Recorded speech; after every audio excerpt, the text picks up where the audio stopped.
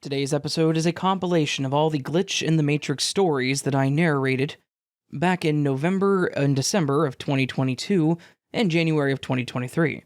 As such, you may have heard some of these stories, but either way, I hope that you all enjoy. I have one of those dumb glitches that was really neat for me at the time, but in the grand scheme of things doesn't really mean much to the world, nor should it. It's such a boring and mundane thing that there's a million possible explanations, but none of them really seem to fit or work in this specific case. So, I'm going to say that it was a glitch and move on from there. About a week ago, it was my birthday, but I'm well beyond the age of getting a cake and having people over. The day of, while my wife and I were at the store, I saw these ice cream cones that were filled with fudge and were on a cone that was marked as being made of Kit Kat wafers. I love Kit Kats, so I said, hey, let's just get those instead of a container of ice cream. That way we can enjoy them for a few days. My wife agreed, we grabbed them, and we bought them. After we ate, we both were pretty antsy to get at the cones, which sounds kind of dumb as I type it out. But we opened the box and were sorting through the two flavors. As I was sorting them, I noticed that there was one missing. There were supposed to be 8 cones total, 4 double chocolate, and 4 vanilla with fudge in them. I dumped them on the counter and counted, and sure enough, there were only 7 there. 4 chocolate, but only 3 with the fudge. I know that this isn't a common thing to happen, but it does happen. Sometimes packages get messed up when they ship, so whatever. It is what it is. My wife mentioned that we could always take them back, but at this point, we had opened it, and it would look like we were just trying to get a freebie after eating one of the cones. So, I said that it was fine. We'd had our ice cream, enjoyed it, and moved on with life. After a few days, we had each had 3 apiece, leaving just the 1 extra. The box was sitting in the freezer, and my wife had grabbed it, making a comment about how there was only 1 left. It was a chocolate one, no fudge, just basic chocolate. And I didn't much care for that flavor, so I mentioned that she could have it. I will say that, at this point, I did not watch what she did in the kitchen, but I saw her walk into the living room with the ice cream cone in hand. She came in, sat down, and was 100% without a doubt eating one of the cones, and it was the last chocolate one. I then made a dumb comment about how, if they hadn't packaged them wrong, I would be enjoying my last cone with her as well. She laughed, made a joke at me being whiny, and that was that. About 5 minutes or so later, I got up and went into the kitchen to get some ice for a glass of water, and when I opened the freezer, there was the box of the ice cream cones sitting on the bottom shelf. I was a slight bit annoyed, thinking that she had just left the empty box in the freezer. So, I grabbed it to make a passive-aggressive statement, and, to my surprise, when I did, it wasn't empty. I opened it and looked inside, and there was a single cone in the box. Even more surprising was that it was the one with the fudge. Like, it was the one that was missing. I grabbed it and walked toward the living room, and my wife saw the cone and asked where the hell it came from. I asked her if it was in the box when she got hers, and she said no, that she had pulled the box out and tossed it into the recycling bin. I looked back. There was no box in the bin, just the one in my hand.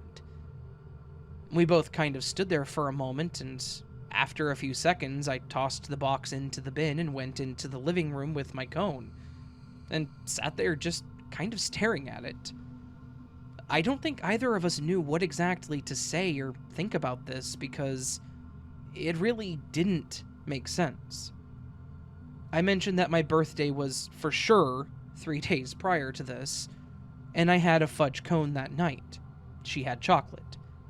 The next day we swapped flavors, and that was when I realized I didn't like the chocolate one as much. Then, yesterday, I'd had the last vanilla fudge one, and she had chocolate, leaving just that last chocolate one in the box. We both remembered that there was for sure one missing on the first day that we got it, and that there were 7 and not 8 in the box. We both remember the same set of events where we had been eating one a day up to this day, which would have ended on that day with the one that she was eating. And yet here we were, staring at the now replaced fudge cone. I know that getting an extra ice cream cone from the Matrix may sound boring, but it was really weird, because we both remember the exact same thing, and the exact same order of events. This cone should not exist, and yet it does. I don't think that we misremembered, because it was exactly 4 days of us having the cones, so it would math out correctly. I don't think she would have lied about there not being one left, because there'd be nothing to gain with that, really. And I know for a fact that she didn't go out to get a box of them to replace the missing one, because she would have had to have gotten rid of 7 other ones just to pull this off. And, to the best of my knowledge, you can't buy these individually. So, in the end, I had my last fudge cone, and I enjoyed every second of it, because it was good. I have no idea where it came from, how it got there, or why it was even missing in the first place, but the Matrix gave it back, and I guess that's just the mystery that is our simulation.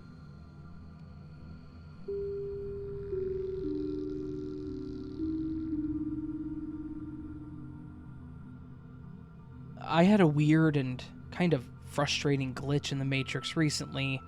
It was both exciting because I love these stories, but also a bit terrifying because it was something that really made no sense to me. It was about a week ago. I was in my room just talking on my phone with my bestie about nothing in particular. We chatted, made plans to meet up in a couple of hours for lunch, and then we hung up.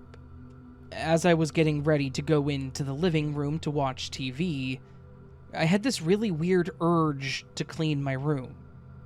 Like, almost a forcefully compelling urge to do so. My room wasn't really that messy, it was just a bit disorganized and could use a bit of a pickup. So, I gave in to this urge. I put my phone on my end table and I put on Spotify so I had some tunes to listen to while I did my cleanup.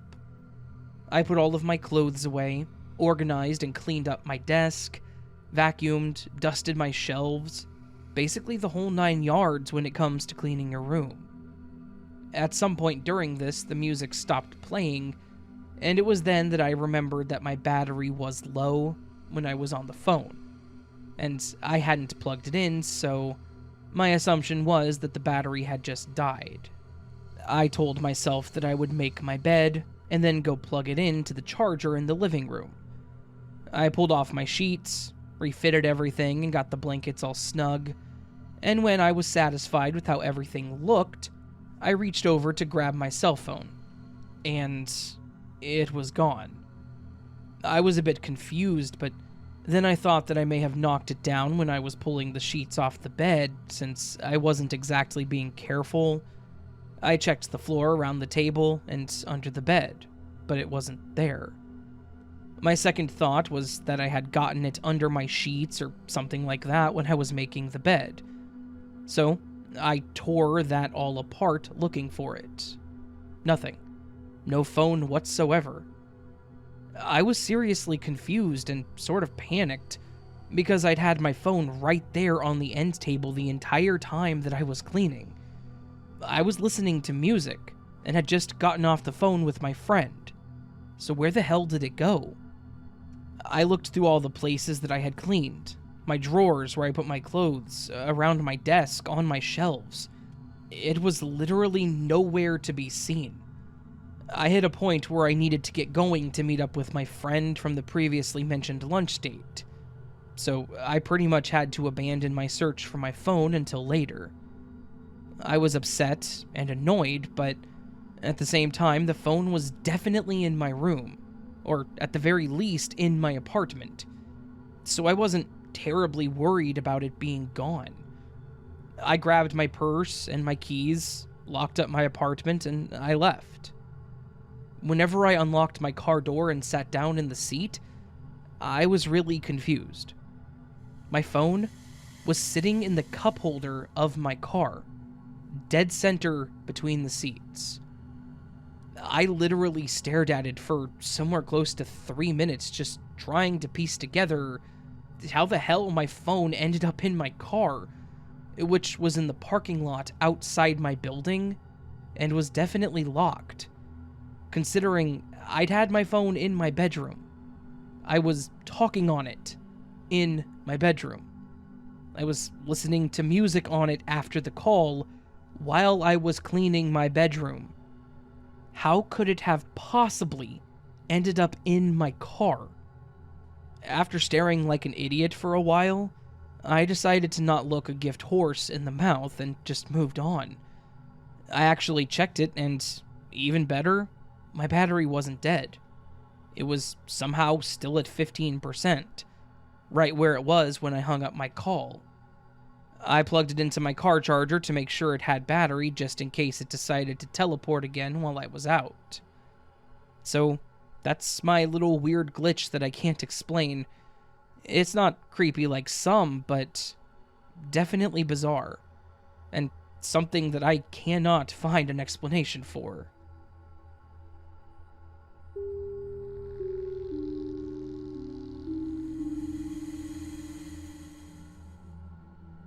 I had an odd experience this year that could maybe be a glitch. Earlier this year, 2022, my 15-year-old daughter and myself got matching infinity bracelets at a local shop. If you're not familiar with infinity bracelets and anklets, they're a delicate chain that gets soldered onto you, so there's no clasp.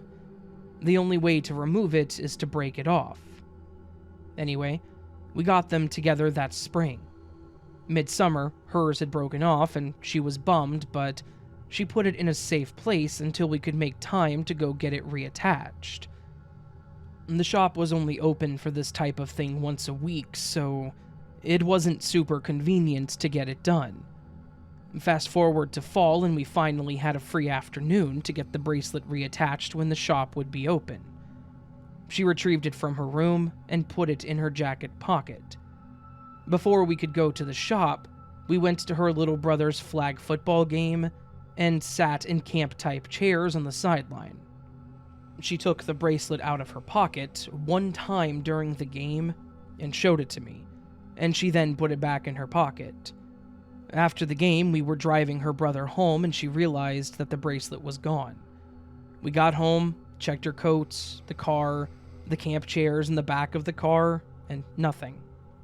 She made a comment about how she kept it safe for months, and then the day we finally have time to fix it, she loses it. For context, my daughter is one of those type A type of humans, who's very neat and organized in most all aspects of her life. So, I do find it unusual that she would lose it, but she is human after all, and accidents happen. We figured that it had to have fallen out at the field. Later that afternoon, I was out running errands solo, and decided to stop by the sports field to retrace our steps. The field had turned over by this point, and there was a new crop of families on the sidelines. I happened to know the family sitting where we were earlier, and they saw me looking around and asked what I was doing. After I explained, they all stood up to help me look. We searched for a few minutes, but nothing. I thanked them and retraced my steps again back to my car. I knew it was a long shot because it was a small gold chain, and I'm sure not easily spotted in the grass. but she was so disappointed that I figured it was worth it to look just in case. About a week later, I saw my daughter's jacket lying around the house, and I decided again to check it over. For context, the jacket isn't a cotton or wool type jacket with a loose weave where the chain could have wriggled into the seam easily. It was a brand new, custom, windproof and waterproof jacket that she had received for her sports crew team for when they're out on the water. The material was tight and slippery, and with it being brand new, it was less likely to have loose seams. But still, maybe there was a small hole or something where the chain could have wriggled. I stuck my hands in the pocket, feeling for a small hole or anything where the bracelet could have gone, and nothing. So, I accepted that it really fell out somewhere, and I just missed it. Weeks go by. My daughter wears the jacket several times, and we move on. One day, I come home, and she says, "I found my bracelet." I say, "What? Where?" And she replies, "You'll never believe this, but I put my hand in my jacket pocket today, and it was right where I had left it." I was really astounded because I myself had thoroughly inspected that coat, and she had worn it multiple times. I want to believe that we just missed it, but we put so much effort into looking for this bracelet that for it to be entirely gone and then entirely there is too weird. Maybe if she'd felt it poking or something and pulled it through some tiny hole or between a seam, but for it to show up in its entirety, it's just so odd. Could she have motive to pretend it was gone and then magically find it? I don't think so. She was so excited to get it fixed, and genuinely so disappointed when we couldn't make that happen. Could she have purchased a new piece of chain to replace it? No, because the way these bracelets are attached, there is a small loop added that is a little bigger than the chain link itself where the jeweler solders it. And her chain didn't break at the loop, it broke in the regular chain link, leaving the loop intact. So she'd have to have a new chain resoldered and break it again along the chain link. Plus, I had already offered to replace it, so it's not like she'd have an incentive to make anything up. She said that it felt like someone borrowed it and then put it back because that's how it wholly disappeared and wholly reappeared. Yesterday, I'm on TikTok and come across a video about a glitch in the Matrix, which I had never heard of, and this incident immediately pops up in my head. In one of the comments, someone mentions this podcast telling stories about glitches, so I listened to an episode, and hearing other stories makes me think that this is exactly what happened to us. Side note from Raven here, and Nikki, if you hear this story on either YouTube or Spotify or wherever you listen to my podcast, could you email me and maybe tell me what channel on TikTok that was that you saw that on where they commented about my podcast? Because I might need to go make an account on TikTok and thank them. Because I don't have a TikTok account and I've never posted anything on TikTok, so to have someone over there talking about me is bizarre and kind of cool. So, if you could, please, and thank you for the story, it was great.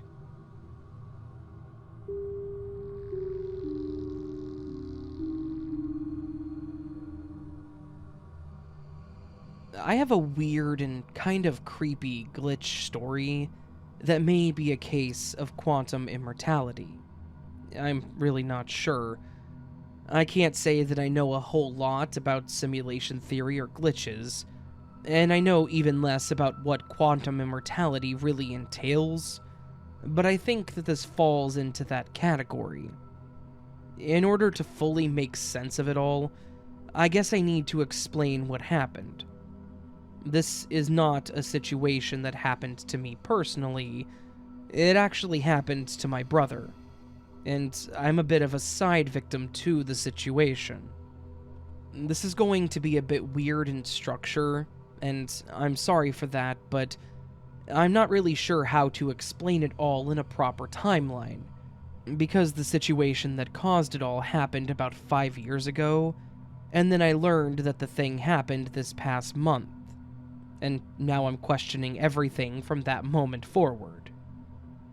So, on that, 5 years ago there was a major incident in our family home. I was 16 at the time, and my brother was about to turn 18. It was the middle of winter, and it was getting pretty cold here in the Midwest. We had the heat on in the house, but my brother's room was in a separate room off to the side of the basement. The room was once a laundry room, but my dad had changed all of the hookups, so he had taken that room as his. Unfortunately, the basement did have issues with heat, so my brother had bought a small room heater to set up down there to keep it all as warm as the rest of the house. On the night that this happened, my brother had left his space heater on, and I don't really know if it was a short in the plug or the heater itself, but it ended up catching on fire. Now, I want to mention that I do not remember much about this night, beyond the house catching, me getting out, and the insanity and chaos that took place as the fire department put out the fire. I will say that while I don't remember much, there is one very specific detail that I don't recall anything about, and that is my brother. I don't remember him exiting the house, and I don't recall him ever being pulled out of the fire by anyone else. For some reason, his whereabouts after the fire started, for me, are completely unknown. I will say that I do remember him being home that evening, because he was there for dinner. We'd had pizza and he asked Dad to get wings for him, which he did. I don't know why I recall that specifically, but I do. But for some reason, I have zero knowledge, memory, or idea where he was after the fire started. On the other end of this is my brother and what he remembers. He says that he remembers being home that night, and surprisingly, he said that he remembers the fire. He said that he was in bed and he remembers a weird popping sound that actually made him jump out of bed. Then, he recalls the room getting really hot and smoky. He said that he tried to get out of the laundry room but couldn't because the fire was blocking him in. With how that laundry room was built, there were no windows or exits outside of the main door, and there was a decent amount of basement that existed between the laundry room and the stairs. Thinking about it, the old laundry room really should not have been used as a bedroom, but hindsight is 20/20. The whole thing that he told me sounds horrible.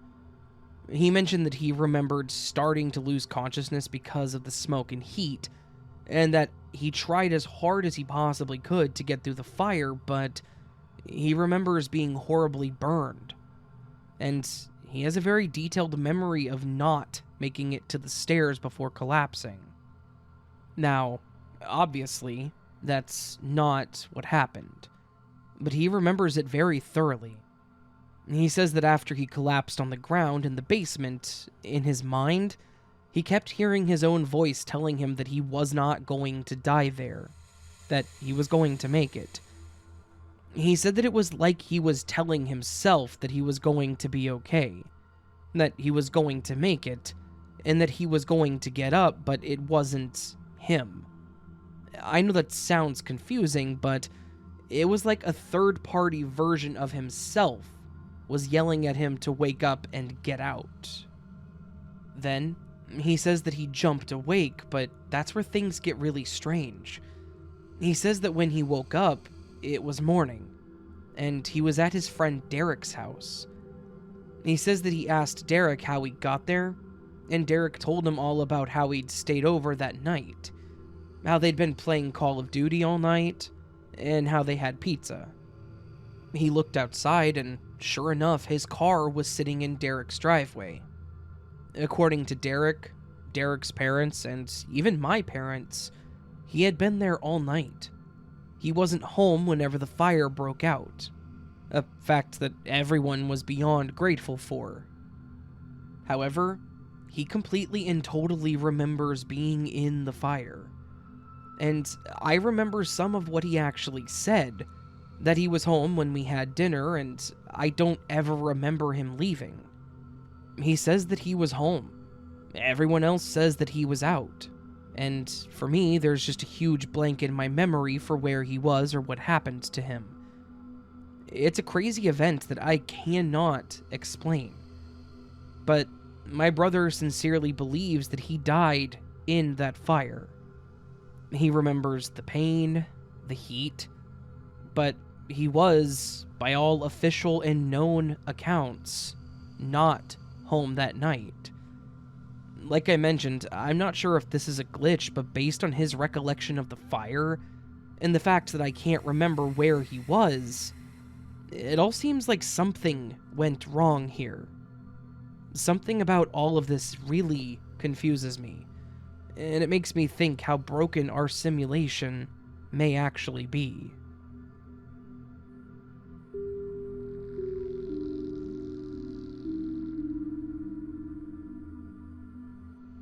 I have a glitch that happened to me the other day that I cannot seem to get over. I know that sounds dumb, but it's eating at me, and I'm personally struggling to move past it because it makes no sense, and I don't understand how or what exactly happened. I don't want to drag this on too long, so I'll get right to it with very little in ways of context here. The only things that I think you need to know are that I'm 17, I live with my parents, and I do not have my phone charger near my bed. I know that to some people, that may sound weird, but I've been trying to peel myself away from my phone a bit, since being a teenager in modern times has me a bit attached to my screen. And I read that a good way to do this is to have a place to charge your phone that is away from where you can reach it. So, because of this, I have my charger on my dresser, which is over by my door, and on the opposite end of my room from my bed. If I need to use my phone for whatever reason while it's charging, I have to get up, walk around 6 full steps to my door, and use it over at the dresser. It's actually done a good job at getting me to use my phone less, if anyone cares. Anyways, the other day I was in my room doing my homework when my dad knocked and came into my room.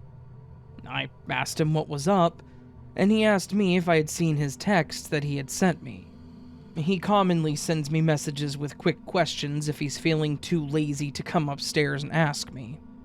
I said that I hadn't seen them because I was nose down and I grabbed my phone from where it was sitting on my nightstand. I opened the text and read it.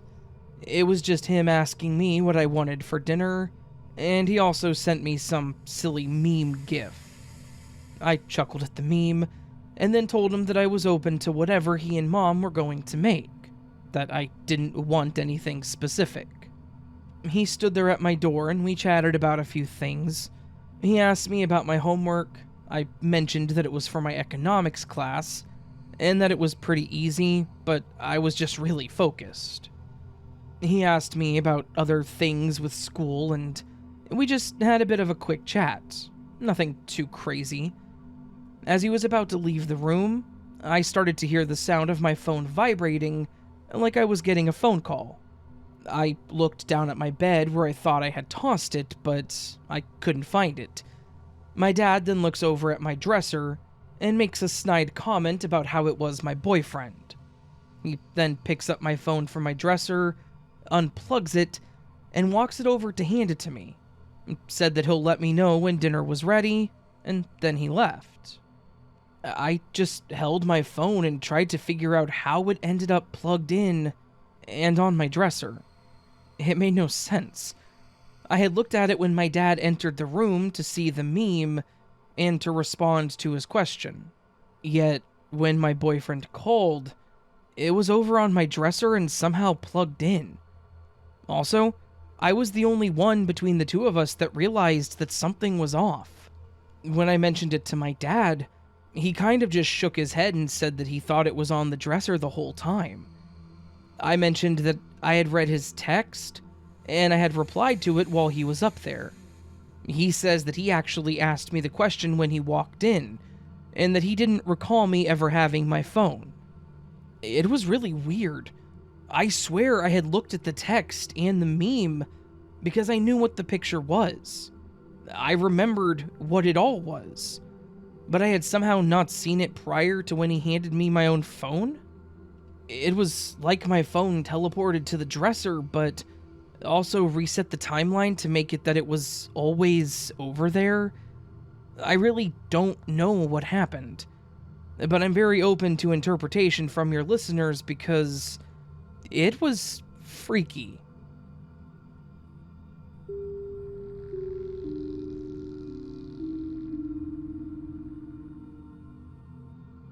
To start with some context, I live with my best friend from high school, her 2 kids, my husband, and our 2 kids. My best friend is a wedding photographer and incredibly talented. I'm not even being biased either. And while she's amazing, she's really disorganized and not detail-oriented.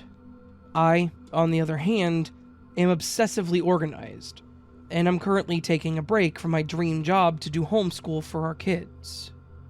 Her disorganization makes my eye twitch, so I started working for her, charging her gear, making sure she has everything, once she forgot her damn camera. I also do her finances and client contact. It's rewarding work, and I'm damn good at it. Anyway, she came home from a shoot recently, and as always, I took her bag. I pulled out all the batteries and memory cards, and handed the cards to her so she can upload. She has a spare camera that she never uses, but I checked that one too, every time. But this time, she was missing some video footage. She got her camera and checked the card slots. Nothing, of course. I'm always extremely careful with the cards. They're small and they contain the only photos of someone's wedding. It would be a complete disaster if they got lost. She had both cards and both had photos from before and after she took the videos. But the videos weren't there. She had been working for another photographer that day and brought the cards to his house, and nothing. All the photos, but no videos. I double-checked the camera slots. My husband checked them. Unsurprisingly, they were empty. Not just that they're black and so was the camera, so maybe we missed them. No, completely empty. I would bet my life on it. I took them both out, and I know this because she had 2 cards with identical sets of photos. There was no missing card. For whatever reason, the videos just never saved to either card. Fast forward to this morning, she looked in the camera again, for lack of anything else to do, and there was a memory card in it. On the card, all the videos, and no photos. I know nothing about cameras, but I know that she dual writes, meaning that she uses 2 cards, both of which should have identical photos and videos at the end of the night. It's like a failsafe in case one of the cards gets corrupted. There's no setting for photos on one card, videos on the other. And again, previously, there were no cards in her camera. I cannot stress this enough. We were never missing a card. She had them both the whole time. We just checked the card slots for lack of any other ideas. And because when you run out of logical ideas, you start turning to illogical ones. So now, she has 2 cards with photos and 1 with videos, all of which, apparently, came out of her camera, which only has 2 slots. I'm utterly baffled. And, as the title says, this is the most recent of a slew of weird stuff. Calendar events disappearing, then reappearing on different dates, client numbers and texts completely erased from our phones. Not just, oops, deleted the thread on accident. My phone had no record of my calling or texting with this bride, or of her number being in my contacts at all. I even checked the cloud where all my phone content backs up, and nothing. One time, my best friend pulled up the Netflix account and found that she was signed in to a stranger's account. Everything was in Spanish. We hadn't seen any of the shows. 4 profiles belonging to strangers. No one had been in our house. The kids didn't do it. It was on the smart TV, which is mounted very securely to our wall. We have 3 dogs in addition to my very thorough nightly lockup routine, so there's no way anyone was in our house undetected. I, honestly, don't know what to make of any of this.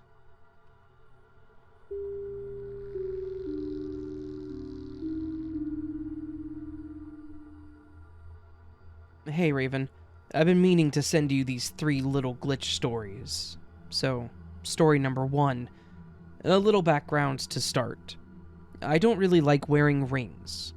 Even after I married my husband, I always took my wedding ring off when I went to sleep, because it's super uncomfortable for me to sleep with rings on my fingers, especially since my hands have a tendency to swell at night. At home, I have a designated place for my rings when I take them off, but if I stay the night somewhere else, I usually just put them in whatever bag I may bring with me on an overnight stay somewhere. Now, onto the story. My cousin needed someone to watch her young boys for her because she had to work an overnight shift, and her husband had to get up early for work the next day, which meant that for 2 or 3 hours, there would be no one there for the kids. She asked me if I could come over and stay the night so that someone would be there for the boys, who were 2 and 5 years old at the time.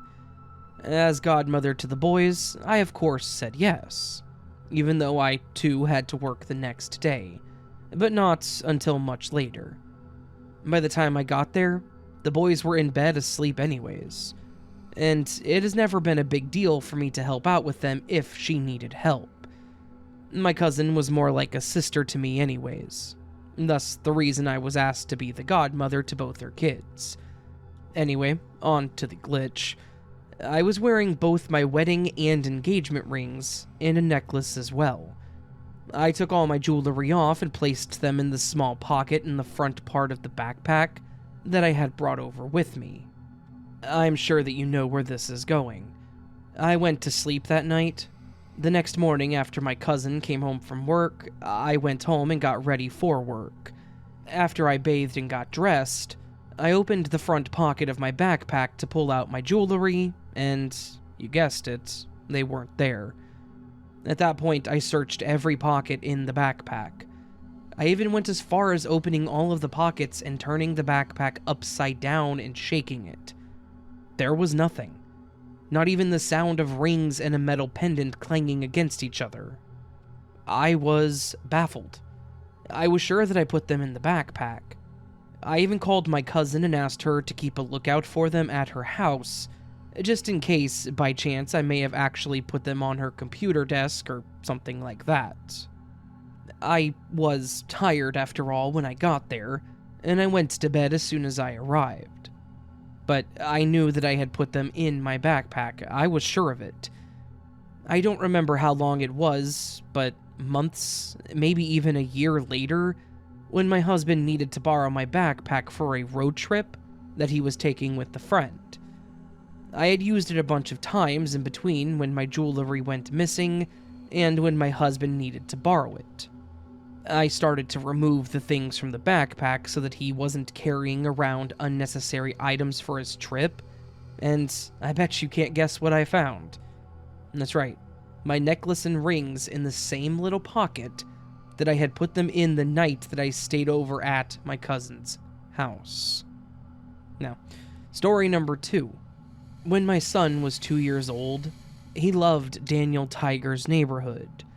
He liked it so much that my husband and I got him a 3-disc DVD set that had 26 episodes of the show on them. One day, I had turned my back for just a moment, and when I turned back around, I had found that my son had opened up the case to the DVDs and had pulled one of them out. I took it from him and looked at it. It was a little scratched up, but otherwise didn't look too bad. It still played just fine in our Xbox, so I never really worried about it. However, when we played them in the DVD player in our van, the one that was scratched up would skip once it reached a certain episode, and I would have to change out the disc. It played enough of those episodes on the disc that I didn't see not playing it for those episodes. It really wasn't a big deal. Well, one day my son was watching the disc in the van, and it was on the episode that skipped. At that point, we were almost home, so I just let the disc play instead of worrying about pulling it out and putting in a different one. Only this time the disc didn't skip. It played just fine. After we pulled into the driveway and I put the van into park, I pulled the disc out and looked at it. I was baffled. There were no scratches to be seen. Now, you may be thinking that maybe my husband just cleaned it. Trust me when I say that that was not possible. At that time, my husband rarely, if ever, drove the van, and he could really have cared less about if that DVD worked or not. And also, I had cleaned it several times with no luck of it making a difference. I even used a disc repair kit, and it also did not help. Besides, disc repair kits don't actually work as well as one would think. The disc never looked like new after the disc repair kit, but for whatever reason, it does now. It looks brand new. It's just too crazy. If it isn't a glitch in the Matrix, then I have no clue how it got fixed like new. Now, story number 3. This glitch is super recent. It happened over the summer.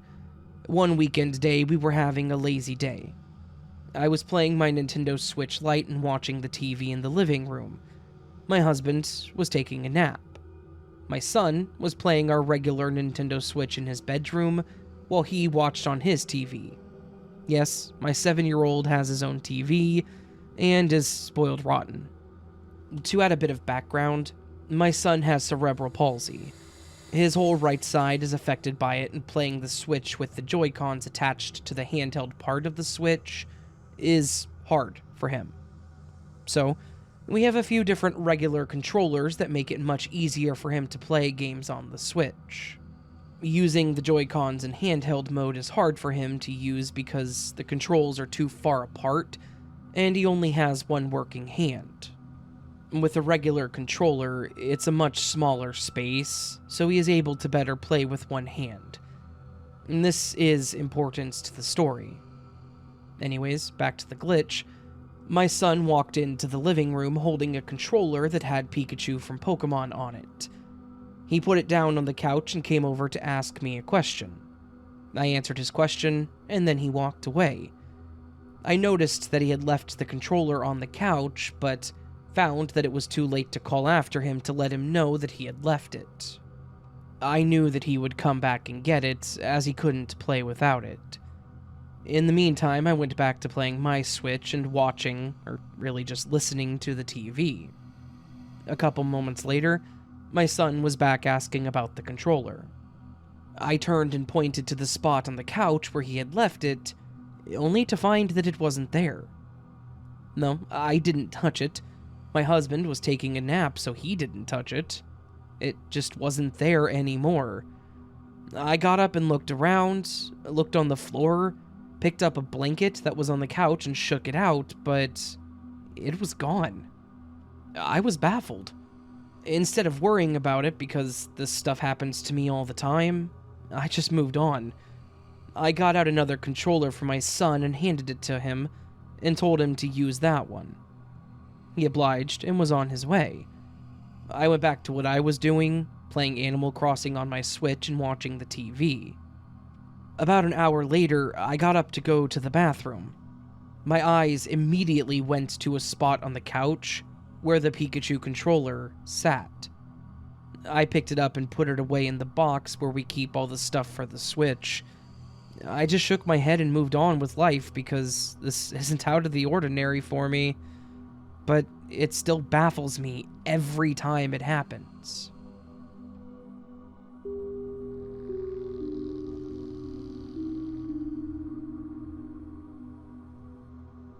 I'm prefacing this that the house that we live in has no black mold, no gas leaks, and we also haul our drinking water from town, so there are no contaminants. I've tried my whole life to debunk experiences, and you're welcome to as well. Often we would joke because everywhere we would go with our mom, mistakes would follow. Her mom is D, and so we called it the D factor. because things just factor in differently for Mom. Here's an example. Mom would walk up to an automatic dispenser for hand sanitizer. The people in front of her can use it just fine. As soon as it's her turn, the machine won't work. She moves to the side to let us kids try, and it doesn't work. A stranger tries it, and it works. And again, we go back and forth, until the stranger is scratching their head and my mom just laughs it off. People joke about the adventures that our family goes on, but my mom is undeniably more prone to them than us kids. I've had instances where we go out to eat, and across from us, someone drops dead. On the night that we're in town to visit a friend, who jokingly commented, "I wish we had time for one of those adventures you guys go on," to my sister and I. Now, these are generally accepted by my family as some sort of affinity we have with Murphy's Law. Mom swears it's a curse on our bloodline based on what an old psychic said. Well, I'm not sure that's what it is, but looking back, maybe we are favored by glitches in the Matrix. I was thinking back on the fact that I used to place objects down, and they would go missing only to be found again exactly where I had put them. When I was 9, I used to use an MP3 player with these old headphones from my dad's Walkman. He lent them to me, and also a fanny pack so that I could go with my mom to the gym and work out, without being bored. Fast forward to whenever we leave the gym, I pack my fanny pack into the back of my mom's car, and we're off. I get home, and we go through the entire car, but can't find the fanny pack. Eventually we give up, and my mom says that I must have forgotten it at the gym, and scolds me for losing my dad's headphones. This was circa 2007. So, years go by, now I'm grown, 21 years old. It's 2019, and I've had a steady job. Mom shows up in her car and wants me to try driving it home, and it's awesome. I get out to grab my bag from the back hatch of her car, and right there is the fanny pack. I shout, "Mom, look!" And I pull it out. We go through it. My MP3 player is in there, loaded with music and recording of my sister and I as children. It still had a battery charge. The headphones were there. It was crazy, and I was very surprised. We laughed about how the D factor had gotten me good, and we knew that there was no way that anyone had played an 11-year prank on me. I had several incidents where I would set my phone down and go back and it would be gone, only for a few hours of searching for it to turn up right where it should be.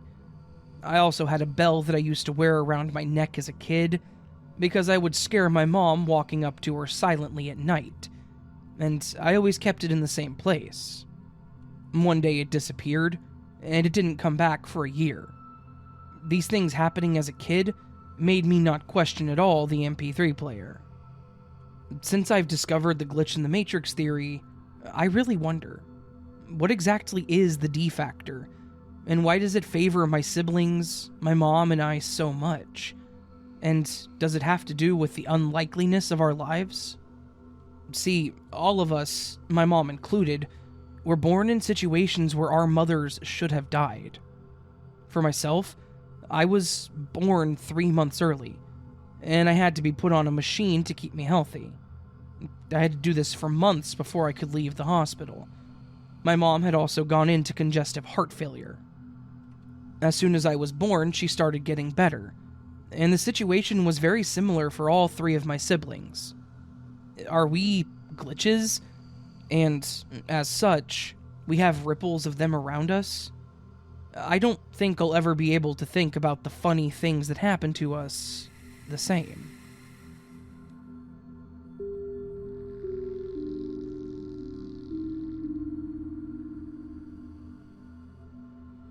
One of the most significant, yet basic glitches that I've experienced was a time when I was walking along the road. It was autumn, so leaves were falling. I was a fair distance from any tree, though, but things felt still. And despite being in a large town, there wasn't any traffic, noise, or people. I remember it being super calm and was just looking ahead, fully aware of things, rather than just daydreaming as I walked or looking at my phone. from the beginning of noticing what happened to the end was about 20 seconds, and I was not intoxicated at all. This location is usually noisy and busy, but I was alone. I recall feeling like everything had slowed down. It was so quiet, and looking back, I think it was similar to when video games don't render the environment fast enough, and it takes a while to process everything. So, what happened was that I saw a large bunch of leaves suddenly begin to spin around like a vortex about 15 steps away, even though the weather was calm. It doesn't seem unrealistic that these things happen in a breeze. However, as I looked at this, which was literally the only thing around that seemed to be occurring, the leaves were randomly starting to spiral around, all at different speeds. So, it caught my attention. The leaves were going up about 5 or 6 feet in the air, and I noticed that they seemed to be out of place. Why would there be about 50 leaves altogether? No stray ones here or there or spread around the vicinity, just one pile that suddenly began to spin around up ahead, and that somehow ended up there, even though the closest tree was 100 meters away. All of a sudden, as I walked closer and looked at this happen, one single brown leaf stopped. It was above the rest of them, which were in motion, almost like a shoal of fish, and it just got stuck. In midair, in the middle of the empty road, in broad daylight. It was like it had been paused, or that the codes that nature/the simulation uses to process the weather had bugged out and frozen like on a computer. One single leaf totally motionless over 5 feet up in the air, as all the others moved around it. It didn't move for maybe 4-5 seconds. I looked and began to move towards it, and spoke out loud something like, "What the hell?" And as I got closer, all the other leaves just dropped down on the ground motionless. But that leaf didn't fall immediately. It dropped about 2 seconds after the rest. As I stood staring bewildered at a single leaf there just stuck in the air like a broken pixel on a TV screen. It's almost like it bugged out and it took a moment for it to be processed. I did laugh, but the image of that single leaf stuck right in the air still causes me confusion to this very day. Afterwards, around 30 seconds later, I noticed all the sounds of cars and people playing music, shouting in the distance, sirens, the birds singing, and all the usual things. I feel like it faded back, but in such a way that it startled me. Like when you turn the volume dial on a powerful sound system up high for a second, and it makes you jump. Things were just suddenly loud again. I wish I had thought to pick that leaf up. Maybe I should have walked faster and walked through this leaf vortex just to see what happened, but that's how it is, always in hindsight. It was only later that day I realized just how bizarre this situation was. I'll never be able to get my head around that, and it's just such a simple thing. All I can say is that it definitely was not normal, and I honestly wish that you could all realize how real it was. Maybe there's bugs in the code for Mother Nature or the simulation, but I haven't a clue of why an isolated pile of leaves would suddenly create a vortex that high without it being windy, and behave in such a way, as well as that sensation of the world around me fading out like that. Who knows? I still wonder about that one brown leaf from time to time. All I know is that I saw what I saw. Thanks for reading, people. I appreciate it, and forgive me for this long essay. Please, speculate if you have any comments to make. I just felt it was time to stop lurking here and make a contribution. Yours sincerely, a 34-year-old man from the rural East Midlands of England. Peace and love to all.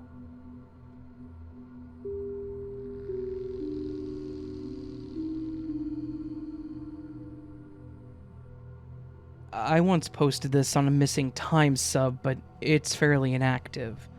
and I'm kind of curious if anyone knows anything about possible causes of missing time. Some backstory before starting. This occurred in the summer of 2012. I've only experienced missing time incidents a few times, but will only share the story of the first time, because that's the only one that had corroborating witnesses, so I could be absolutely certain of all the bizarre details. So, this friend, who we'll call Geo, would occasionally make what we jokingly call our game night Walmart runs. Basically, on some weekends, when some of our schedules lined up right for us to be able to play video games late into the night like old times, we would sometimes have to take a brief intermission to go get coffee, snacks, and energy drinks. These runs would typically occur around 2 or 3 a.m., and the reason we chose Walmart was because there was a Walmart that was only about 3/4 of a mile away. On this particular summer night in 2012, energy drinks were the only thing we were running low on, and so we'd figured we would take a little break at 12:47 a.m. to go get just the energy drinks and head back. If you're thinking that it's oddly specific that I remember exactly 12:47 a.m., we'll get back to that later. Geo and I volunteered to be the ones to head out for the drinks, and we hop in my car and drive straight to the Walmart. No red lights along the way, and we head straight inside and spend only about 2 or 3 minutes in the store. Wanting to get back to our gaming night, we rushed to grab only what we needed and headed to self-checkout. We drove straight home and arrived to our other friends seeming much more tired and exhausted than when we left, and they asked what took so long. We thought they were joking and gave a smart-ass response of how long a drive it was. They seemed confused and demanded a more serious answer. That's when we got confused and asked what they were talking about. They showed us the clock, and we couldn't believe that it was 4:30 in the morning. We also checked the time on our phones to confirm this. Yep, 4:30 a.m. At this point, we started telling them everything. How we rushed straight there, we went through the store quickly and came straight back. They obviously weren't buying it. It's at this point that we started double-checking to make sure that we had our timeline right. They sent us a text with a list of each of their preferred energy drinks, so we double-checked the time on that since they sent it seconds after we walked out the door. Yep, 12:47 a.m. Geo and I have discussed this incident a few times, trying to make sense of what happened. Ultimately, we've never been able to come up with any answers that make sense. As far as the friends we were hanging out with that night, I'm unsure if they believed us or not that we really did go straight there and come straight back. It still makes me a little uneasy trying to untangle the confusion of what could have possibly happened that night.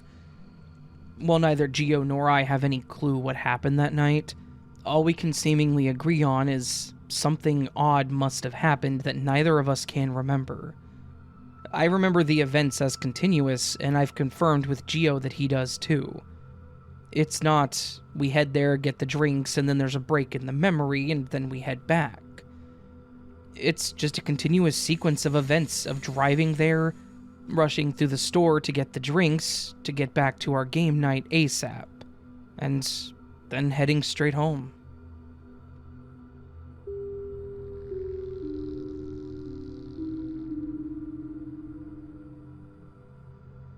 Before I get into this glitch story, I want to say that I have been haunted by weird things pretty much my entire life. I may share some of my other stories with you at some point, but I have seriously had to deal with weird things happening to me since I was a child. They haven't always been glitches. Some of them have been pretty obviously paranormal, but these weird events are always the ones that get to me. This specific event is just the most recent one to happen to me, and it's one that seems to be the biggest change in my reality. I've been a delivery driver for a store that does floral arrangements for quite a few years now.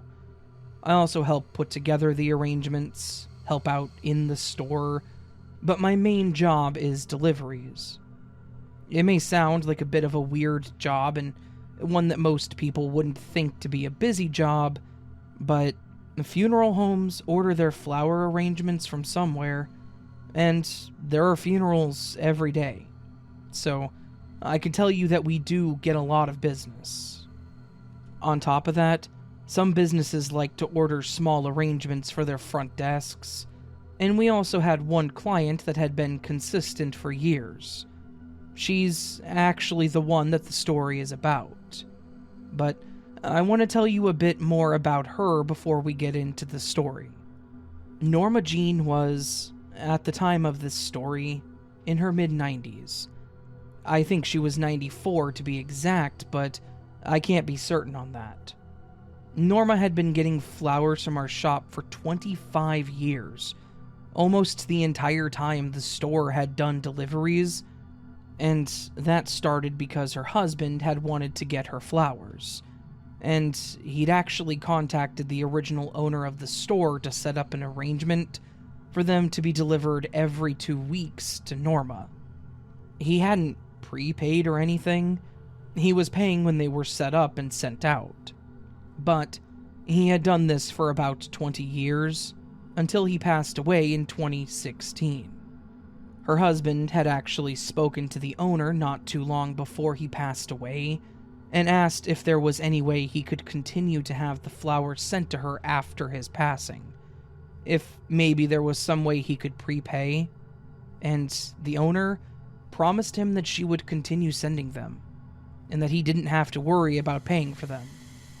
I'm mentioning this because this was, obviously, the sweetest and saddest story that I've ever heard, and I was always so happy when the 2 weeks was up, and I got to deliver more flowers to Norma Jean.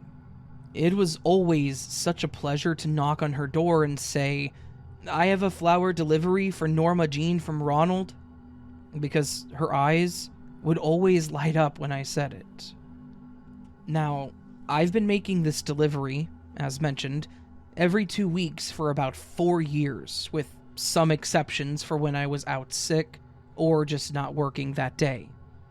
If you do the math on that, I've done this delivery approximately 180 times. So, I know Norma Jean pretty well. Over the past couple of years, I will say that she changed a slight bit, and that she wasn't very talkative anymore. She would just take her flowers and say thank you, and that would be the whole conversation. It's okay, I get it. With everything going on, it was possible that she just didn't want to be social, and I respected that. Now, on to the glitch that happened. About 2 months ago, it was time for me to do my delivery to Norma Jean. I got the flowers arranged, got everything in the van, and I headed toward her lovely little house so that I could make her morning better. However, when I pulled up, I noticed that her front yard looked different. For some reason, I couldn't really put words to what was different, and part of me thinks that this may be part of the glitch. Something about it was different, but my brain cannot, for whatever reason, parse out the information on what exactly is different. It's just that something is completely wrong with how it looks. I shook this off, thinking that it was just something weird at first, but then I got up to the door and rang the bell. An older woman, younger than Norma, with curly, graying red hair, answered the door. My first thought was that this could have been Norma Jean's daughter or something. I've never met any of her kids, but she had mentioned them in the past. Of course, my mind immediately went to the worst place. I thought maybe something had happened to Norma and her kids were there to help her, or worse. I went ahead with my normal greeting of flower delivery for Norma Jean from Ronald, and the woman lit up just as Norma would have. She reached out for the flowers, and she said that they were absolutely lovely this week and thanked me for always being so kind when I dropped them off. I then asked if Norma was around or if she was okay, and this woman looked at me like I was crazy. She kind of shook her head and said, "What do you mean? I'm right here." This woman was at least 15 years younger than Norma. There was no way that she was in her 90s, and she looked nothing like I remember Norma looking. On top of that, her voice was way more energetic, and she was way more talkative. I even questioned her a bit, saying, "Wait, you're Norma?" And she started asking me if I was okay. She'd mentioned that I'd been bringing her flowers for something like 4 years now, and she was confused why I didn't recognize her on that day. I told her that I just must be off and that I was fine. I tried to play it off as best I could, but I could tell that she was confused as to what I was going on about. I told her to have a lovely day, and I went back to my van and headed back to the shop. As soon as I got back, I mentioned to the owner that someone else had answered the door for Norma, and that she said she was Norma. We talked about it for a bit. I described the woman, and she told me that the woman that answered the door was, in fact, Norma. I then mentioned the little old lady that I was used to seeing, and she was confused, because based on the description that I was giving, I was talking about Norma's mother. I said that I must have been giving the flowers to her mother the whole time then, and she then mentioned to me that that was impossible, because Norma's mother died in 1997, which was when the owner met Ronald and Norma. She did the entire flower arrangement for the funeral. That was how the store had actually gotten Ronald's business. He thought that the arrangements were so beautiful that he wanted to get the flowers for Norma Jean to try to keep her in high spirits after the passing of her mother. She even showed me a picture that she had of them from a year or two later, and the woman in the photograph looked a lot closer to this new Norma Jean that I had met that day. So, I guess that's my latest glitch. The Norma Jean that I knew was apparently somehow Norma Jean's mother, and not the real Norma. But the woman that's been answering the door to me for the last 4 years has been dead since the late 90s. I really don't know how to explain this beyond it being a really weird shift in reality, or glitch, or something. But it's probably one of the weirdest things that I've ever experienced, and I really don't know how to take it. I will add that I have done this delivery a couple more times since this change, and this new Norma is very kind, and she knows me by name, she knows my girlfriend's name, and several other things about me that I've spoken about to Norma. So I have to believe that this is the Norma Jean that I've been delivering to for a few years now. I have no explanation for this, and I'm open to any comments. But as it is now, I just have to accept that the Norma Jean I knew is no longer with us, and just keep bringing the flowers to this new Norma Jean.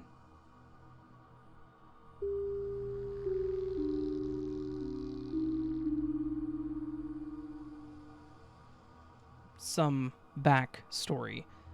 I'm married. My wife and I have had 2 separate people try to ruin our relationship and marriage. Their names are Jasmine and Horatio, who just goes by H. We are very dark humor individuals, and we grief each other in a healthy, comical way. So anything like jasmine tea, rice, scents, flowers, etc., my wife would supplement with the horror, rice, tea, flower, etc. There is an H Street a few exits from where we live, and we frequent buying food and going to the mall, which is the H Street Mall. We both poke fun at these occurrences with our own little inside jokes. As a reference point, one particular joke is a grunge band local H and their song Bound for the Floor. It pops up fairly frequently on my phone's playlist when we're driving together, which is always a good laugh. One of the lyrics in the chorus is, "You just don't get it, you keep it copacetic." My wife has said keep it copacetic numerous times, and we've listened to this song numerous times. I have a phenomenal memory. So good that I say it's a gift and a curse. Much like the titular character from the TV series Monk. Now, the glitch. My wife and I were playing our game just moments ago, and we were alternating impromptu jokes. It was her 35th birthday yesterday. We had a blast of a weekend, and we're just celebrating a lazy Monday at home before we go to work in the evening. I brought up the song, and I played it for her, and she's just looking at me with the blankest of stares. She claims that she has never heard this song. She has never used the chorus line.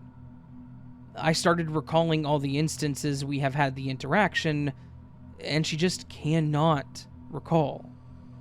Is she a different consciousness? Or am I? And as a bonus, my wife has told me and our son, who is now 18, about breaking her arm as a kid. We both recall her saying that she fell out of a tree that she was climbing. It's now a joke because she says she never fell out of a tree, and that's not how she broke it. We had repeated instances of this argument. A year or two back, she asked our son and daughter, and they all said that she had fell out of a tree. That's how she broke it. My mother-in-law confirmed that she never fell out of a tree, so why do my kids and I have a recollection that we were told the arm break was from a tree fall? Mind you, again, I have a ridiculously great memory. My son, not so much, but we arrived at the same point. There are too many instances or occurrences, and this is not a misinterpretation or memory issue. Something with myself or the people around me has changed or been changed from what I know. I had to put my headphones on and blast music. I told my wife that I'm not upset with her because I was sounding upset after my explanation. I told her I'm just freaking out now, and I need a minute. So here I am blasting music in my eardrums and venting out this post. I've been waiting for my first post, and, well, here it is. I have other stuff, but I haven't had the determination to post it yet.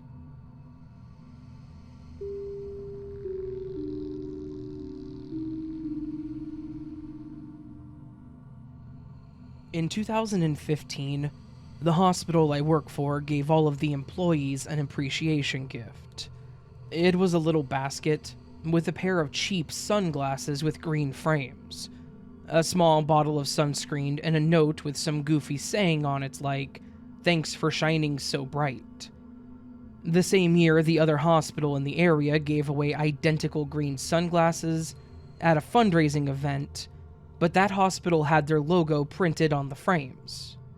I assume that both facilities must have found a really great deal on those cheap plastic sunglasses in bulk somewhere. While they were cheap, they were not the type of thing that you would find at any dollar store.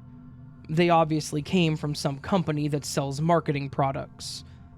I tend to be rather rough on my belongings, so a cheap, or in this case free, pair of sunglasses is perfect. I can toss them in the passenger seat of my car, sit on them, cram them in the glove box, and not worry. They aren't pretty, but they do the job that they're designed to do, and I literally cannot break these things. The sunglasses usually live in my car. One day, in September of this year, I was distracted when I got home from grocery shopping. When I got out of the car, the shades went on top of my head, and I wore them into the house without realizing it. Once I got the groceries put away, I went to the bedroom to change and realized that my sunglasses were on top of my head. Not wanting to go back out to my car, I took them off and laid them on the dresser, thinking, yeah, I'm really going to remember to grab those next time I go somewhere. I shrugged and went on with my day. The next morning, I was in the kitchen and suddenly noticed my sunglasses sitting on the dining room table. I was confused. I distinctly remembered taking the sunglasses off in the bedroom the day before and laying them on the dresser. I picked up the glasses from the dining table, and they were covered in dust. I walked to my bedroom, and sure enough, sitting there on my dresser were the pair of sunglasses that I had laid there the day before. I checked the sides, thinking maybe I had, at some point, gotten a pair of the competition sunglasses with their logo. That didn't explain why I had only just now found them after 7 years, but it would explain why I had 2 pairs. No logo.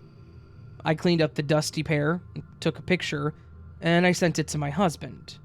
I said, "Some version of me is about to be so mad when she can't find her shades." I put both pairs of glasses in my car, and that was where they stayed. Until November. My husband traded his car for a new car. He was leaving for work one day as I was getting home. As we crossed paths on the driveway, I handed him 1 pair of sunglasses and said, "Put this pair in your car. That way I'll have 1 pair in each vehicle." He took them and said no problem. I watched him get into his car with the sunglasses. I waved as he pulled away. That was the last time I saw the second pair of sunglasses. I've searched his car from top to bottom, and they aren't there. And my husband has no memory of taking them from me. I do wish that I had a pair for both vehicles, but hopefully that other me has her cheap sunglasses back.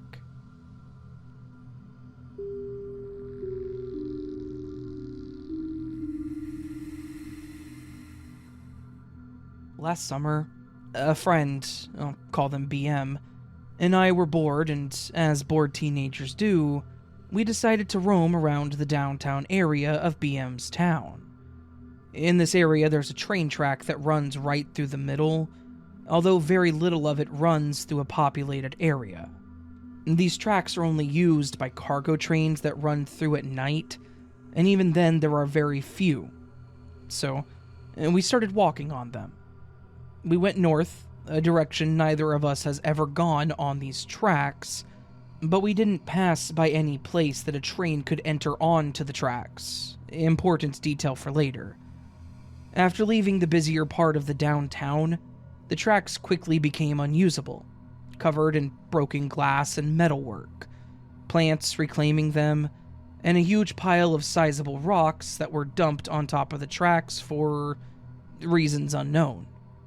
At the end of the track, we stumbled upon what looked like to be an area for the train cars to be loaded with supplies without having to remove them from the tracks, which was where the pile of rocks was.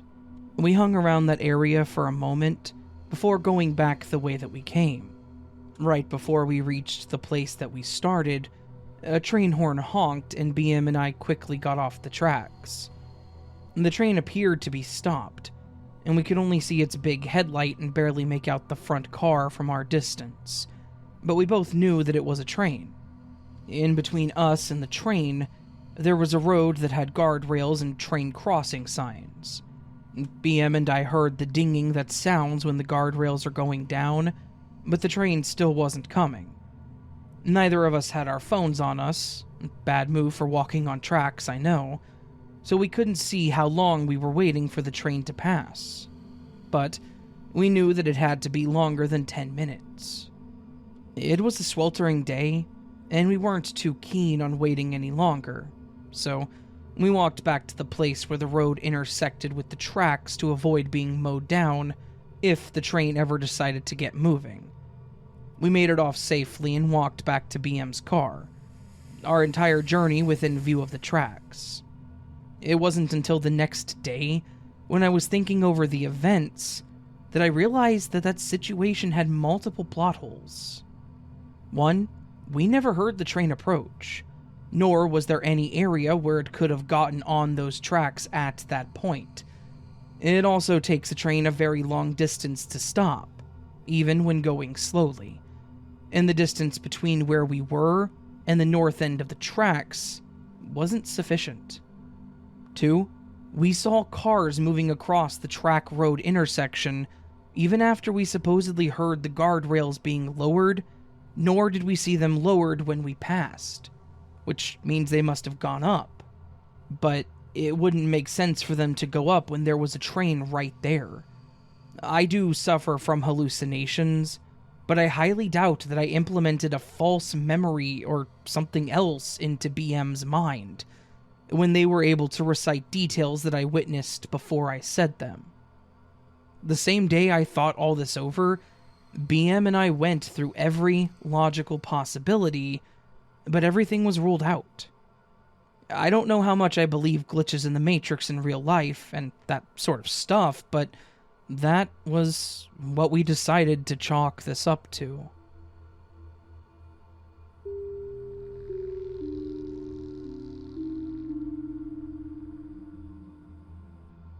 I'm 26, and have always been interested in theories, glitches, creepypastas, etc.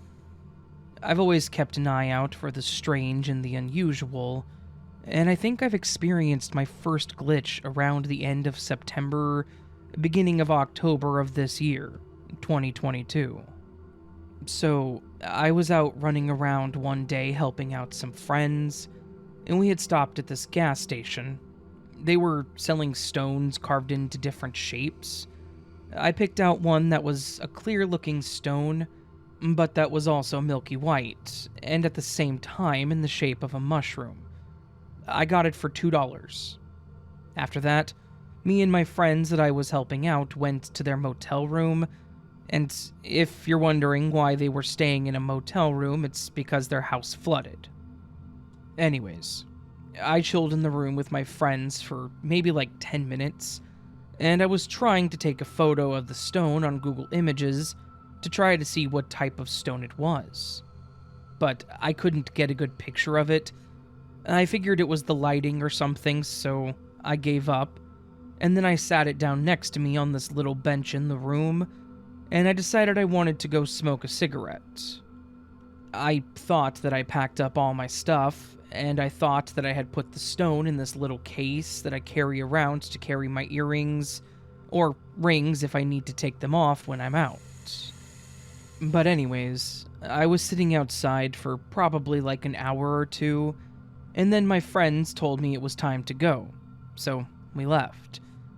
We stopped by my friend's place that flooded just to help them pick up the yard and check on the animals really quick. And while we were there, I didn't take my stuff out of my friend's car, nor did I empty my pockets while we were there. So, like 15 minutes go by, and then we leave to drop me off at home. The first thing I usually do when I get home is I sit on my bed, empty out all of my pockets, my purse, and take off my shoes. And as I was doing this, I could not find the little stone mushroom that I just bought anywhere. And I thought I must have lost it, because it would have been on me if I still had it. And trust me, I checked everything. All of my pockets, my entire purse, the little case thing, and there's no way that it could have gotten wrapped up in the blankets, because my blankets were flat on my bed. Then, around 2 weeks go by, and by this point it's the beginning of October, and I know it sounds bad, but I hadn't done my laundry for around 3 weeks. Don't judge me. Now, I have 2 laundry baskets for dirty clothes, and I have a partner, and that's why I have one in the bathroom and one in the bedroom. I decide to clean the laundry that was in the bathroom basket, and I know that I did not put any of the clothes that I wore the day that I bought the mushroom in the bathroom laundry basket, because I had changed my clothes in my bedroom that day, so as I was doing my laundry like I always do, I usually dump everything out on the concrete floor and pick out what I need washed, and then take everything I didn't wash and put it back in the basket. As I was putting everything back in the basket, I heard something hit the floor, and, clear as day, there was the mushroom stone that I had purchased 2 weeks ago.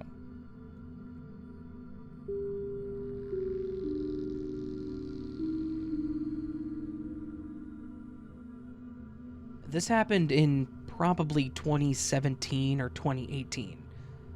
I remember it vividly, and it was one of the weirdest things to happen to me to this day. I was still living with my parents in their house, which was my grandparents' house before we moved into it in 2012. The house was built in the 60s, and it had a lot of the original finishes, creaky floorboards included. Not a whole lot of renovations were done to the house, so it was still that very choppy layout. A lot of smaller rooms and twists and turns.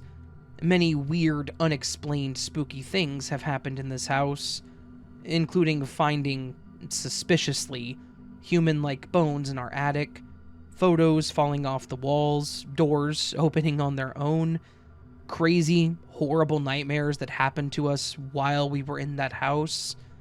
Really, the list goes on. The one true glitch happened to me midday in the summer. My, now ex-boyfriend, had moved in with us when I was in the 12th grade.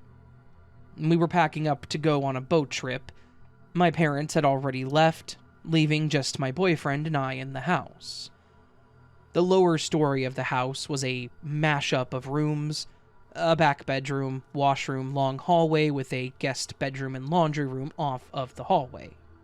The hallway branched off a dining room, and to one side of the dining room was a kitchen and entryway. The only way to get from the entry to kitchen to the hallway was to go through the dining room. I was coming out of the bathroom, going towards the kitchen. On my way, I was making sure all of the lights in the house were off. I peeked into the laundry room / guest bedroom, and I saw my boyfriend folding some clothes.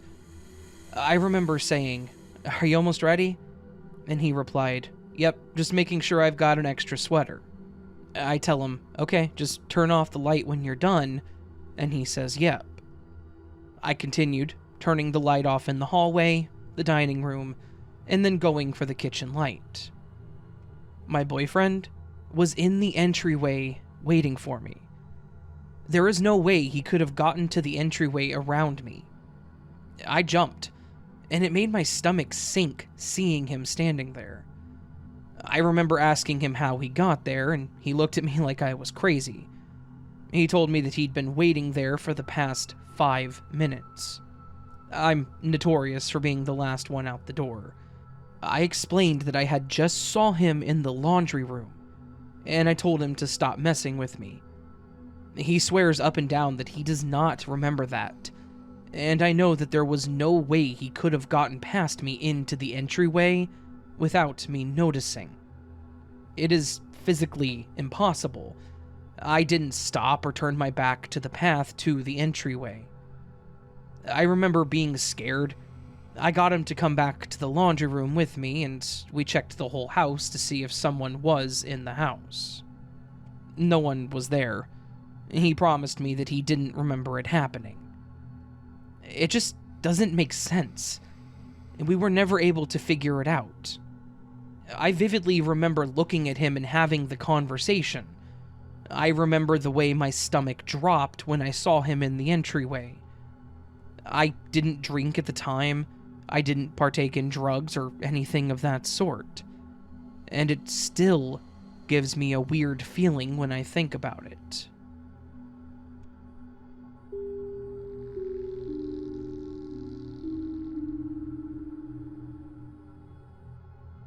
I've never had experiences like these before, and used to be extremely skeptical about this whole thing. A couple of weeks ago, my girlfriend was staying over at mine and she was feeling unwell.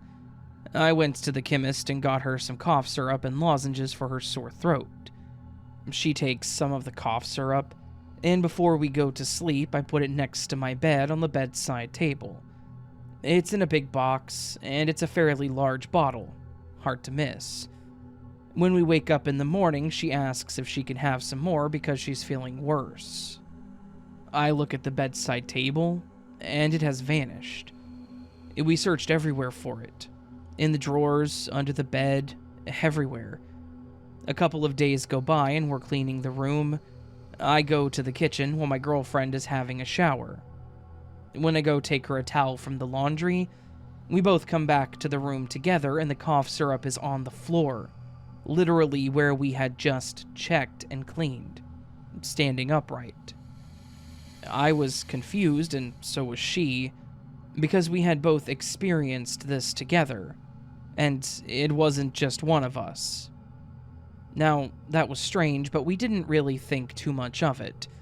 Fast forward 3 weeks, and my girlfriend was staying over again. We wake up to go to work, and she asks if I have seen her earring. She was adamant that she had put it on the bedside table on her side before going to sleep. Again, we looked everywhere. Under the bed, drawers, behind the bedside table, everywhere. Fast forward to last night, and this is where it gets really bizarre. We had just come back to mine from eating dinner at a restaurant. We get back to my room, we're having a few glasses of red wine and playing cards with some background music. I'm laying on the bed, on my stomach with my head down looking at my cards, waiting for her to play her turn while she's gone to the computer to change the song. She puts on a tune and is in her vibes. Suddenly, she looks at me with a face of fear on the verge of crying almost, in a frozen state. I asked her what happened. She then shows me the missing earring. I asked her where she found it, and she explained that it fell into her hand. She felt something drop on her shoulder, like her earring falling out of her ear, and it landed in her hands that were upright on her lap. She was wearing a different set of earrings at the time, so to her, she initially thought that one of her current earrings fell out until she looked in her hand, and it was the missing earring. Both of her current earrings were still in her ear. Has anyone else experienced something like this? And if so, what do you make of it?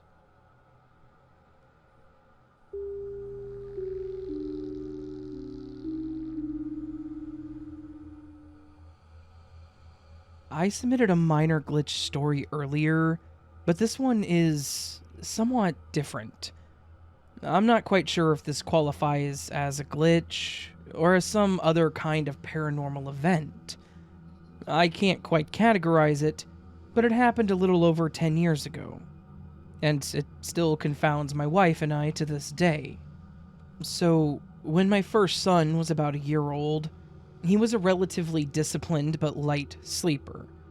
He'd dutifully take his naps and go down at his designated bedtime, but you had to be careful not to wake him up, as he was not a heavy sleeper.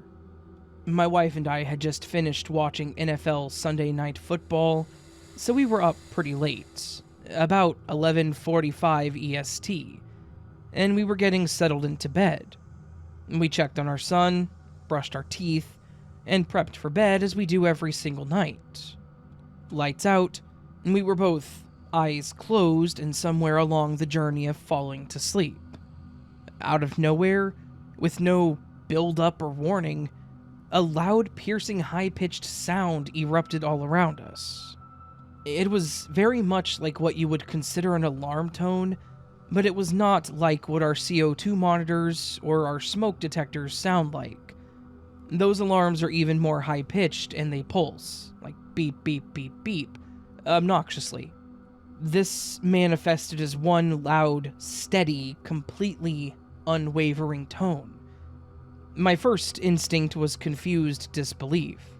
My eyes bugged wide open, but my body didn't move. I waited to see if my wife would react, but she did not. As I shot straight up, though, she immediately followed suit. "Do you hear that? What the hell is that?" I asked. "I have no idea," she responded. My first reaction was to go across the hall and check on my son. Strangely, he was completely asleep and unfazed by this loud noise. A little panicked, I began to run around the house, desperately looking for anything dangerous that may be causing this. Fire, etc., and also trying to locate the source. I ran around the house like an idiot for several minutes, and I never found anything. The smoke detectors were inert on every floor. We have a first floor, second floor, and a finished basement, as were our CO2 detectors. And as I said, we know that they don't make that kind of sound anyways.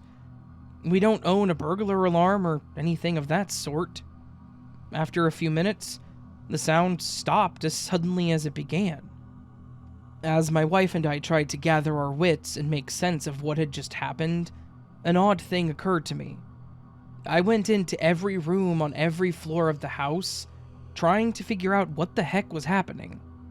As I did so, the tone, volume, and other characteristics of the sounds were constant. They never faded, muffled, or grew depending on where I was. It was like the sound was just omnipresent and had no specific source. Now, I have tinnitus, and this is not like that. I definitely know the difference between an internal ringing in my ears and this. Also, my wife experienced this as well, so it definitely was not in my head. Also strange was that my young son never stirred in his sleep. That incident would have been weird enough, but it wasn't the end of this story. The same thing happened again about 3 months later. This time, my wife and I were again in our bedroom, up late, but this time watching TV with the lights on in our room. Our son was again asleep across the hall. The noise hit again, this time around 1:30 a.m. We are night owls, and we were up late watching a movie on a weekend. Having experienced this once already, I guess you could say, more prepared for it this time. I immediately got up and first, of course, checked on my son, who was once again dead asleep and somehow unfazed by this loud tone surrounding us. I went quickly around the house, more aware and less panicked this time, trying more to investigate and observe than do a safety check. As before, the sound was omnipresent. I can't think of another way to describe it. In every room on every floor. There was no discernible source or location, it was just everywhere equally. This time I opened up the hatch to our attic crawl space, and I used a flashlight to look around up there, thinking perhaps the sound was coming from there, or that maybe there was some kind of device left behind from the previous owner causing this. I found nothing, but I noted that the sound was as equally present up there as it was in our basement, and everywhere in between. It was just everywhere. It also occurred to me this time to listen outside, and, you guessed it, the sound was present outside my house as well. Again, with no obvious source or direction. Just after checking outside, after about 5 total minutes, the sound abruptly stopped, just as it had last time. A little concerned now, I actually called the local police. I live in a small New Hampshire town, and my house is set 100 yards off of the road, and you can't see any neighboring homes from our yard. But we do live on a dead-end street with about 8 other homes in our neighborhood. The officer shows up and we tell him what happened. I told him we were concerned that maybe a neighbor's house alarm had tripped or something, despite the fact that the nature of this sound would make that unlikely or impossible to have that as a source, especially given that this was late winter and all of our windows were closed. The officer was polite, but indicated that he'd had no other calls or complaints, and no indication that any local alarms had been tripped or anything else of the sort.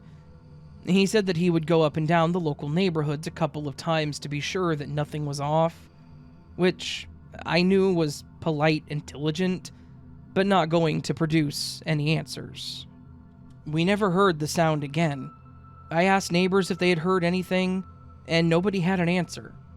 We knew the previous and only other owners of the house, and they indicated that they had no alarm systems or anything like that we wouldn't know about. It was 10 or so years ago, and we never heard this sound again, and we still have no rational explanation for its source or its meaning.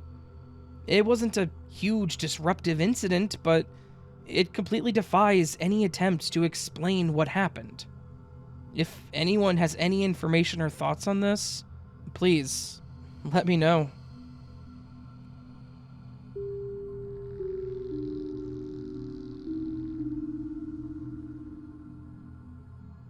So, I have at least a couple of experiences that I consider glitches in the Matrix. The first one, I was a smoker, so I usually carried a lighter in my purse in a specific little inner pouch. One morning as I was leaving home, I checked my purse for my purple lighter that was supposed to be in there, and it wasn't. I looked through the whole purse and the lighter was nowhere to be found. Eventually, I just grabbed a blue lighter of a different model and shape, and I put it in the lighter pouch in my purse. I used the blue lighter throughout the day whenever I went for a smoke. Later at home, I was going for a cigarette, grabbing the lighter from its pouch in the purse, and it wasn't the blue one. It was the purple one that I hadn't found that morning anywhere in the purse. The blue lighter was found sitting on the kitchen counter, where I usually leave my keys. And for the second, a little background. I have a slightly handicapped niece with some autistic tendencies. She mostly communicates by text and WhatsApp. For some reason, she had enabled the 24-hour disappearing messages. Yesterday at 8:49 p.m., she texted me, "Our music club starts next Tuesday." I was just replying to my friend's message at the time and forgot to immediately get to my niece's message. I remembered about an hour later and replied, "Nice," to her at around 9:52 p.m. And she replied, "Yeah," in about 2 minutes.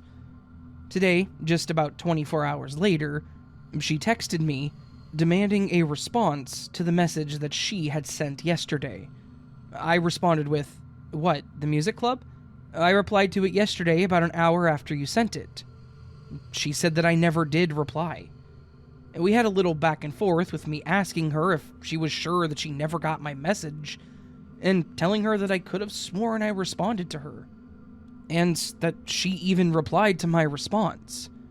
She seemed adamant that I never responded at all. And with her autistic ways, I tend to trust her memory too. Curiously, her message about the music club from over 24 hours ago was still there, but there was no sign of anything after that.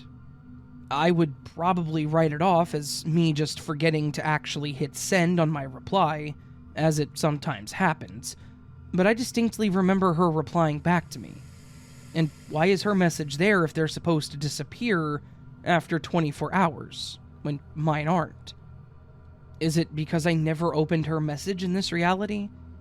I sometimes reply straight from the notification menu, but not this time. I remember opening all of my WhatsApp messages to get rid of the new message dot, and replying to them. So thanks for the New Year's prank, Matrix programmer. However, I request €1,000,000 in my bank account for the next glitch, please. I hope these stories were glitchy enough for you.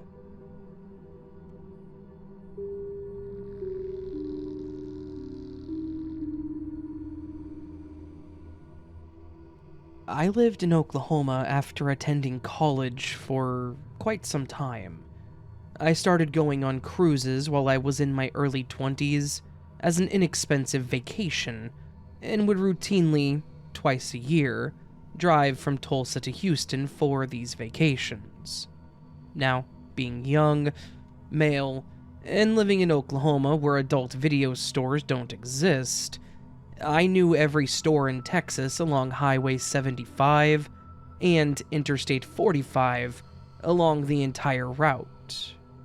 About 10 years ago, I learned about the Mandela effect, or glitches in the Matrix, and something I read online said that it was easier to notice changes at the fringe of your life.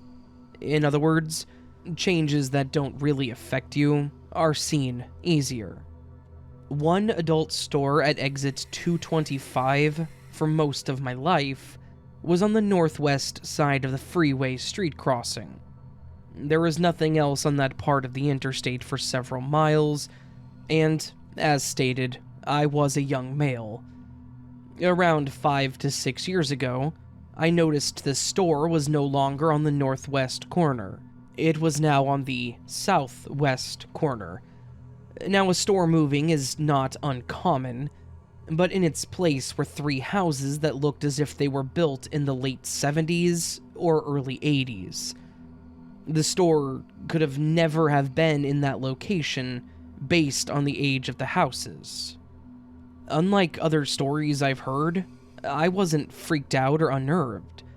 I'd been watching for just such a change. This change piqued my interest, and I have watched that corner every time I go through the area. The next change occurred when it was time for me to move from Tulsa to Houston 4 years ago. The store moved again. The new location was on the southeast corner, and no building was on the southwest corner. It did not look as if any building had actually ever been there. And to all the listeners, I suggest watching the fringe of your life. When big things happen, sometimes the small stuff just changes.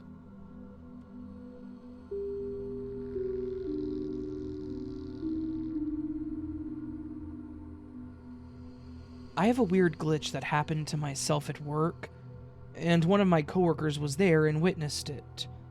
Obvious disclaimer, neither of us does drugs, we were both of sound mind, and neither of us had been drinking, and in fact we were both actually at work at the time. We work for a convenience store, and we both work the overnight shift. That may not sound important, but it is. On the overnight shift, you don't see a whole lot of people. When you see someone walk in, you kind of make note of them, because they're probably going to be the only customers that you see for that hour. This happened on the night before New Year's Eve, and as stated, I was working with my coworker, Michael. We were cleaning up the store and restocking the coolers when I heard the door chime that indicated that someone had entered the store. Michael and I quickly turned around to greet the person, and I saw an older woman with a purple coat and a small dog with curly hair. I made a quick comment that we don't normally let dogs in the store, since we do technically serve food, but at this point the rollers were off, and I just told her that so long as she didn't let the dog on the floor, I didn't mind if she brought him in. She agreed and walked into the store to do her shopping. I then turned to Mike, making a comment about how it was a cute dog, and he made a comment about what breed it was, and that was that.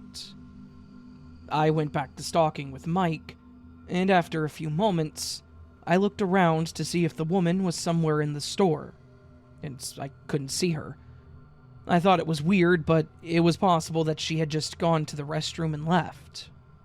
We were one of the only 24-hour stores around, and if she was on the road late, she may have just stopped really quickly to go. It does happen. We finish up the stocking, and we both head back to the main step-up where the registers are to check off the list and see if the boss had left any special cleaning instructions. As soon as we get up to the front, I look up and see an older woman walk in the front door with the purple coat and that same little dog. I was kind of taken aback, thinking that's weird that she came back so quickly, but as she walked in, she asked if she was allowed to bring the dog in.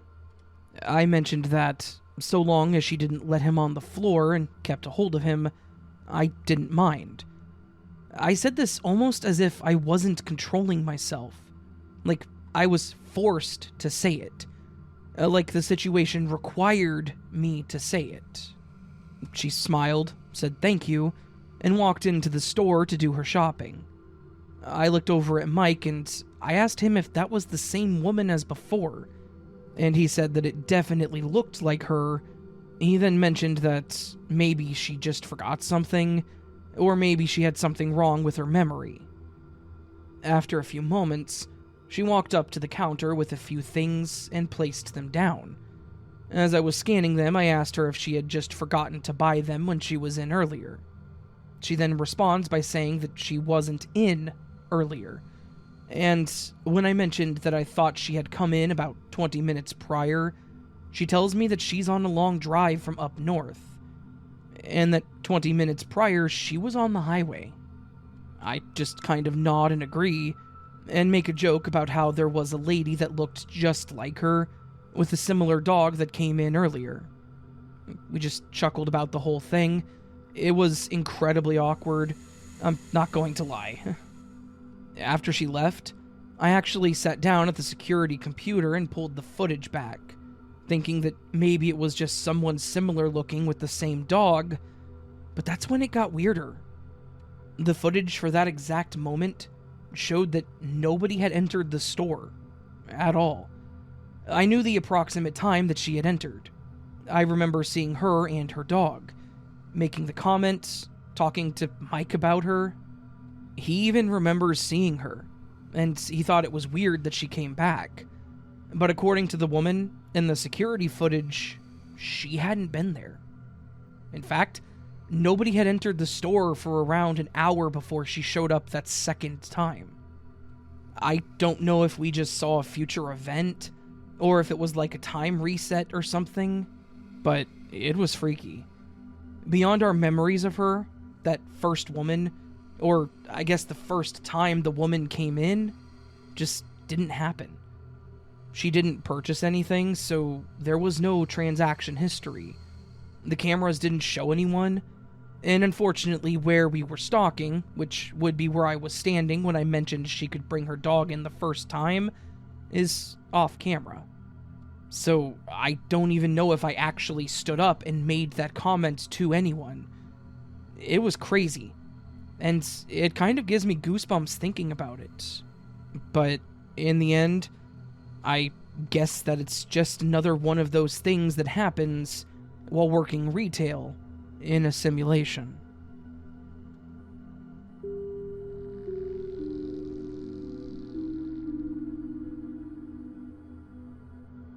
I would like to tell you about my latest glitch. I have a pair of black sweatpants that have been my favorite pair for about 5 years. Around 2 years ago, they came up missing, and I've looked through my room, drawers and closets numerous times. 3 days ago, I needed a clean pair of socks, so I opened my sock drawer and guess what was sitting there? You got it. My favorite pair of sweats was folded and sitting there for me to see. About a month ago, I couldn't find the Mullen that I take for my lungs. My son even helped me look for them, and I couldn't find them. About 3 hours later, I was sitting watching TV, and I looked at the table where I keep my vitamins and blood pressure bottles, and right there was my Mullen bottle. At least I didn't have to wait the full 2 years to get them back.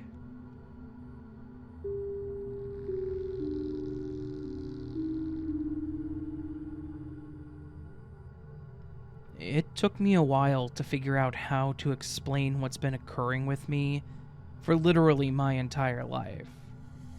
To be honest, I still don't know exactly how to explain it, but here's my attempt. Random odd things seem to happen to me on a regular basis. Starting in my childhood, and now all the way up to my current seasoned age of 41. As a child, I would see things and feel things that I thought everyone saw and felt. It wasn't until later that I realized it wasn't the norm. To keep this from being an entire book, I'll share the latest phenomenon that I'm currently experiencing. I'll often park my Dodge Grand Caravan in a parking lot and walk into the store, making sure to click the lock button and roll up all of my windows beforehand, since my city has high crime with auto theft and vandalism. Upon returning to my vehicle, much to my surprise, the windows are cracked and the van is unlocked. It appears as though that's how it was left, when I know for a fact I locked all of the doors and rolled the windows up. The first few times this happened, I thought I was losing my mind. But then, it happened when my fiancé was with me, so he was able to witness this strange occurrence. The van has power locks and windows. They don't just roll themselves down without the van being on. The doors aren't supposed to come unlocked without me unlocking them. At one point, my driver's side window was messed up and wouldn't roll down. I had to order a replacement panel for the window control on that door, so that particular window stayed rolled up because I literally could not roll it down. Lo and behold, I walk outside to leave my house and the windows are cracked open. including the one that is not working and stays rolled up. What's even more strange is, on this particular incident, my coffee mug was in the driver's cup holder, even though I had just made a cup of coffee in the house to take with me on my trip. I glanced down at my hands, and I was holding my purse and nothing else. I know that I had just made my coffee because my mother and I had just discussed how well the Yeti mugs insulate our drinks. The blood rushed to my feet, and my heart started pounding. I thought to myself, what in the actual... I couldn't even move. I was so shook up. A few days passed, and I was chilling at home. I had decided not to go grocery shopping on this particular day because we were supposed to get some pretty bad storms, so I postponed my errands for another day. My van was parked, locked, windows rolled up, and things seemed to be perfectly normal. My keys were hanging neatly on the key holder, and I decided to take my dog for a walk. So I grabbed the leash, and we proceeded out of the front door. I have a fairly larger dog. She's a black-mouthed cur, and she's very hyper, so it was more of her walking me than me walking her. "Come on, princess, let's go, girl," I said as I smiled and gripped the leash tightly so she wouldn't cause me to flip. We get to the edge of the walkway, and I glance up at my van. I stood in pure shock as I noticed that the trunk was wide open, as if someone had unloaded groceries and left it that way. But I had not gone anywhere. My keys hadn't moved. I didn't know what to do at this point because I was certain that my battery was probably dead due to the trunk being open and the interior light being on for who knows how long. I went directly back into the house to get my keys so that I could check and see if the battery was dead. Imagine the shock I felt when I get to the key holder, and there are no van keys. I had been alone at home the entire day, and I'm the only one who drives my van. I know that those keys were hanging up because I literally saw them there just an hour before this all happened. I didn't know what else to do but frantically look around to see if they had somehow ended up in the wrong place or fell behind my side table. Nothing. No keys anywhere. I went out to the van to make sure the windows were closed, at least, and to my utter shock, my keys were in the ignition. I froze. I remember thinking, why does this stuff keep happening to me? As of this very day, unexplainable things continue to happen. My hair straightener turns off while I'm using it for absolutely no reason. It's not that old, and it doesn't appear to have a short in the wiring. It also never does this to my mother or my daughter when they use it. Only me. My mother watched me do my hair a couple of times, and we literally counted the number of times my hair straightener would turn off in mid-use. But when she held it, the hair straightener stayed on. Last night, my fiancé bought me a brand new hair straightener because I was getting so frustrated with mine turning off while using it. I opened the box, removed the brand new hair straightener, which had never been used, of course, and it was even a different brand. I put my old hair straightener away, and I plugged in the new hair straightener. I turned it on and patiently waited for the 30-second heat up. Nothing happened. I fumbled with the buttons and tried every possible way to turn it on, but it would not turn on. My fiancé watched with this confused look on his face as I struggled to turn it on. He even tried, and nothing happened. My mother shook her head and just said, "Well, you were born during 5 planetary retrogrades." What? I don't even know what that means. Anyways, we're returning it to the store, and we luckily kept the receipt. These are just a couple of examples of the strange things that happened to me. The paranormal experiences are spine-chilling, but those will be in a different story. And I don't know if my story will reach others, but if it does, and anyone else has these issues, please let me know. I'm honestly confused to tears because I feel like I walk daily in a continuous glitch.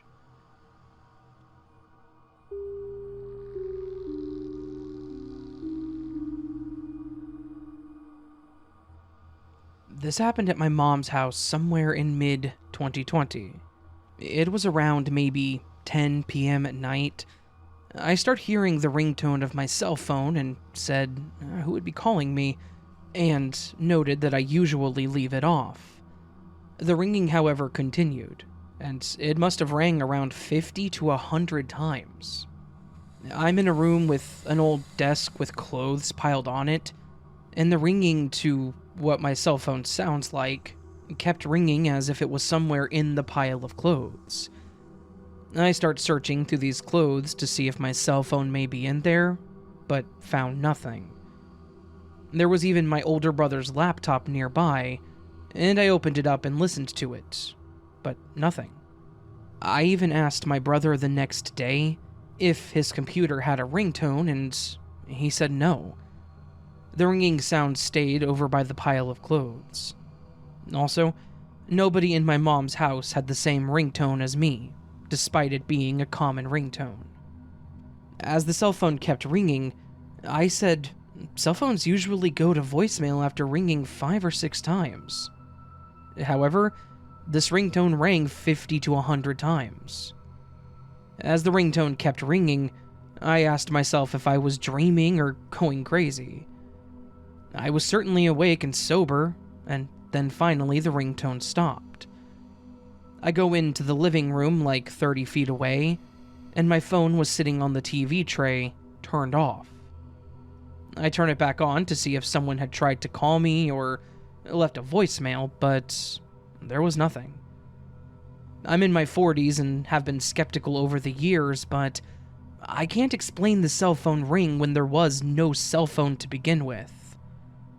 Is this supernatural, a glitch in the Matrix, or something that can be rationalized? Please, feel free to share your answers.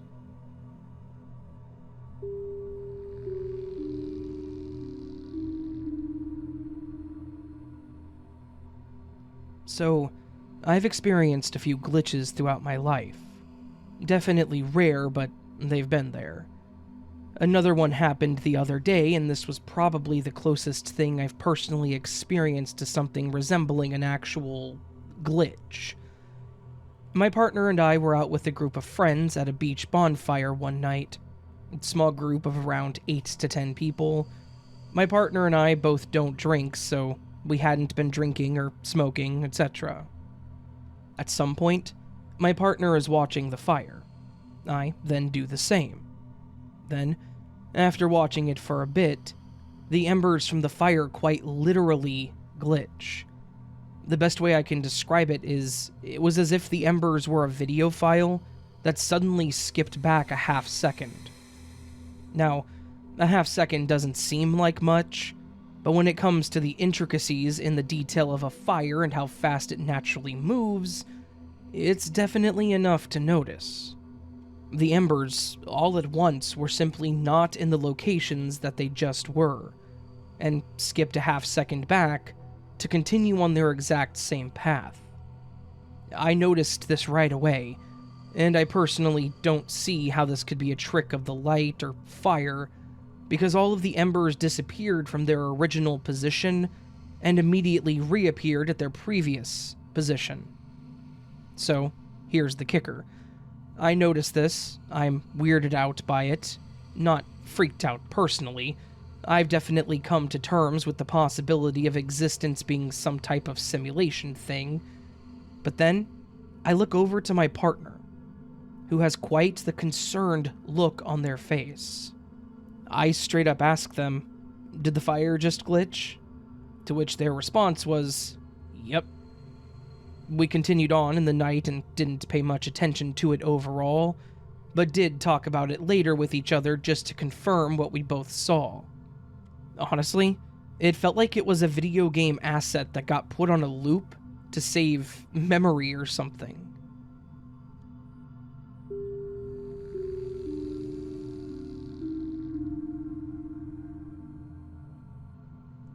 About 10 years ago, I used to work for a small call center that did tech support for some smaller internet service providers throughout the country.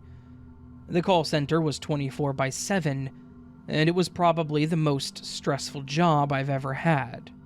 But it paid the bills, and in the end, working nights meant that I could still go to school.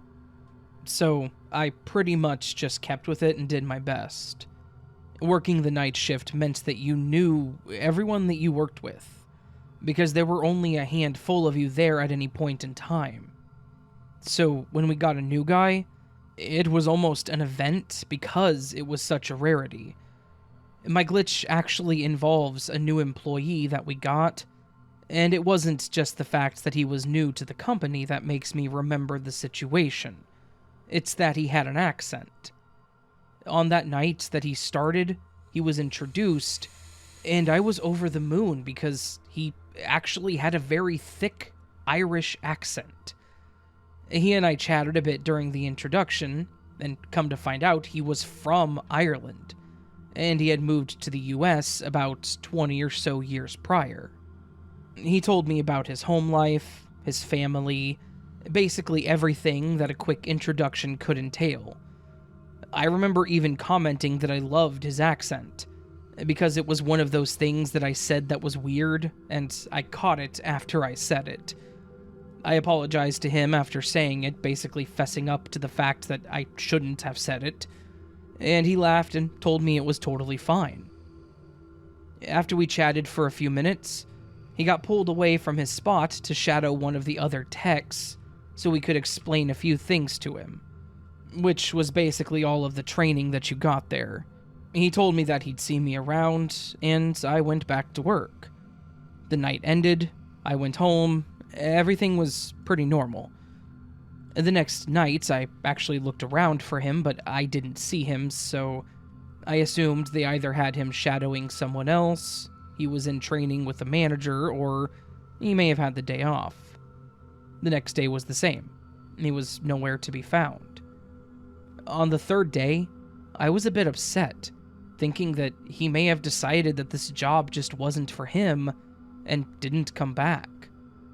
I actually went over to the night manager and asked him if the man had quit, and he asked me who I was talking about. I said, the guy that just started, he had a really thick Irish accent. He stared at me like I was insane and said that no one had been hired in the last couple weeks, much less anybody from Ireland.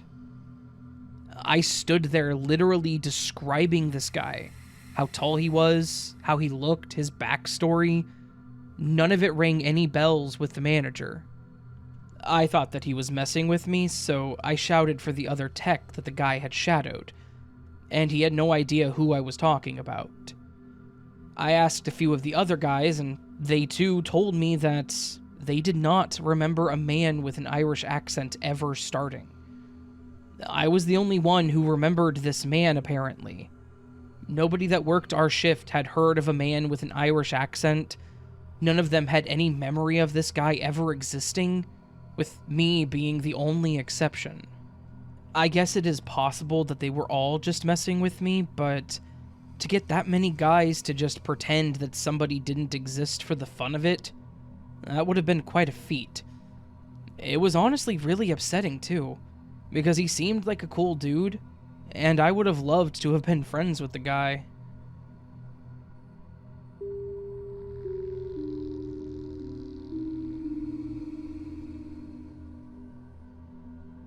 This was late at night, maybe around 2 in the morning. Everyone living in my house was asleep, and I was just scrolling through Twitter and TikTok. I had my AirPods in my ear and the case right next to me in bed. I had gotten up to grab another cover from the closet when I heard something drop. I assumed it was my fire stick, but when I returned to my bed, it was still there. So I thought no biggie. It must have been my AirPod case. But when I went to look for it, I couldn't find it. I looked under my bed and under my dresser, but still couldn't find the damn AirPod case. Since it was so late at night, I just decided to leave my AirPods on my nightstand and look for the actual case the next morning. The next morning, I began to clean my room, and I mean deep clean. I moved my bed, my dresser, my nightstand, everything and anything. I even looked in my shoes and deep in my closet, but I never found my case. I know it was late at night and I was tired, but I remember having it next to me, and I remember hearing something fall to the ground. I even asked my mom to help look, but neither of us ever found anything. It was so strange and frustrating because, one, they were expensive, and two, my room isn't even that big. So it's not like it's in a part of my room that I never go to. To this day, I never found the AirPod case, and I ended up having to buy a new one. Thankfully, that wasn't as expensive.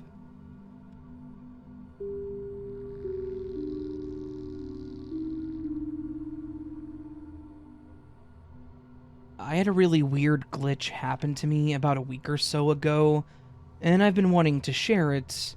I just haven't had the time to do so until now.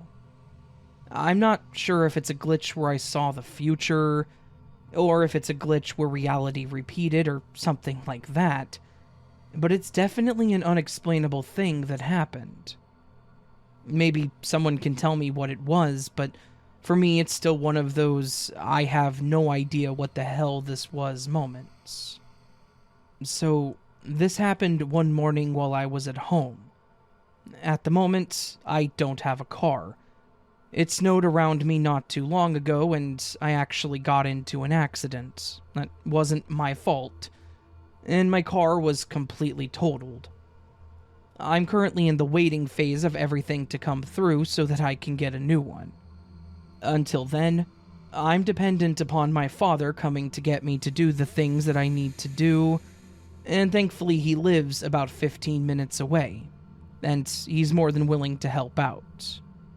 Plus, I'm currently working from home, so I can get away with not having a car a bit easier than most people. On this particular morning, I was needing to go to the post office to ship something to my work's home office, and was also needing to go to the grocery store for just a couple of things. So I asked him if he could be there at around 11 so that I could take my hour lunch to go do what I needed to do and make it back at a decent time. At around 10:40, I got a text from him saying, "Hey, I'm on my way. I should be there in about 20 minutes.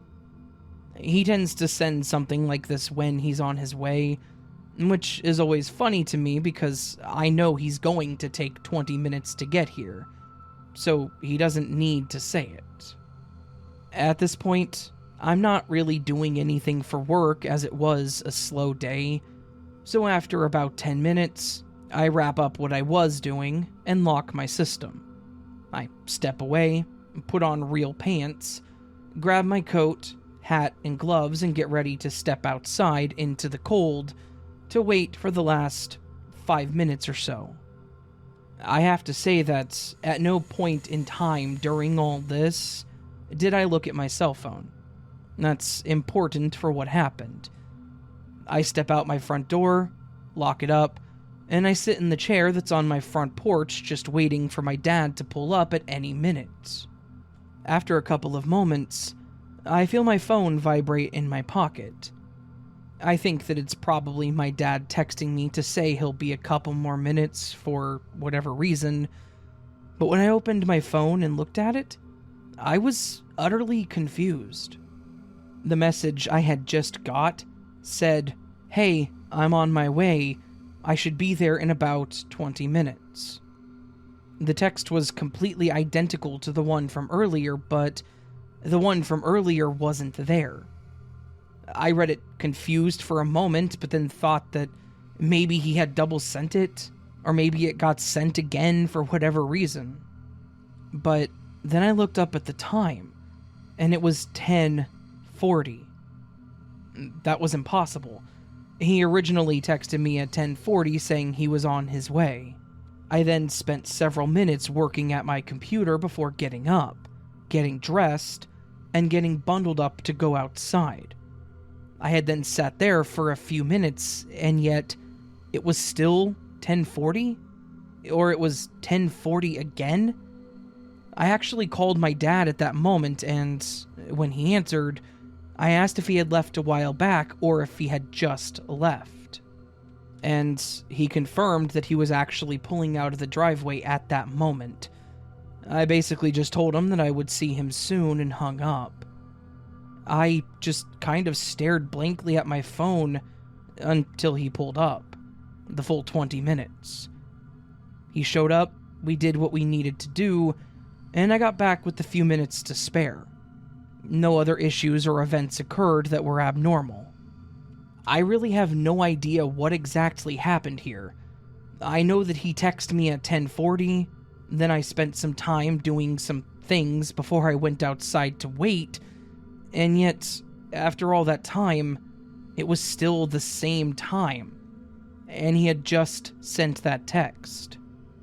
I really don't know, but it's been something that's been confusing to me since it happened.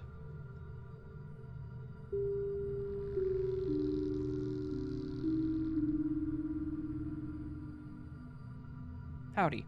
Longtime lurker, but I've never posted here before. It is 4:45 a.m. I woke up a few minutes ago, but not a slow wake up. I literally jolted out of bed. I heard a sound of water rushing, but I live in a 4-bedroom apartment, and my window was cracked, so it took me a second to place the sound. I got up to investigate, and realized that the sound was coming from my own attached bathroom. My garden tub had overflowed, and water was still pouring out of the faucet. I went to bed at 12:15 a.m. I know this because I obviously remembered that, but to back it up, I had unopened texts from 12:32. No alcohol, drugs, or any medications that I haven't already been taking for months, such as prescribed anti-anxiety, so no mind-altering substance would explain this. I have no history of sleepwalking or waking. The tub had overflowed and the floor around it was wet, but it hadn't spread past the base of the tub, which makes me think the faucet had only been running for long enough to fill the tub and spill over, which definitely would not take 4 hours if I had turned it on before bed and gone to sleep. So I definitely did not do that. What the hell just happened? If you have any extra questions, I'll be sure to answer them. I want to get to the bottom of this. Edit. Many of you have suggested sleepwalking. I have no prior history of sleepwalking myself, but my cousin does. I'll be getting a camera to set up to check this out. Some other users have asked me to look into carbon monoxide levels in my apartment unit, which I will be doing tomorrow morning. We have many smoke alarms, but I'm unaware if they measure carbon monoxide as well. Once I get more details, I'll add another update. Again, thank you to everyone responding to this post and trying to help me out. You've given me many different perspectives and insight that I appreciate very much. It's 12:25 a.m. right now, and I'll be going to sleep soon. So, we shall see if anything weird happens tonight.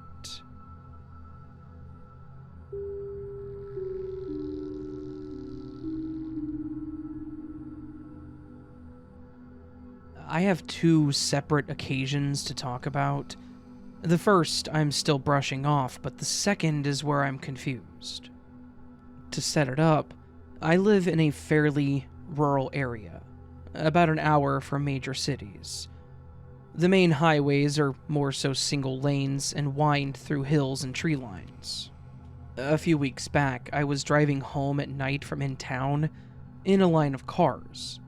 There were a few ahead of me and only one behind me.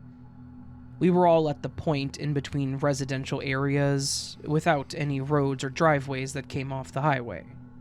As I said, this was nighttime, so we all had our lights on. After taking a bend, the car and its lights never came around the bend after me. There was no sound as if they crashed, and there was no place to pull off. I was alone in my car, so I just chalked it up to being tired or it being late. However, today as I was driving home in the daytime, something similar happened again. This time I had my father in the car and we were turning off the main road onto our street right after a white Prius. Close enough to see the color, make, and that it was not a new Prius. As we turned around the bend onto our street, the car was gone. I was going to ignore it until my dad verbally asked me if I had seen the car or where it went. After the bend in the road, it's a very long straightaway, and we would have seen it in a driveway or further down the road. Anyways, just super weird, and I'm scratching my head over it.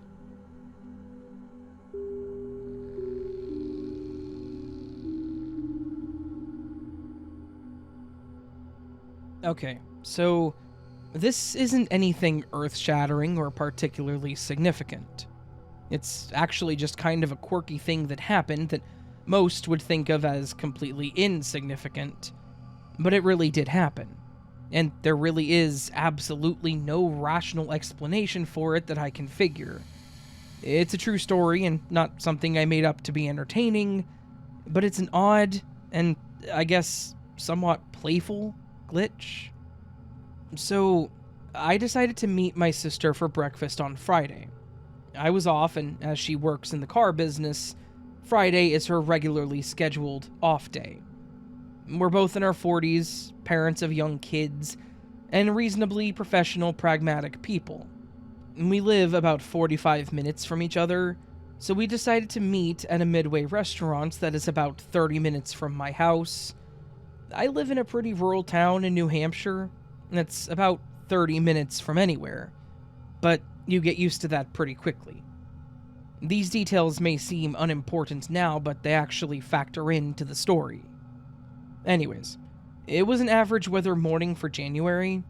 There was some light precipitation, alternating mist and very light snow, and some breeze. My journey to the restaurant consists of about 15 minutes of winding back roads, 10 minutes of main roads, and a quick 5-minute run on the highway where you basically just travel to the next exits about 1.5 miles away. I arrived at the restaurant first and was sat in a window seat overlooking the parking lot.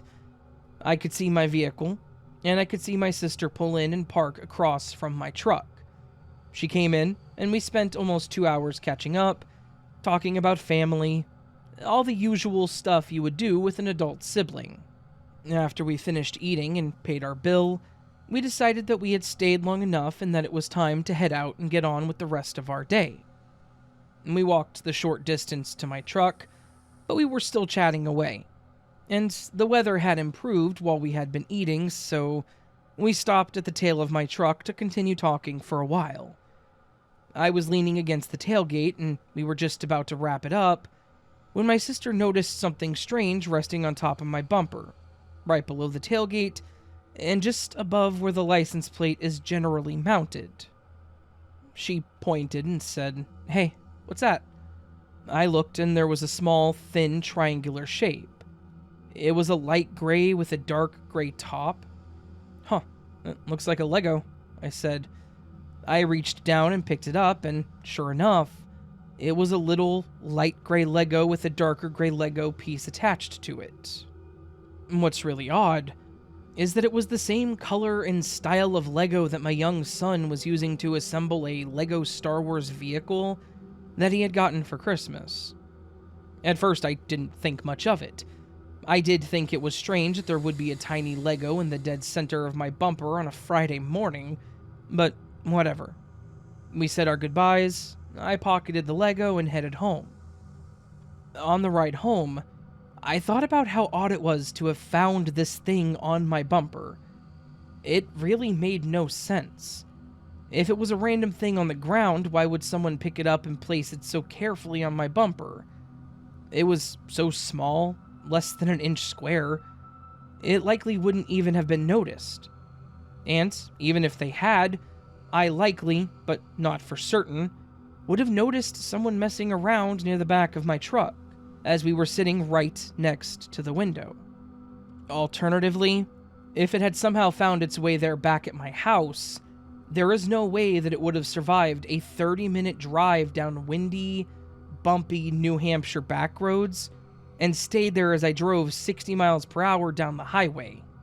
These Legos barely weigh as much as a sheet of loose paper. It would have more than likely not have even survived the trip down my 100-yard long dirt driveway, let alone the entire journey to the restaurant. When my sons came home from school, I showed my 8-year-old the piece that I had found and asked him if he recognized it, and if it went to his Star Wars vehicle, as I remember helping him sort the parts out weeks ago, and the vehicle had many pieces of the same color and style. He said, Yes, I think so. Further intrigued, I asked him to go get his now fully assembled vehicle from his bedroom. He and his older brother went off and returned with the vehicle. They showed me an area on top of the vehicle where this piece belonged, on the left side, opposite its complementary piece which went on the right side of the vehicle, which was already there and properly attached. So this Lego indeed came from my house, and was part of this particular build. Even stranger, my son told me that when he was building this Lego after Christmas, he had dropped this piece on the floor. He had gotten down from the bar stool that he was sitting on and looked for it, but it was completely gone. He couldn't find it. And my older son confirmed that he was enlisted to help look for it, and neither of them could find it. But it was clearly missing, and the incomplete build was proof of that. It was more of an aesthetic piece than something essential to the build. So, as I said, this isn't necessarily a candidate for a blockbuster Twilight Zone episode or anything, but there is absolutely no rational way for this to have happened. The Lego piece had inexplicably disappeared at my house, unknown to me at the time, by the way, and somehow, strangely reappeared 2 towns away, perfectly placed and centered on my truck's rear bumper, where I just happened to be lingering around talking to my sister, where it could be noticed. 99 times out of 100, I never would have noticed it, because I would have gone directly to the driver's side door and just driven home without inspecting my bumper. So, that makes it even more odd.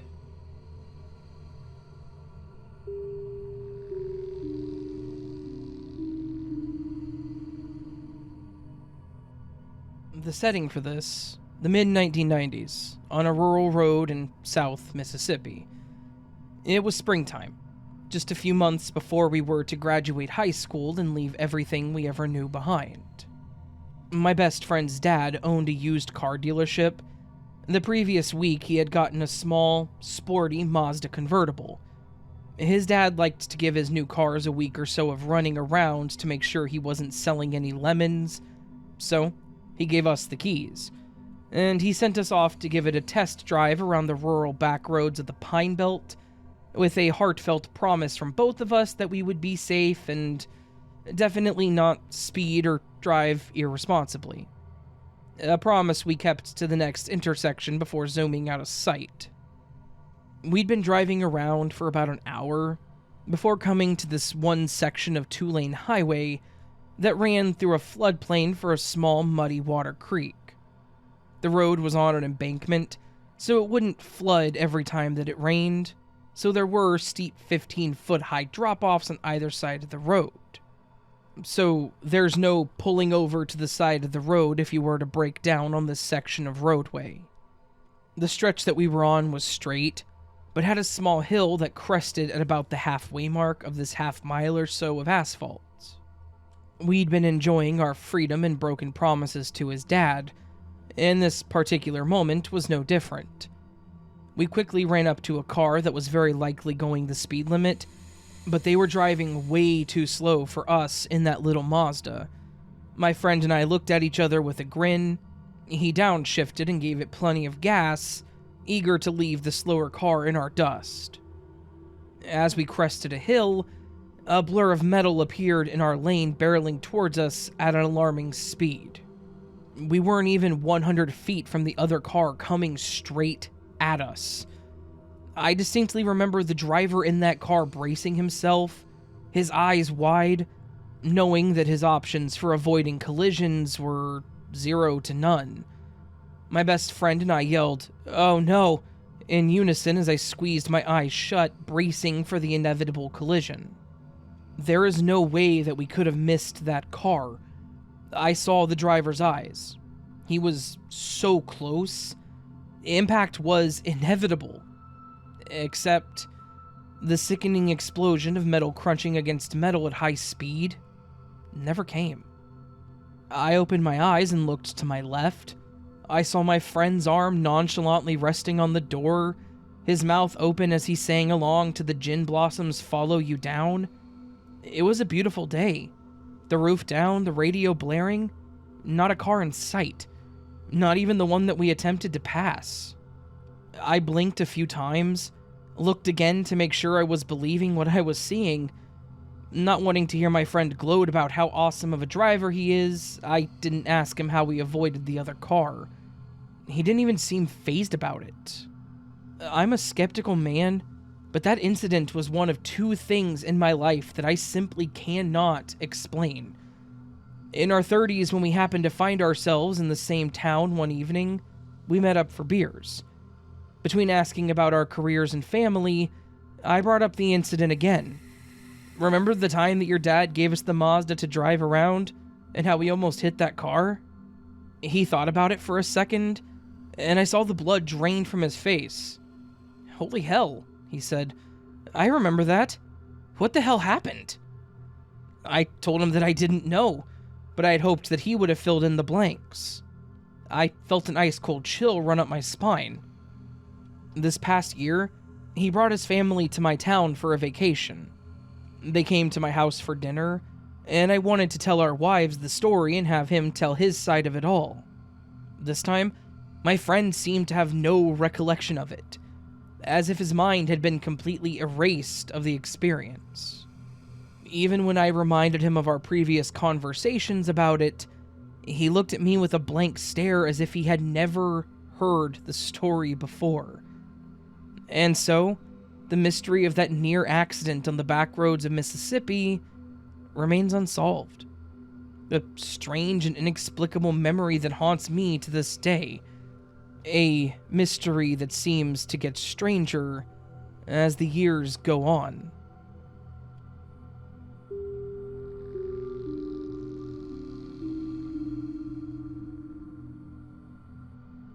I've posted in here a few times and got some great feedback. I wanted to share this with you all and get your take on it. This happened when I was living in Turkey with my family. Father was a government contractor there with his company. We had a 2-story, 3-bedroom house out at what we called the Point. All kinds of weird crap happened there, but these incidents are one of the clearest in my mind. Since it was just me and my parents living there at the time, we never used the spare room. In fact, it was full of junk that my mom might need and can't live without. The rest of the unused stuff, I swear my mom was one step away from being a hoarder, went down in the garage that was under the house. The only way into the garage was through a large door that you had to pull up from the outside. We hadn't opened it since we moved in back in January of that year. 2 incidents took place with this room that are crystal clear in my mind. The first was my dad's ball cap. He wore those ones, like the John Deere caps, with the ventilation on the top and the rest is fabric. He had been in the spare room moving stuff around, looking for something Mom needed and couldn't live without. I was in there helping him. I remember he took off the cap to be able to see under a desk that was piled with crap all around it. He set it on top of the bookshelf in there. We found what she was looking for and we left the room. A couple of days later, my dad was looking for his cap. I recalled him leaving it in the spare room. I go in there to look, and it's not there. Huh? I go downstairs to let him know that nope, I was mistaken. We look around, can't find it. Finally, he gives up and grabs a different one. But it's not his favorite one. A few weeks later, he has to go down to the garage and get the Christmas stuff out. I'm there with him because I'm the youngest and I got all the crap jobs. I'm standing there as he opens the garage door and I literally yelled out, "What the hell?" Sitting there, on top of the front boxes that had been there since we moved in, was my father's cap. Now, the first thing I asked after getting the look from yelling obscenities was if he had been down there recently. Adamant no. No one had been in there since we moved in. But somehow, his cap had gone from the spare room to the garage all by itself. Now, if it had been a one-time thing, I would have dismissed it.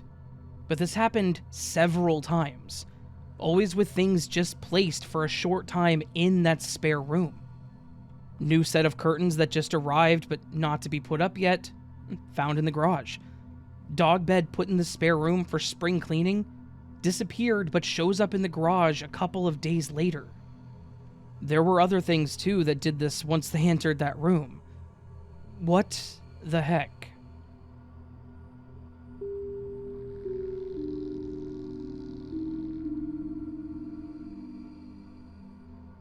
So, this happened a few days ago on Thanksgiving Day, November 24th, 2022.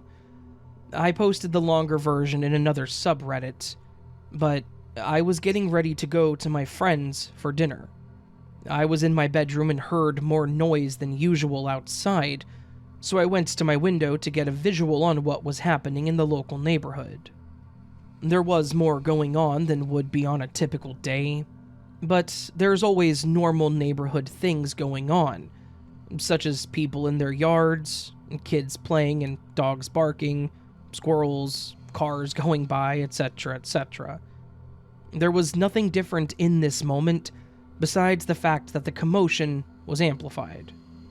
And understandably so, seeing as how this was a holiday.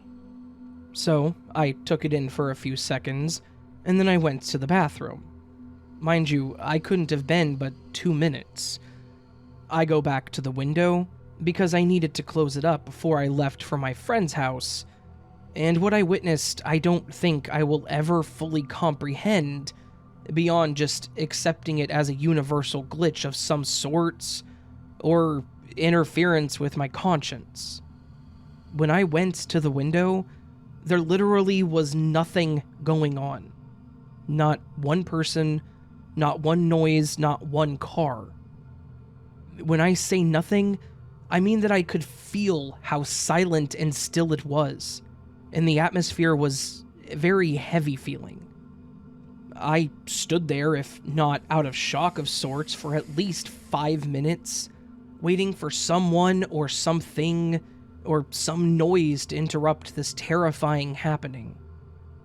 I finally came to and got my bearings together enough to go downstairs and out the front door to get a better perspective. And this is when my heart skipped probably 5 beats.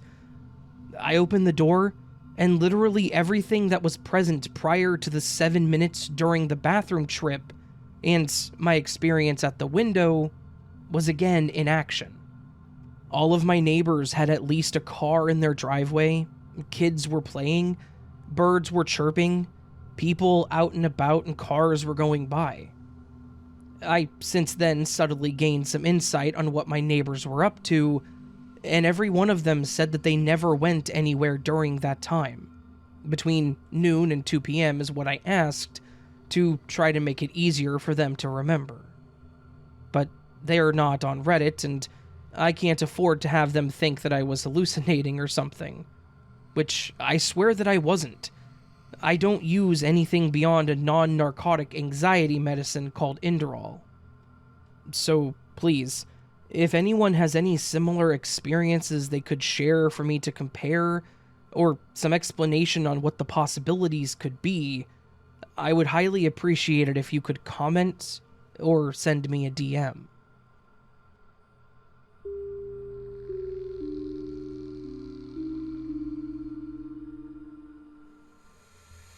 This is my first time posting in Glitch in the Matrix, although I am an avid reader.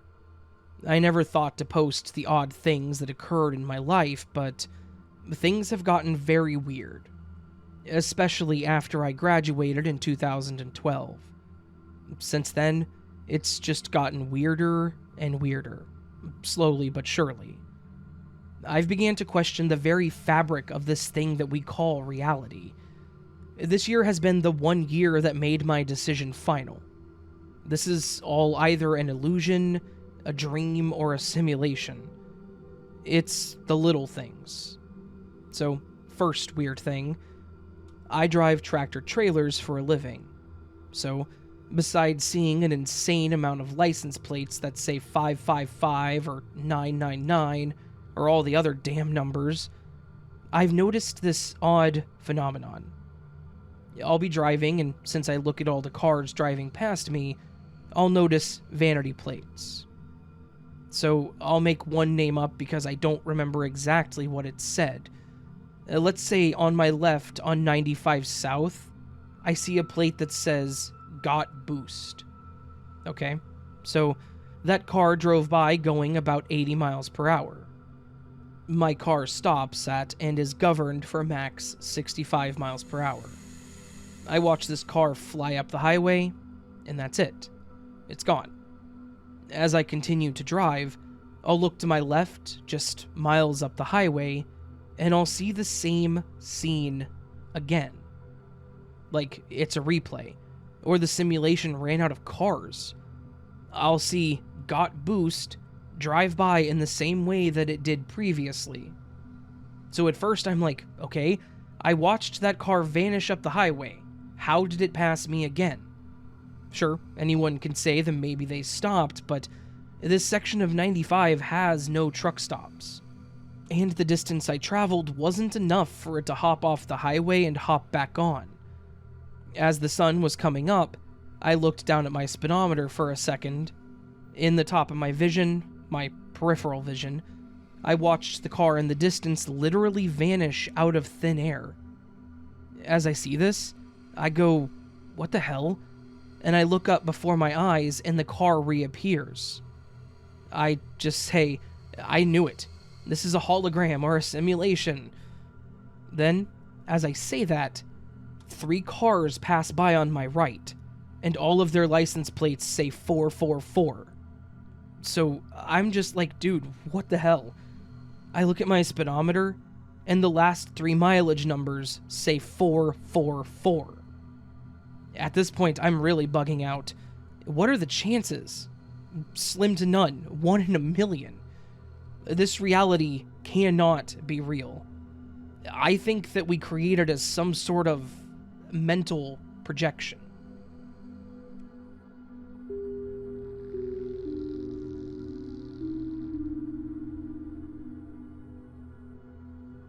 I am from Leeds in the UK. I'm usually skeptical about glitch in the Matrix stories, but my own experiences have led me to believe there are some things that do not have an immediate explanation. The first incident happened to me recently, and I'm not sure what to make of it. I was meeting my friend, let's call her Macy, at a Chinese restaurant. I was running late and she got in there and sat down before me. When I arrived, I told the waitress I was here to meet a friend, and before I could finish, she asked me if I was here to meet someone named Macy. I confirmed, and the waitress took me to a table hidden away at the back of the restaurant. After apologizing profusely to Macy, I commented on how busy the restaurant was, and asked why she had chosen such an obscure spot. I mentioned that if the waitress hadn't asked if I was there to meet Macy and showed me where she was, I wouldn't have found it. She looked surprised, and asked how the waitress knew her name. I shrugged and said that I had just assumed she had told her or mentioned it as part of a friendly conversation. She was adamant that she definitely did not and had only spoken to a male waiter, without mentioning her name. I hadn't mentioned her name either. The waitress had mentioned it to me before I got the chance to finish. This bizarre incident has us scratching our heads all night. Macy was also sure that she had never seen this waitress before. We live in a big city, so it's not as if everyone knows everyone. Curious, I asked the waitress how she knew Macy's name in a kind of joking way later on during the meal. She just laughed and said that she had a hunch. Bizarre. As for the second story, is it a glitch in the Matrix or just a weird natural phenomenon? I was on a plane flying from Doha to Tanzania. After dozing off for a while, I woke up and was confused by what I saw. When I looked at my side of the window, I had a window seat, it was dark and the moon and the stars were showing.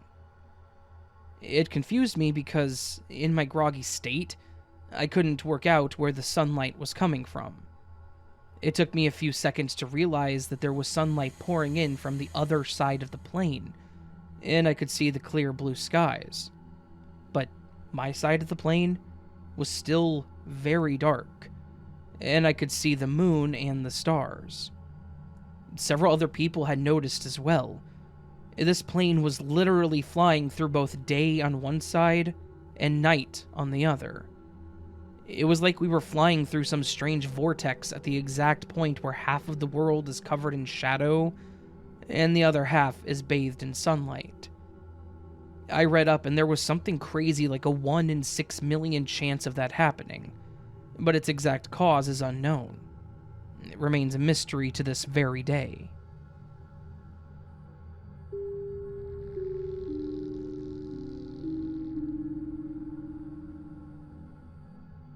A few weeks ago, I stayed with a couple of my friends. I remember having my sunglasses with me when I left the next day, on my way to my car. The sun was hitting my eyes and I used them. In the car, I switched to my glasses to see better, and I could never find my sunglasses again. I looked in my bags, my car, my pockets, and nothing. I concluded that I must have dropped them somewhere. They were my favorite, the ones which had the most protection. I was pretty upset, but initially I just let it go. 1 week after that, my boyfriend and I stayed in an Airbnb. Even though I lost my sunglasses, my other glasses were with me. I really don't go anywhere without them. I can see without them, but reading subtitles becomes almost impossible.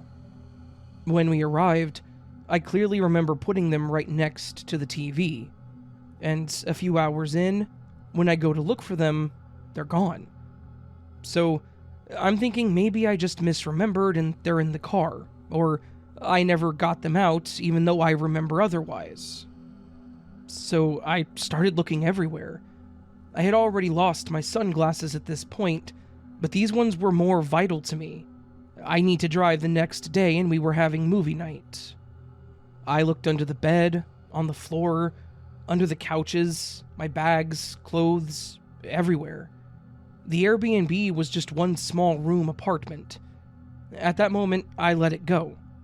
At night, I was visibly uncomfortable while watching the movie, so my boyfriend got my car keys and went ahead to go look. At the same time, I checked everything again to make sure. He came back empty-handed, so once again I thought to myself, I must have dropped them.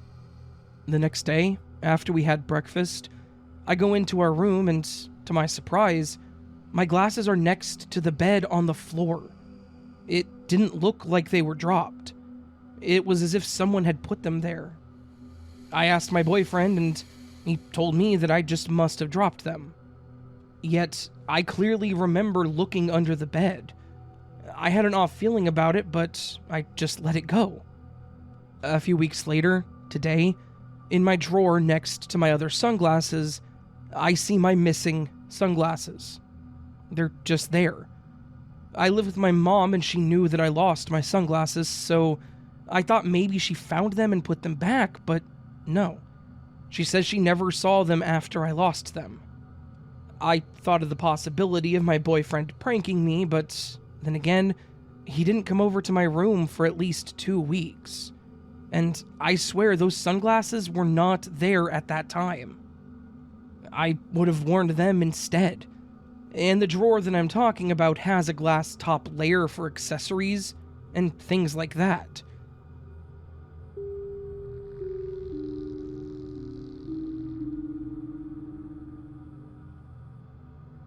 When I was a young child, so somewhere close to 25 years ago, I lived in a nice home with my parents, my older sister, and, for a while, my uncle stayed with us when he was a bit down on his luck.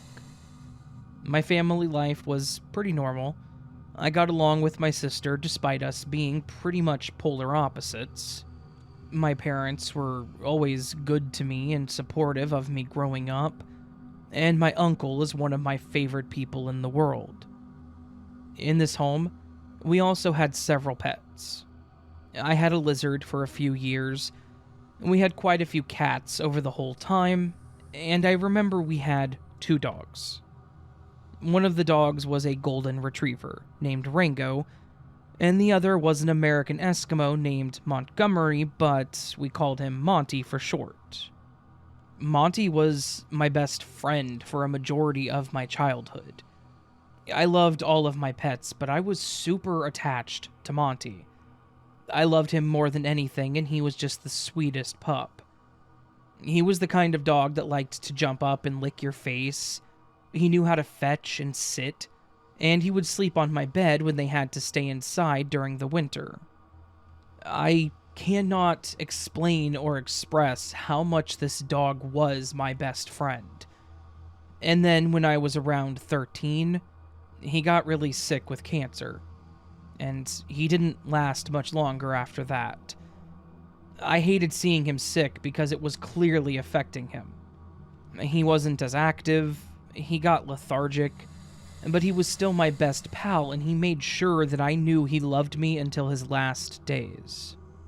I may have been young, but when we had to put him down because of his complications, I wanted to stay in the room with him until he was gone. I held him, I hugged him tightly, and I said my goodbyes. After all was said and done, I cried harder than I ever have cried in my entire lifetime. Afterwards, I was devastated and depressed, and it tore me down for way longer than I am willing to admit. Now, all of this may seem like a really strange way to explain a glitch in the Matrix, but it will all make sense when I explain that, according to all evidence, Monty never existed. My father's 60th birthday was a couple of weeks ago, so we had a get-together at my parents' house. We were all talking about our memories and things that we missed and loved about growing up. At one point, my sister brought up Rango and how good of a dog he was, and I mentioned how much I missed Monty. All 3 of them kind of gave me a look like I was crazy, and I asked if none of them remembered Monty. I said, Monty, the American Eskimo, he was a pure white dog with really fluffy fur. He and I were best friends when I was young. They all kept staring at me like I was saying something wrong, until my sister said, "Do you mean Misty?" I asked who Misty was, and this whole thing became the most confusing conversation of my life. My mother, my father, and my sister all remember another dog named Misty. But Misty was a female black lab, literally the exact opposite of Monty. We discussed this for a while, and none of them remember Monty, and I don't remember Misty. We ended up pulling out one of the photo albums, and sure enough, there are photos of us with a black lab and a golden retriever, but none of them have Monty in them. The years correlate to when we would have had Monty, but he doesn't exist in any of the photos, and nor do they recall him at all. A couple of days later, I even called my uncle, and I asked him if he remembered the dogs that we had when he stayed with us. He remembered Rango, but he could not remember the name of the second dog. He did, however, remember that it was a black dog. and he had no memory of Monty whatsoever. So, as far as pretty much everyone else is concerned, Montgomery, my best friend growing up, and the beautiful loving pup that I held in his last minutes, never existed. I have no proof that he did. No one else remembers him, and the photos that do exist show that my memories of my childhood are, apparently, all wrong. If Monty never existed, I have no idea how I could have imagined all of the memories of him when I was growing up. I know that I did not make up the intense emotion it felt when we had to have him put down. I know that I did not make him up, but he didn't exist. I do have to say it is heartbreaking that this is my timeline now, because it almost feels like losing him a second time. Regardless, I will always love and miss that pup, and thankfully I still have all of my memories. Those can't be taken from me, not even by this messed up simulation that we live in.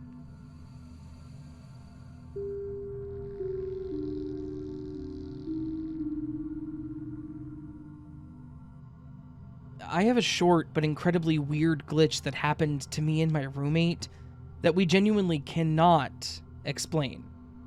It's not the craziest glitch in the world, but it's one of those things that, after it happened, we both just kind of looked at each other like we were crazy. This happened about a month ago, back near the end of the year. It was the week between Christmas and New Year's. My roommate and I both work retail jobs at different companies, and on this particular night we were both exhausted. It was my first day off since Black Friday, and he had been working 10 hours a day for the last 2 weeks. It was around 5:30 in the evening, and we were talking about what we wanted to do for dinner. Because we'd both been working a lot, we thankfully had a bit of money saved up. So, we decided that, on that night, we weren't going to make dinner. We were going to order pizza. We're both guys in our mid-20s, so to say that we can each wolf down a full pizza, it's an understatement. We sat there and kind of debated what to get, when I had the brilliant idea of, how about we each get a whole pizza for ourselves? Like, a whole large pizza. It was one of those ideas that was so obvious that I was feeling like a literal genius for saying it. So, that's what we decided to do. I wanted a Hawaiian. Don't judge me. And he wanted an all-the-meats kind of pizza. We then also decided that we would get a large order of their cheese sticks, and I put in the order, paid for the whole thing, and we waited. The delivery guy showed up, and we excitedly grabbed our food and took it to the kitchen. And around here is where the glitch occurred. The delivery driver gave us 2 large pizza boxes and a medium box, one for each pizza, and then I guessed that they used a medium box for the cheese sticks because they are pretty big. My roommate dropped the boxes on the counter and opened the medium box. Cheese sticks, check, as expected. He then opened the first pizza box, and it was my large Hawaiian pizza. We both saw it. He saw the pineapple and said, "Ew," jokingly. I confirmed that it was mine and it was correct, so I closed it, grabbed the box, and I took it to the living room. He grabbed the last box without opening it and followed me in. When he sat down and opened it, he let out a disappointed grunt and a couple expletives or two, and I asked him what was wrong. He mentions that they messed up the order and that they gave us 2 Hawaiians instead of a Hawaiian and his all-meat pizza. I knew that that was going to be an issue since, obviously, my roommate cannot stand pineapple on pizza, which I get. I set my box on the coffee table and looked over, and sure enough, it was a Hawaiian. I told him that I would go ahead and call them to see if they could send the correct pizza. I get up, grab my phone, and start to dial the number. I start explaining to the person at the store that there was a mistake with our order, when my roommate tells me to hold on. I glance over at where he's standing at the coffee table, and he motions towards my box. The first box that we opened and verified was a Hawaiian. Sure enough, it's now a meat lover pizza. He reopens his box, and it's the Hawaiian. I apologize to the person at the pizza place, and I tell them that we must have made a mistake and that everything was there and perfect, and hung up. It wasn't until I hung up that it occurred to me that this was impossible. He opened the first box. We both saw the Hawaiian pizza, pineapple, and ham. I grabbed it to take it to the living room. He had first opened his box when we sat down, and it was also a Hawaiian. We both saw 2 pizzas with ham and pineapple, but somehow the pizza I had grabbed was now his all-meat pizza. It's not like you can mistake a Hawaiian, again, just ham and pineapple, with a pizza covered in sausage, hamburger, and pepperoni. They look nothing alike. We kind of just stared at each other like, how the hell did that happen? But after a while decided that it was what it was. And we dug into our dinner. I don't get it. I don't know how the pizza changed, but I assume that it was just a situation where the Matrix rendered the wrong pizza the first time and corrected it when we weren't looking. So, I guess, thanks to the Matrix for fixing our pizza problems.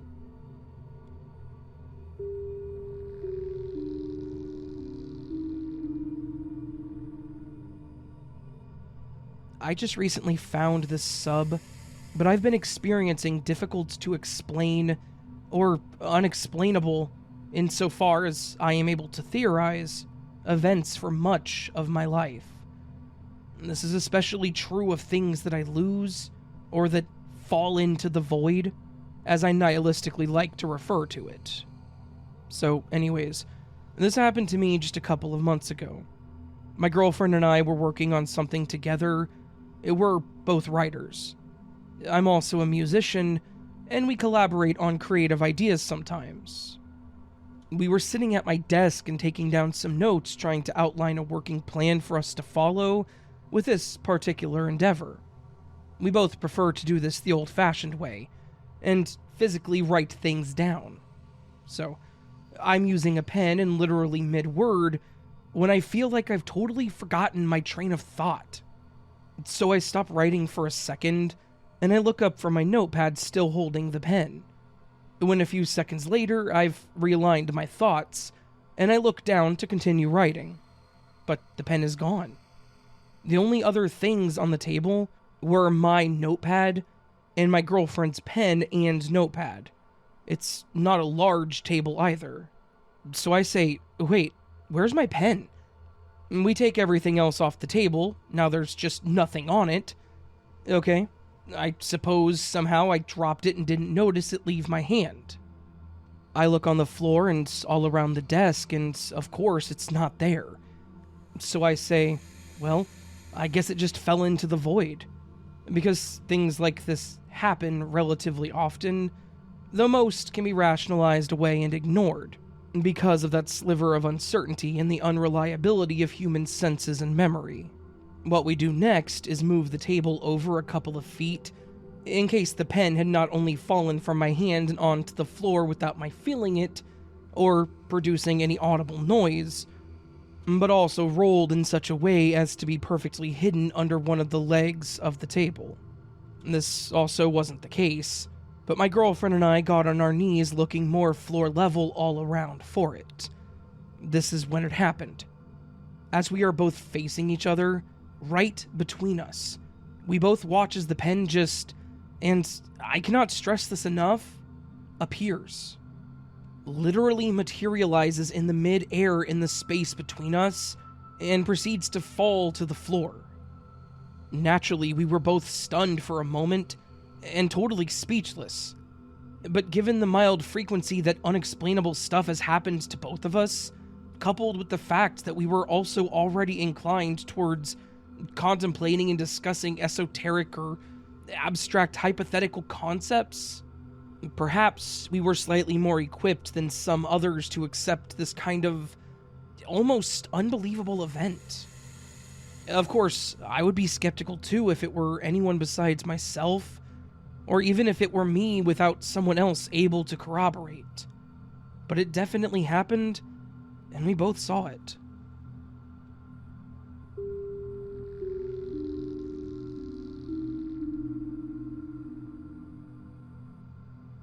Okay, so I believe I may have posted this a few years ago, shortly after it happened. I'm writing it again because I was recently on a call with my mother, and without prompting, she brought it up. The story is about 5 years old now, give or take a few months. For a while, I thought maybe I had dreamed it or something, but my mom corroborated the story. I was 18 at the time, and it was my first Thanksgiving that I wasn't in school. My mom and I were taking our usual 7-hour trip up north. On holidays like this, it was more like 9 hours, to our family in New Jersey for the holiday. We used to live up there, and since moving down south, we made, and still make, the trip up north about 4 or 5 times a year. Needless to say, we are abundantly familiar with the interstate. We are abundantly familiar with the entire route, to be honest. The way we always go is by taking Route 64 to 295, before getting on the interstate, the beautiful I-95. It sucks. It's always filled with traffic, so naturally the two of us leave at ungodly hours in the morning. This doesn't bug either of us, really, because we both wake up early anyways. So, this trip started off like any other. We were out of the door by 6:15 and had our Chick-fil-A in hand by 6:30, and were filled up on gas and on the road by 7 or so. The first part of the trip was fine. We put on music, talked about random stuff, and gossiped as mothers and daughters do. By the time we got on the 295 exit, it was still fairly early, but both of us were wide awake. She took the exit and we were set. The road looked as it always did, and nothing was out of the ordinary. After a few minutes of driving, though, something felt very wrong. Gone were the multiple lanes of the highway. We were on now what looked to be a country road. It cut through a cornfield and only had one lane of traffic in either direction. We were, as far as either of us could see, the only ones driving on that stretch of road. There was a little farmhouse on our right side, but that's about it. My mom and I were both really taken aback because we had just been on the highway. Neither of us had noticed any exits, nor had my mom gotten off at the wrong one. We'd been on 295 and then suddenly we weren't. My mom tried to rationalize it at first, saying that she probably wasn't paying attention because she had a bit of a headache forming and had just gotten off the wrong exit. At the time, I agreed with her, but something felt very, very off. And suddenly, the Chick-fil-A breakfast was not sitting so well anymore. There weren't any signs for directions, only a few speed limit signs as we kept going. When I looked at the dashboard clock, too, only a minute or so had gone by. By the looks of it, we were in the middle of nowhere, Virginia. Time to me didn't seem to match up, but I just felt weird and dizzy at that point. My mom decided to keep driving forward. I don't know why she didn't just K-turn so we could go back, but she's always been one to prefer to get actual directions.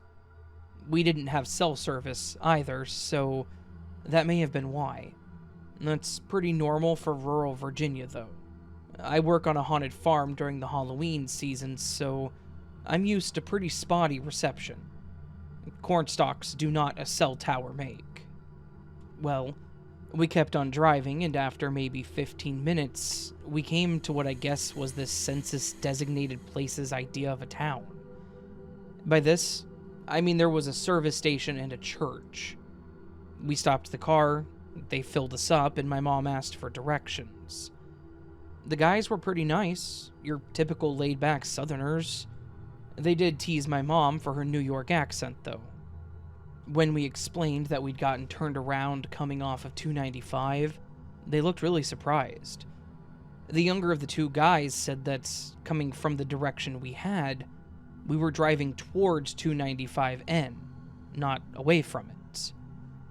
That really threw us for a loop. They asked if we'd ever done this trip before, or if we were new to Virginia, etc. And they were shocked when we said yes. We all got quiet after that, and my mom and I got back in our car and drove another 20 minutes to get back onto the highway. Once we were back en route, the pit in my stomach went away. Neither of us really talked anymore about it, and we didn't mention it to our family once we got to New Jersey. I thought about this experience a lot since it happened. I tried to rationalize it, but the more I think about it, the weirder it gets. Sure, plenty of people make mistakes driving when they're tired, but my mom and I both had our coffee well before this had happened. What really trips me up is how we were driving towards 295 and not away from it, and how far away from the exit we were on that country road. That, and how little time had passed between being on the interstate and not being on the interstate. Like I said, I thought maybe I had just dreamt it. I was on the phone with my mom yesterday, though, and she brought it up out of nowhere. I guess she was thinking about it because we were trying to decide what to do for Thanksgiving. She asked if I remembered that time that we teleported, which is a very funny way to start a conversation, but then she got serious and said that it had freaked her out.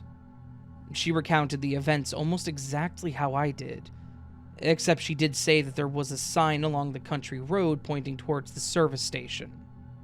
Regardless of what actually happened, it was a bizarre and jarring experience. At least it taught me to always appreciate friendly gas station employees.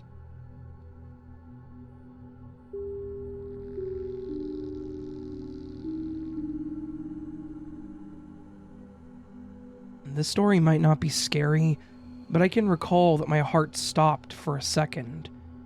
I was taking a walk outside as I normally do at nighttime, and I remember being sad that day, but I don't remember why. Anyways, I was walking towards my house when I saw something that I will never forget. I see my brother in the basement, looking out the little window and smiling at me. It caught me off guard, and I even remember jumping and screaming. But then when I looked back, he was gone. And I was thinking to myself as I'm going inside that he looked so realistic. And if this was a hallucination, it was my most realistic one yet. I went inside, and when I came in, I saw my brother sitting there on the sofa.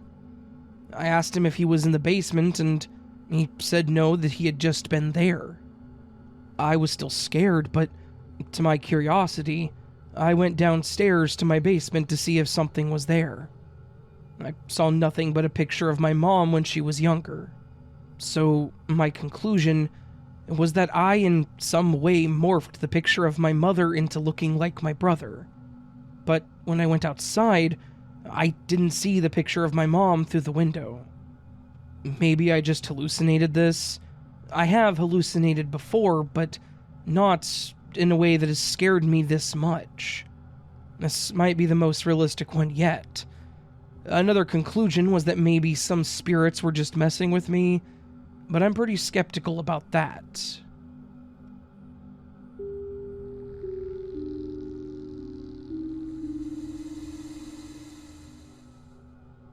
I recently started a new job, and I've made it a point to be early to the office every single day.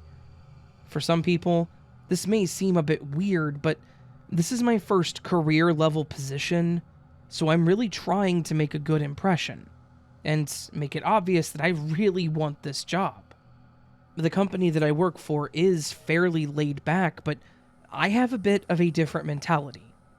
I want to be an ideal employee, and I want to be seen as someone that is trying really hard. I know that this is probably a fruitless effort, but I don't care. I'm doing what I can. Obviously, I'm a bit obsessive with things, and as such, I have a very strict morning routine.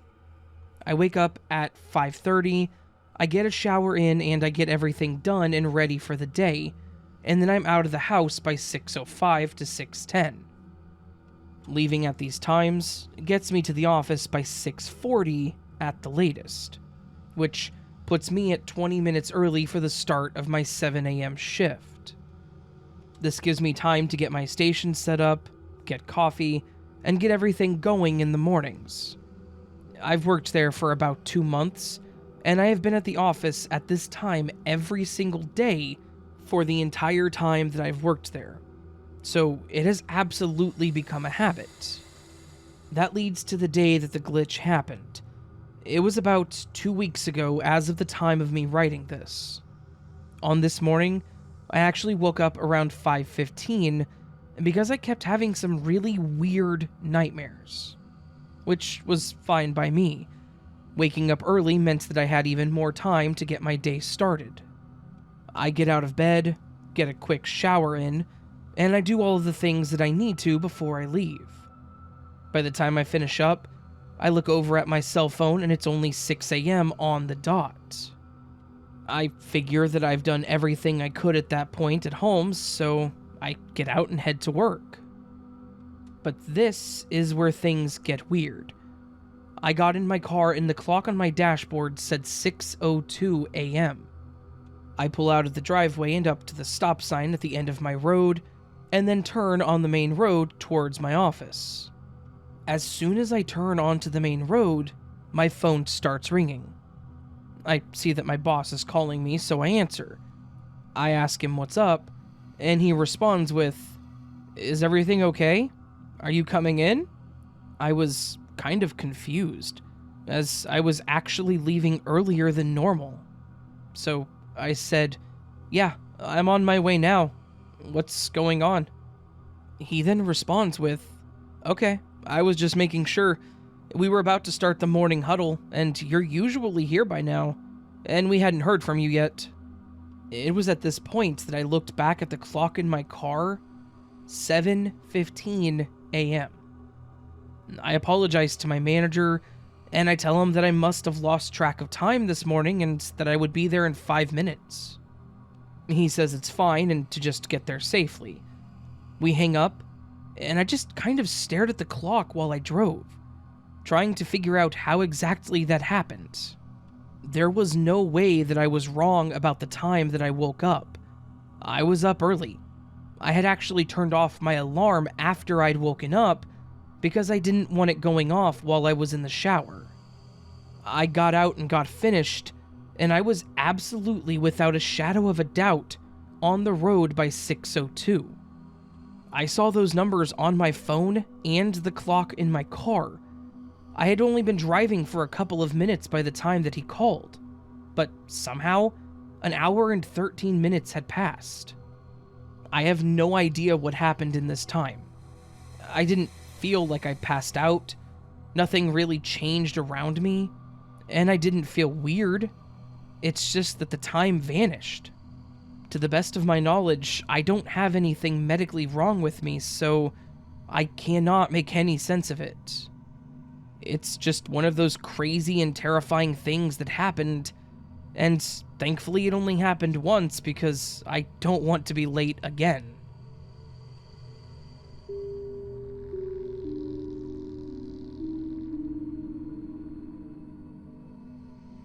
One day, while sleeping as I work nights, I had a dream. In this dream, I decided to go out to my backyard and look at the stars. While standing there looking up, everything went black, like someone had flipped a light switch off. Everything was pitch black and I could not see anything. In the dream, I decided to drop to the ground and roll towards my house. I ended up stopping against the outside wall, and I closed my eyes tightly for a while. Upon opening them in the dream, I began to realize that everything had returned to normal. Upon awakening, everything seemed so off. It just did not feel right. Nothing changed visually that I could see, though. And this was about the time that I had discovered the Mandela effect. My wife divorced me, and I lost my mother. It took me a good while to adjust. Thank you for letting me share my story.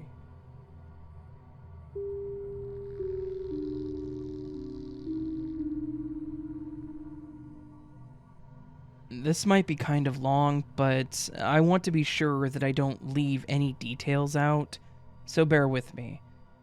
And this happened last Friday, so a week ago today. I carry a pocket knife around with me everywhere.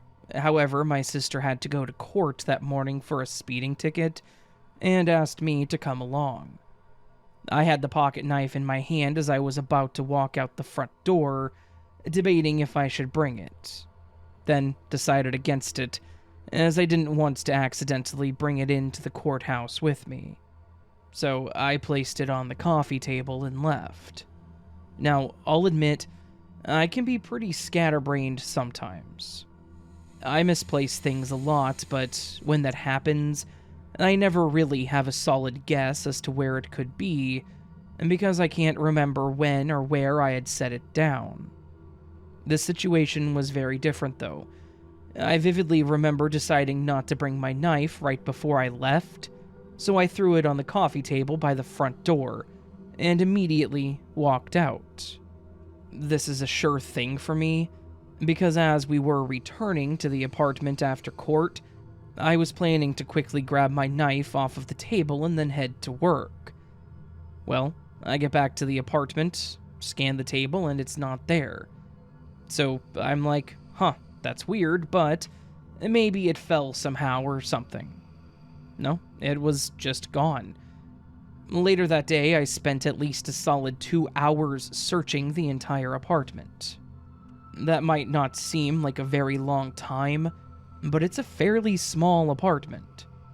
I checked every room, under/on top of/inside every piece of furniture, in the couch cushions, closets, even places that I knew it couldn't possibly be, but I was desperate at this point. My dad gave me that knife, so I was pretty distraught that it was just suddenly gone. Here's where it gets really weird. It was missing for 5 days. My girlfriend was actually the one who found it while I was at work on Tuesday. I was baffled, and here's why. She found it just lying on the floor under the desk in the extra bedroom that is essentially our cat's bedroom. That Friday morning, I had put the cat in her room before I'd even gone downstairs, and I know 100% that I did not leave the knife in there. Like, I've run through every scenario, and there is absolutely no logical way it could have ended up in there. Aside from that fact, when I'd realized it was gone, I had checked that room from top to bottom at least twice. There's no way that I would have missed it just being on the floor, and there's also no way that my girlfriend would have missed it as she had been helping me look. I'm just at a loss here. It's really been messing with me, and literally any other situation where I've lost something, I've been able to acknowledge that I simply did not remember when or where I had sat it down. But this is totally different.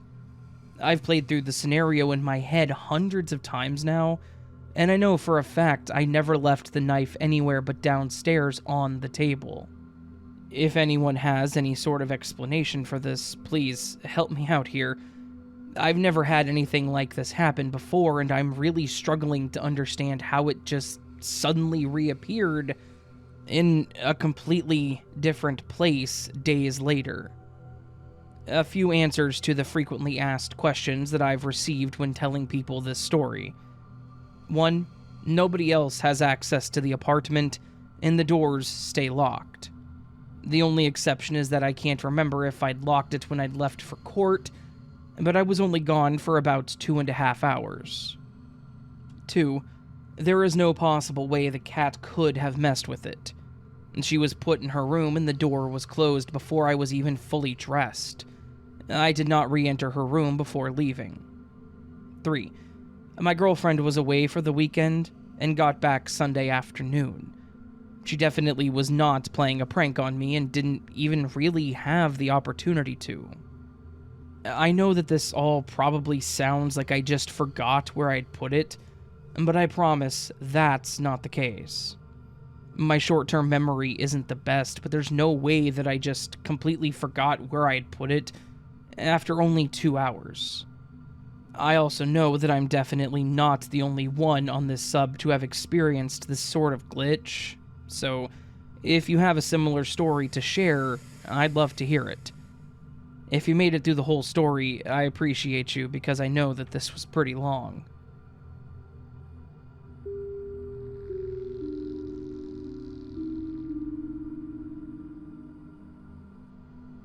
I have had several momentary slips of reality. I may eventually share more, but this is the most recent. About a year ago, I was in a bad way. I'd lost my home and was living in a tent with my 5 dogs. My girlfriend had just gotten a new job 3 states away and had invited me to move with her. The catch being, I could only take 1 dog and I had to leave the rest with my family. She was renting a small apartment, and there wasn't even enough room for even 2 of my dogs, because she had a dog of her own. The decision was very difficult and heartbreaking. I narrowed it down to 2 of the dogs that would do best in a small apartment.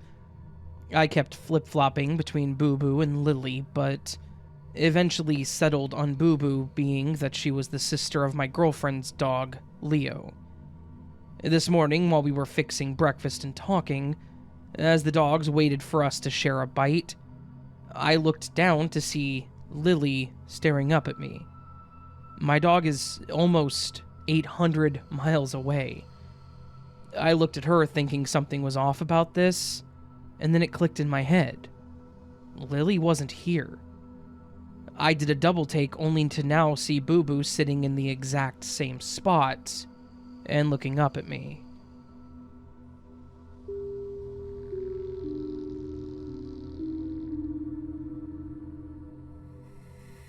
Okay, so I'm a big fan of this YouTube channel, and I've been listening to glitch stories for a few years now. I've never really experienced a glitch before, and I've always been very fascinated by them. This happened today at my local shopping center. I was out having lunch with my girlfriend, and I was talking to her about a song I had stuck in my head, and that I wasn't sure of the title or the lyrics. I only remembered the melody of the chorus. The song was called The World I Know by Collective Soul, by the way. This thought just literally came out of nowhere, and I had only just thought about it on this day. So, out of the blue, about a minute after I was talking to my girlfriend about it, the song just randomly starts playing in my local shopping center. I have never heard it before play on many repeated visits to this place. I thought it was either a glitch or just an insanely weird coincidence. Probably the strangest one that I've ever experienced.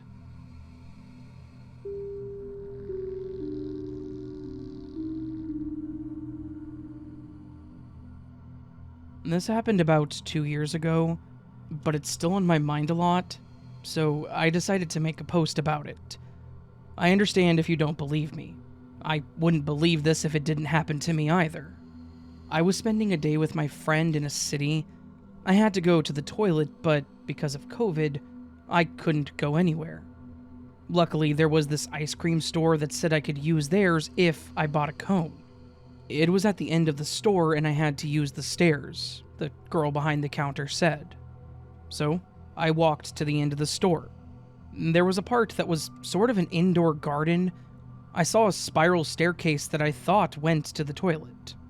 Instead of the toilet, I ended up being in a Chinese restaurant, which was pretty weird and unexpected, but still, no toilet. I saw a door to my right and figured that's where the toilet had to be. It ended up being a stairwell where the stairs that go back to the ground floor were closed off with traffic cones and tape.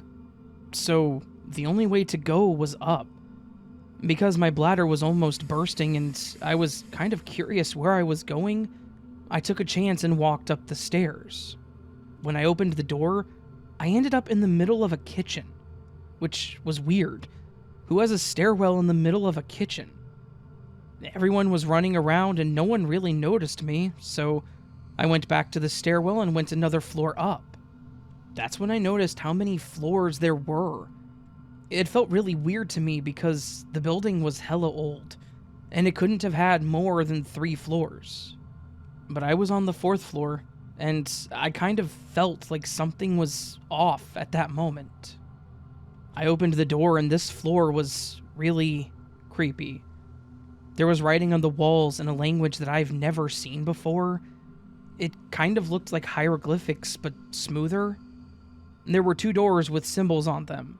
One male and one female, I presumed. But I couldn't figure out which was which since I didn't understand these symbols. I needed to go really bad, so I just took a chance and picked a door. When I opened it, I felt really weird because it was just an empty room. No sink, no mirror, just a room leading to another door. I remember thinking what a waste of space it was, and why the hell had someone designed it like that?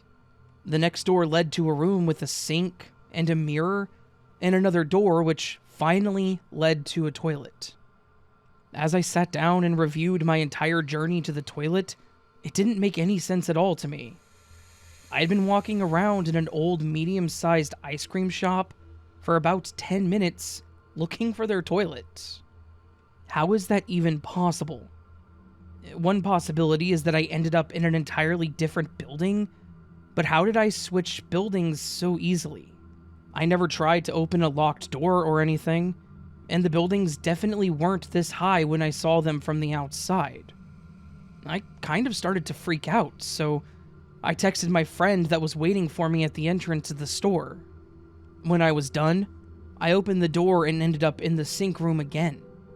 When I opened the door of that room, my heart dropped. I ended up in the hallway again. The empty room that I walked in through was just gone. I really started to hurry back because it felt like I was going insane. 1 floor down, back through the kitchen, another floor down through the Chinese restaurant, which was really busy. I looked around for a while and was getting even more confused. There was a balcony with people having dinner on the side where the street was supposed to be. I never saw a balcony there before, and I've been to this city many times, so I was really stunned. I walked towards the balcony to check it out, and it got worse.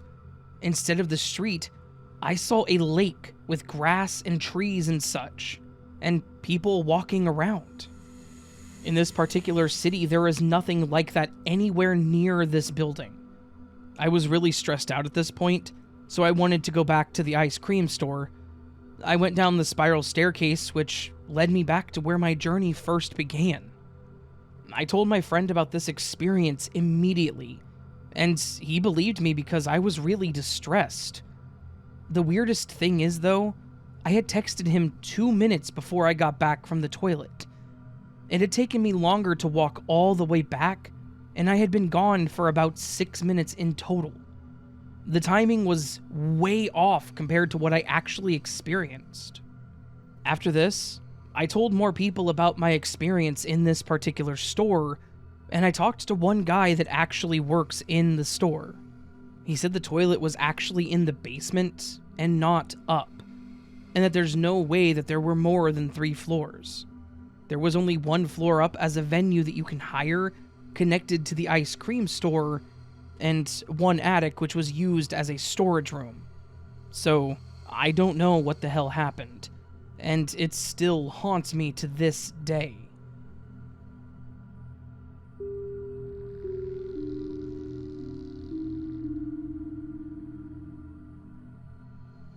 One of the stories in your last video reminded me of what happened one day about 3.5 years ago before I went to school.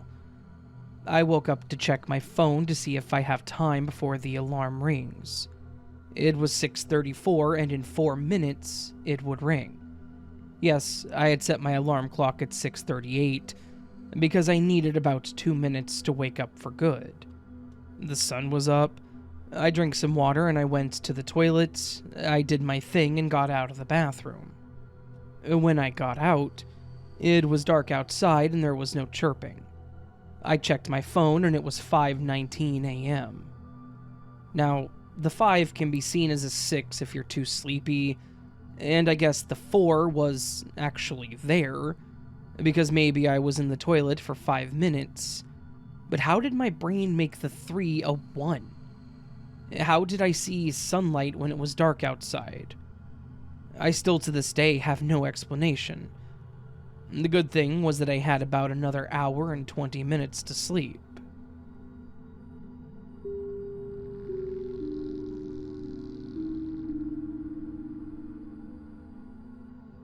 About a year ago, I received a very odd phone call.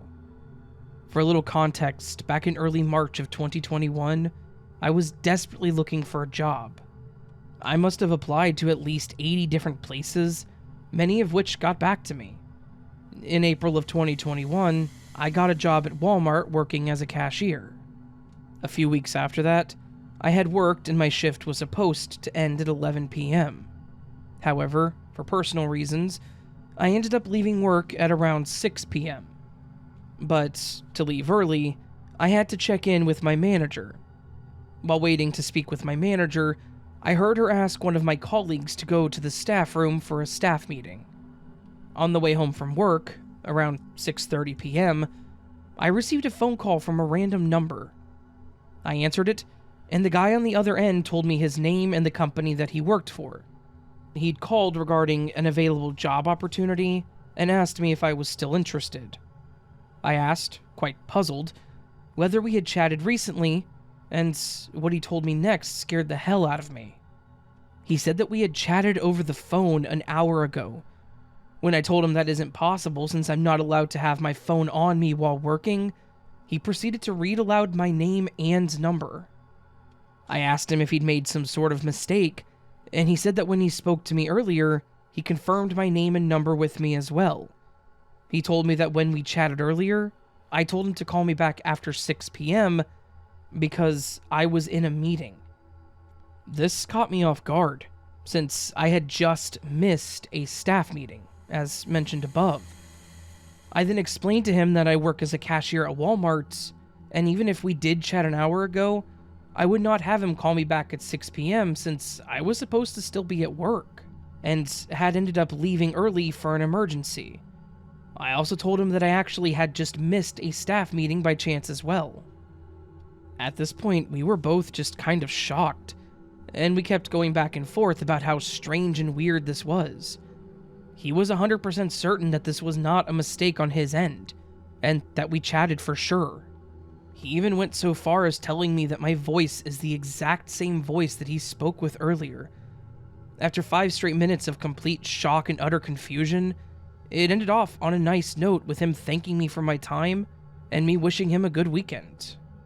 I checked later on that night whether or not I had actually applied to the company he worked for, and it turns out I did apply. Every now and then, I think about how eerie this whole situation was. I know for a fact that I did not speak to that man, and he knows for a fact that he definitely spoke to me. In regards to phone records, my dad pays the entire family's phone bill and has all the records. If you guys are referring to my recent log in my phone, this happened over a year ago, and I must have cleared my recent calls a million times since then. Also, when I told him that he had made some sort of mistake, after reading aloud my name and phone number, he also said that I was one of the only people he needed to contact on that particular day, and specifically, the only female.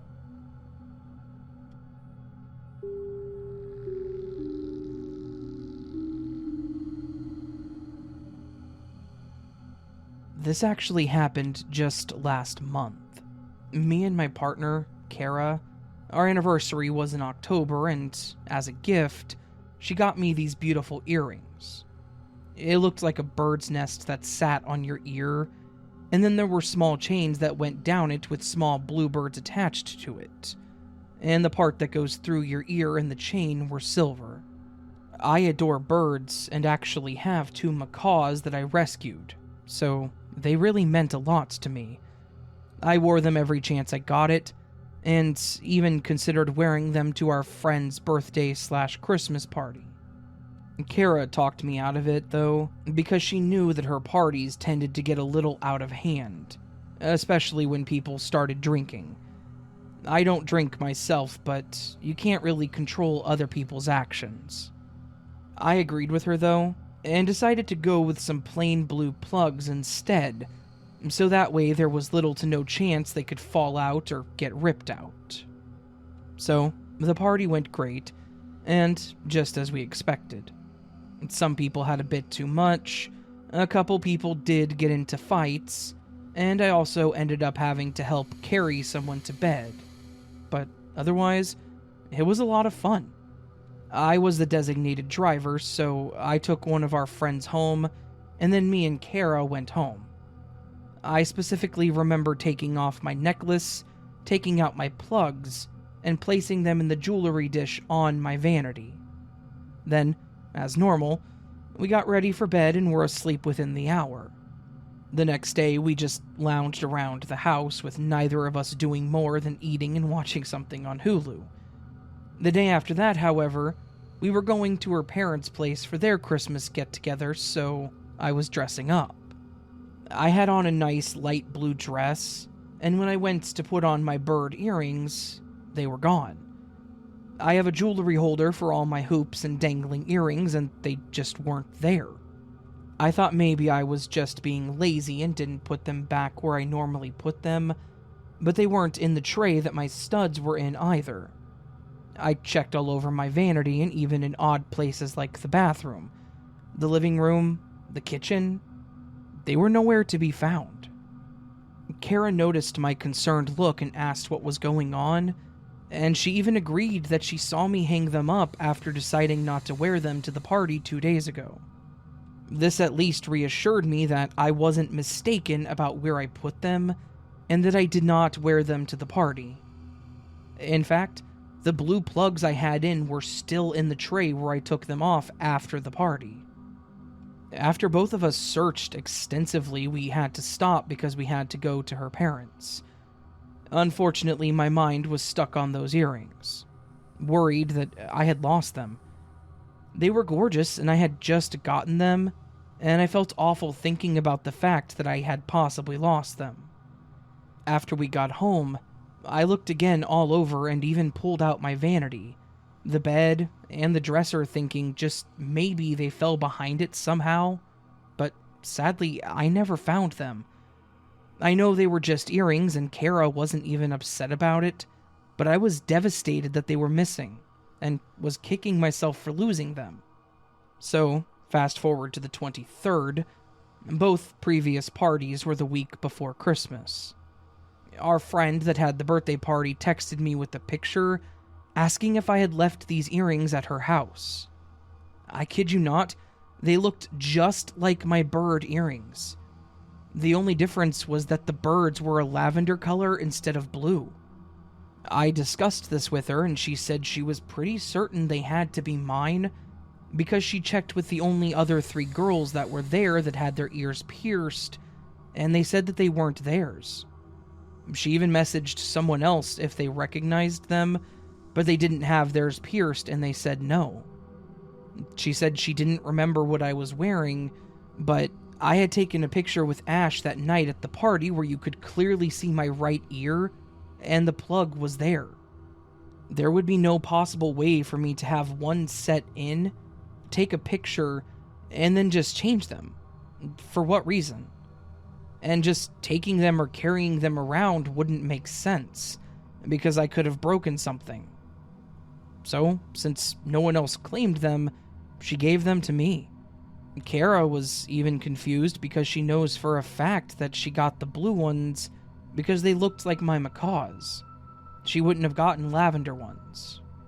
So, I started coming up with a weird theory though. The holder I use for my earrings has 4 stands. My friend who had the party was looking for a new way to store and display hers, and I split mine in half so we both could use it. There were several slots just on one side, so there's no way that I was going to fill it up anytime soon. So, I thought I might as well give it to someone who would, She stores all of her earrings and even some bracelets on hers. In November, she stayed with us for a weekend, and after she left, I noticed a bracelet on mine that I didn't recognize. At first, I thought it was weird that she would store her jewelry in my room and on my vanity, but then I just assumed that maybe she thought it would be safer there. However, when I asked her about it, she was confused, because she mentioned the clasp on the bracelet broke and she never got around to fixing it, so it had been just sitting in her jewelry box. Why would she bring over a broken bracelet? Again, we just chalked it up to being weird, and thought maybe she was mistaken and took the bracelet back.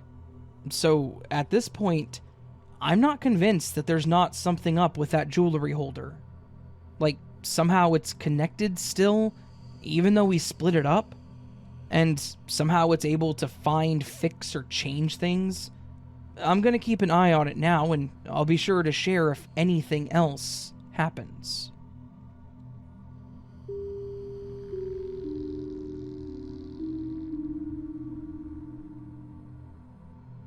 This was a small-ish but weird glitch that I experienced last week, and that's been bugging me ever since, so I thought I would come share it. Last week, I went out of town for a week and rented a car while I was gone. I have some anxious tendencies, so after I returned the rental, while I was sitting at the airport waiting for my flight, I had an anxious feeling about being worried about my personal car keys. I had parked at the airport long-term parking at home, so I would need my keys as soon as I got off the plane. So I checked my wallet. It's a big wallet. I always keep my keys in there to verify that they were there.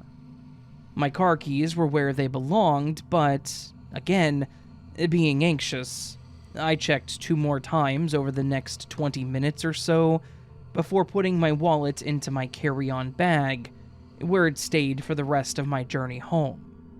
I got to my home airport, and I went out to the parking garage.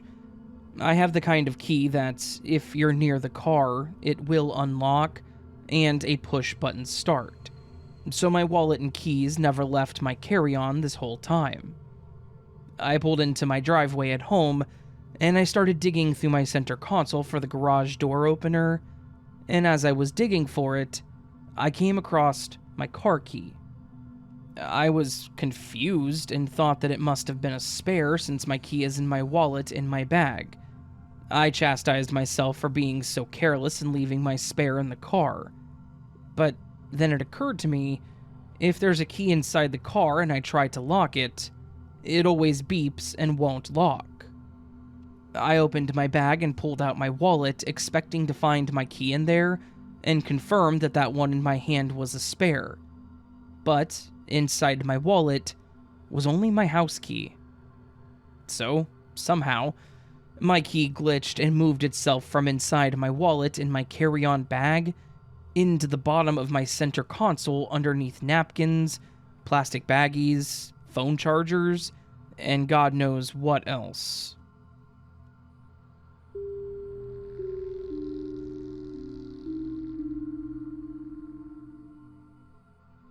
My first incident. Back in the early 80s, I was looking at an apartment. I had just looked at the empty living room, but quickly popped my head back into and out of the doorway on a whim.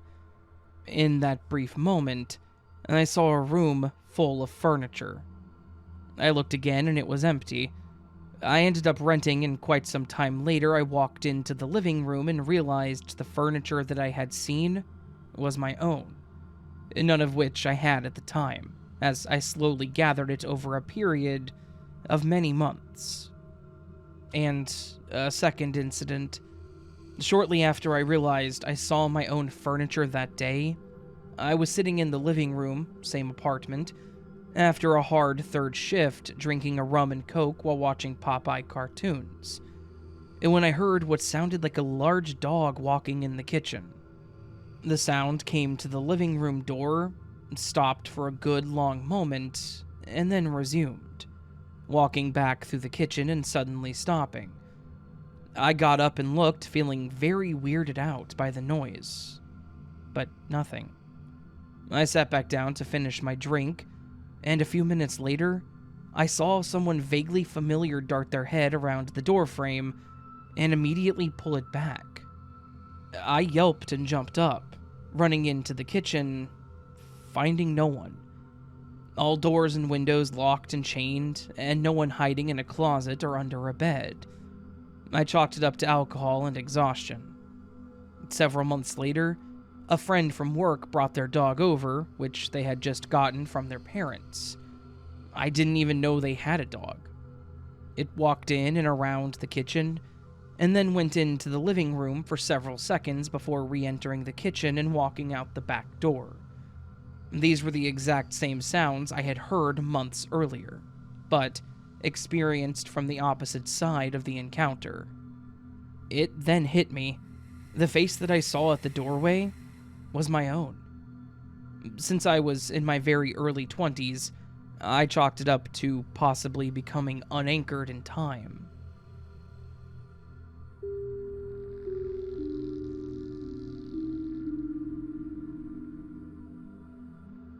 So, my wife and I, girlfriend at the time, shared a room in an apartment with my other 3 roommates. We got a new puppy, and like any puppy would do, he ended up chewing up a lot of things we left out, such as MacBook charging cords, Roku remotes, blow dryer cords, etc.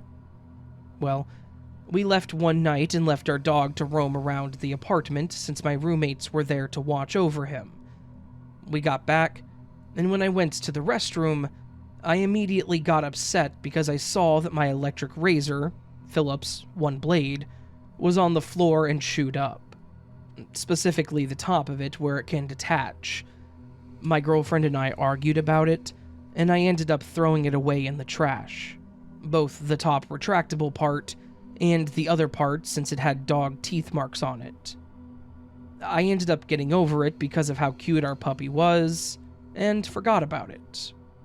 About 3 days later, I woke up and went to brush my teeth, and while getting my hairbrush out of the drawer, I found my electric razor. We took out the trash 2 days before this, and my girlfriend and I didn't even leave each other's side. I thanked her for buying me a new one, and she laughed and said it wasn't her. We kind of just blamed each other for buying it, and only talked about it from time to joke about how we still won't tell each other the truth. Well, tonight, 3 years later, I started thinking about how weird that was. So I texted my now wife, and told her to tell me the truth and be dead serious about it. She replied with, "Honest to God, I thought you bought it for yourself and joked about it." I'm not sure what to make of it. There was no new plastic wrapping for it in the trash, and my roommates had nothing to do with it. Since we were all in college, they were definitely not about to spend $60 on me as a joke. I'm not sure if this counts as a glitch in the Matrix, but it still confuses me to this day. Any ideas on how this happened?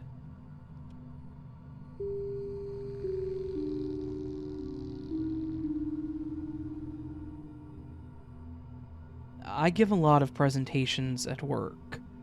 There was one particular presentation that me and my team were working on, and after drafting slides and working on it, we decided it wasn't working and we scrapped it, and we had never given it.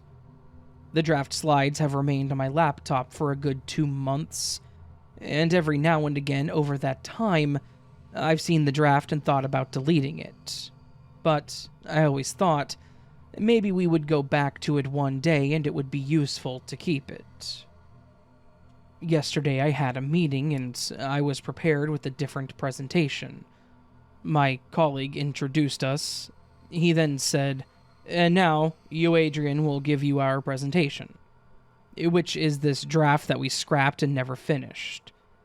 Keeping professional and thankfully having kept the slides, I was able to make it up on the spot, but it was a bit of a mess. After the meeting, I asked him what had happened, to which he was equally confused as to why I had messed this up and told me that we had done that presentation several times. We had a pretty friendly disagreement about it. Me convinced that he had just introduced the wrong thing, and him thinking that I had just messed up.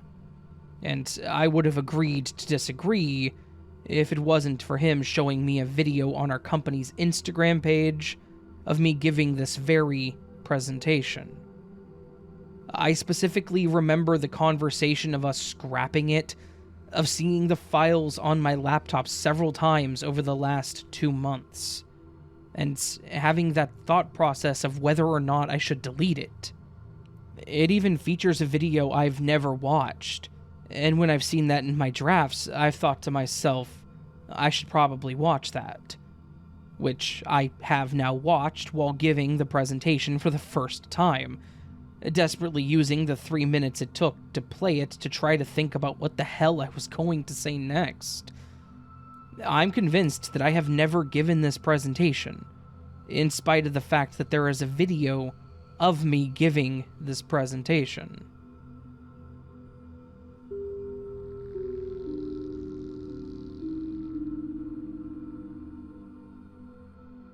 This might seem ridiculous, but it is true. I have to commute to the office a few times a week, but for the majority of the time, I telework from home. A few weeks ago, I stopped by the bagel place on my way to the office. I ordered the bagel and stuffed it into my backpack with the thought that I would eat it when I got to the office. When I arrived, the bagel was gone. I emptied my backpack and thoroughly searched, but no bagel. I emptied it several times over the course of a few weeks as well. I assumed that I ate it and forgot, but that never really satisfied me. I knew that I had not eaten it.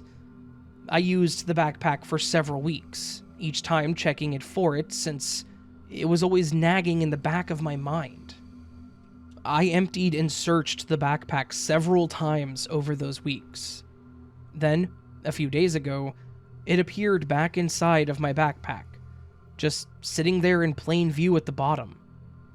I know beyond a shadow of a doubt that it was not in there before. It wasn't fresh exactly, but it didn't seem like it had been sitting in the backpack for 3 weeks. Maybe a day or 2 tops. I have absolutely no idea how to explain this properly. The most mundane explanation would be that someone is just messing with me, but that person would both need access to the backpack after I put the bagel in there, at the bagel place, as well as at my home. Not even my partner was around for the first part. The other explanation is that it was in there the whole time and I just missed it. But I emptied and used the backpack for weeks, and I absolutely would have seen it. Plus, the bagel was still semi-fresh when it reappeared. It only seemed a couple of days old, nowhere near 3 weeks old. Maybe this is too mundane for a glitch in the Matrix moment, but I honestly think it might qualify. I really cannot explain this properly, and apologies if this doesn't make the cut for this sub, but on the surface, it seems to.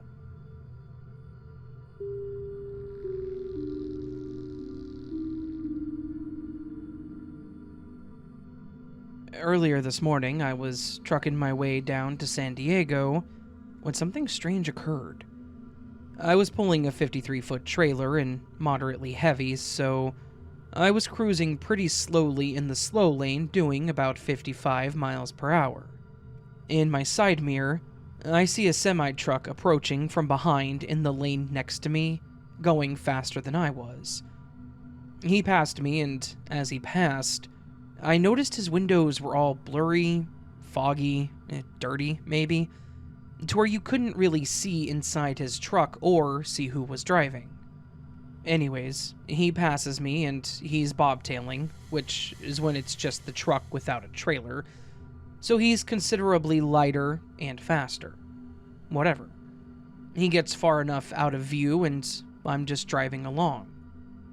About 2 or 3 minutes later, I look in my mirror again and here comes the same truck.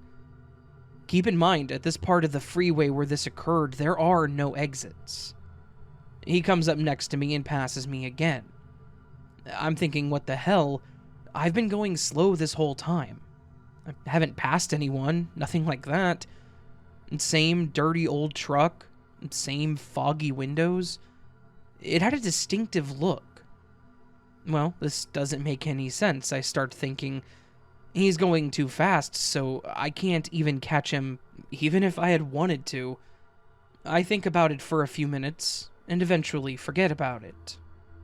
Maybe 10 minutes later, I didn't even notice him in my mirror this time. But he passes me again. For the third time. And once again, I haven't passed anyone. He's always going much faster than me when he passes, and I can never see inside the truck because the windows are just too dirty or foggy. This was the last time that I saw the truck, and yes, it was the same truck. I've been doing this trucking stuff for a while, so I know the differences in trucks, and I notice the small details. But how the hell did I get passed by the same truck 3 different times?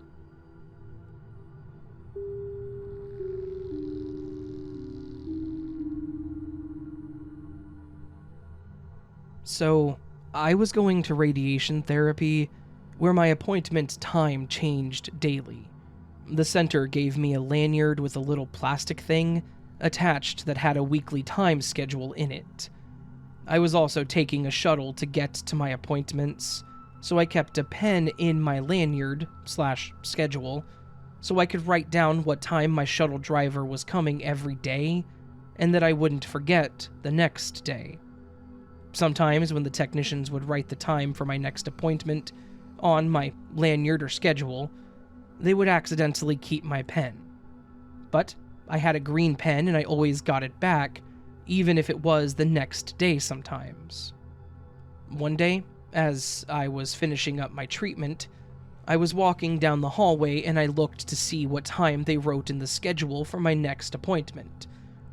I noticed my time was written in the same ink as my green pen, but there was no pen in my lanyard schedule. They had taken my pen again, so I went back to get it. None of them were in the room and I couldn't find my pen, so I took another pen that was a company pen for the radiation company. I looked at the pen a bit, and I put it in my lanyard.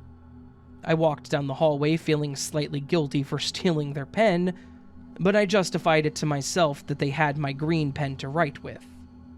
I told myself I would switch the pens tomorrow if the green pen was still there. I went down the hallway again, and I stopped to weigh myself on the scale. I put my lanyard down at the nurse's station so it wouldn't weigh anything while I weighed myself. The nurses knew I did this every time my treatment was over, and they always greeted me with a smile and a wave, and they never touched my stuff. After that, I grabbed the lanyard and got into the shuttle. The driver was talking about what time he was going to pick me up the next day, so I grabbed my pen to write it down. I was shocked. The brown company pen was no longer there, but my usual green pen was there. The one that the technicians had accidentally stolen. But then, what happened to the company pen?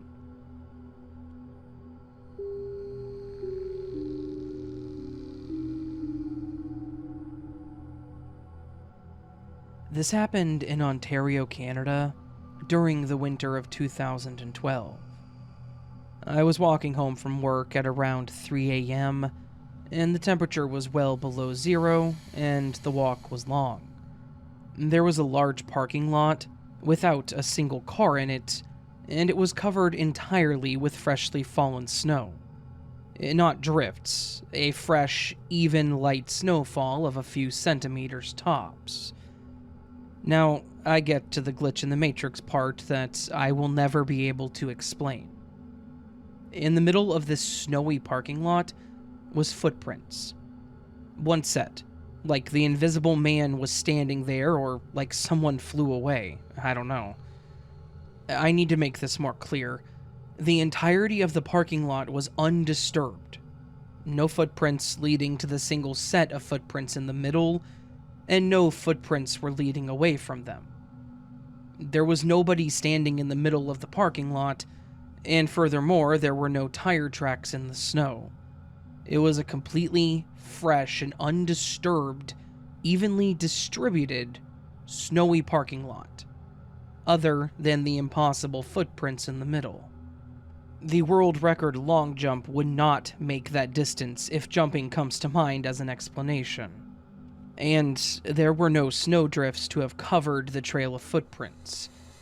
The footprints were like running shoes, and they looked as though they had just been made as the snow had not had the chance to fall where they were.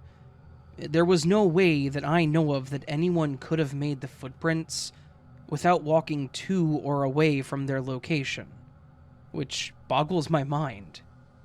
Regretfully, I did not approach the footprints, and was sure to keep my trail at a distance from them to preserve the integrity of this scene. In hindsight, I should have approached or yelled at the footprints or done anything to explain them other than observe. It's not a big deal, but I will wonder for the rest of my life about it, nonetheless. If I was not clear on anything, or you have further questions, please do ask, but most importantly, please try and explain this.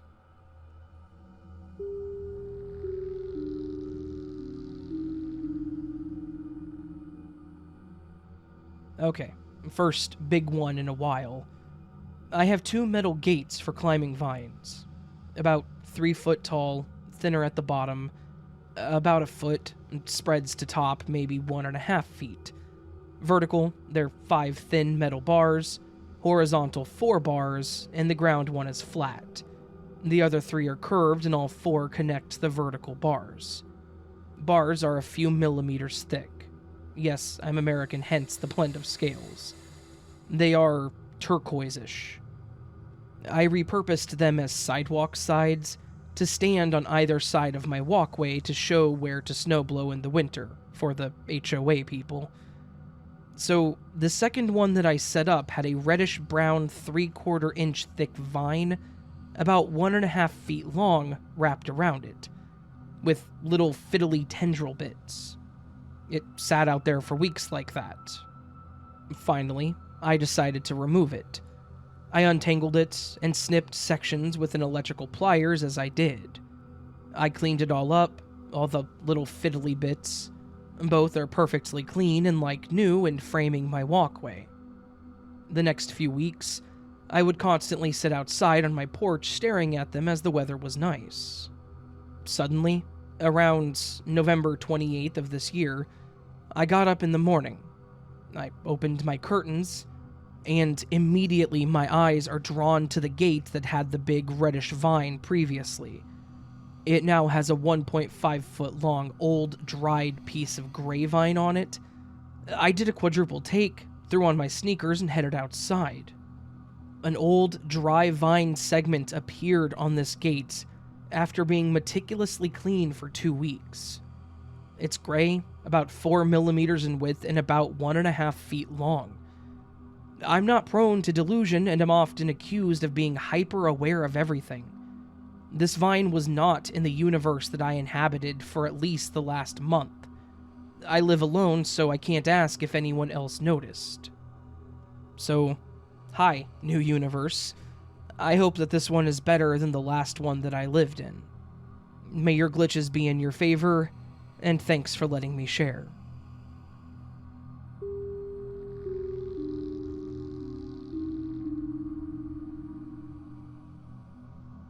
I'm 65 years old, but this happened to me when I was about 12, and I've never forgotten it.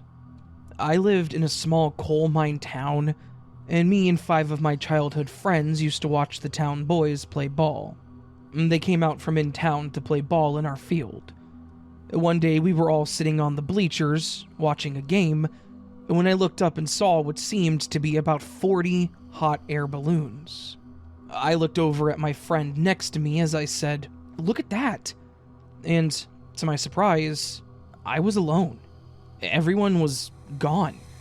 I ran over to my house, which was about 90 feet away, and my dad was sitting on the back porch, so he would have seen them, but when I told him what had happened, he said that he hadn't seen anything.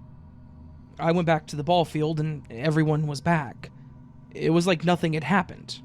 But I know what I saw. If anyone has ever seen anything like this, please let me know what you think happened to me that day. That, after all these years, I cannot forget it.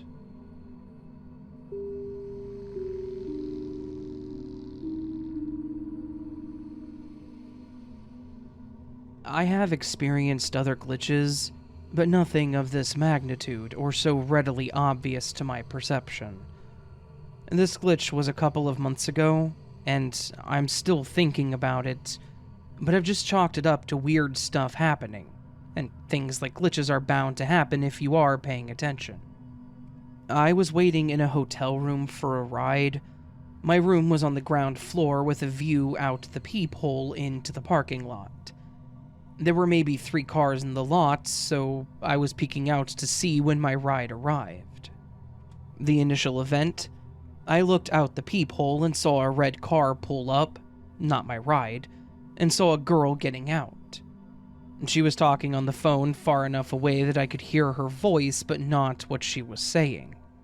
She had on a yellow skirt and sunglasses, and yes, I creepily watched her for a few seconds because I'm a guy and she looked good, which is why I only remember the skirt. Anyways, she walked towards the building, and I could clearly hear her say, "I love you," as a goodbye as she left my field of view. I didn't think anything of it and wandered back into my room for 30 to 90 seconds. It's hard to say exactly, but it wasn't that long. At which point my ride texted me saying they were pulling in. Back to the door. I went back to the door and looked through the peephole.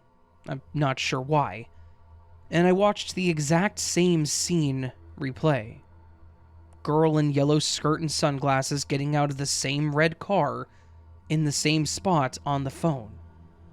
I watched her walk towards the building on the phone and say the same very clear, "I love you," closing statement. I cannot explain this.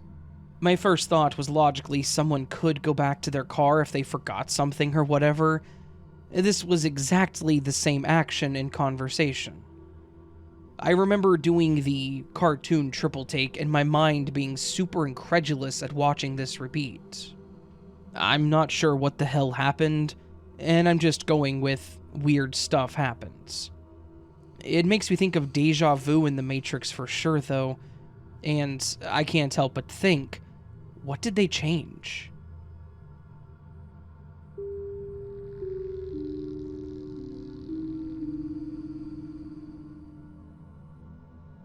I was debating whether or not to post this, but I was sitting having a conversation with my boyfriend, both of us having a cigarette in the bedroom. I stopped smoking like a month ago for anyone who's going to tell me it's a bad habit. We liked to use those cup-like car ashtrays that have a screw-on lid for convenience and cleanliness purposes. My ashtray was on the bedside table. I was sitting facing forward with the bedside table and bright blue ashtray clear in my peripheral vision, maybe 65-ish degrees relative to my position. I lost focus on it for a moment as I looked down at the cigarettes to assess the ash buildup and see if I needed to ash it. I did. This was probably a fraction of a second. Just a quick glance. I turned to the ashtray and expected it to be there, and it was gone. The bedside table was hard wood, and there was nowhere for it to roll because of the other items on the table. I did look anyway, because what is someone even supposed to think? What else is there to do? It was absolutely gone. It wasn't on the floor, couldn't possibly fit in the narrow gap between the bed and the floor. I didn't really have time to think further on it as the cigarette was still burning. I got up and used my boyfriend's ashtray. He was a few steps away, almost directly opposite me, facing my direction in his PC chair.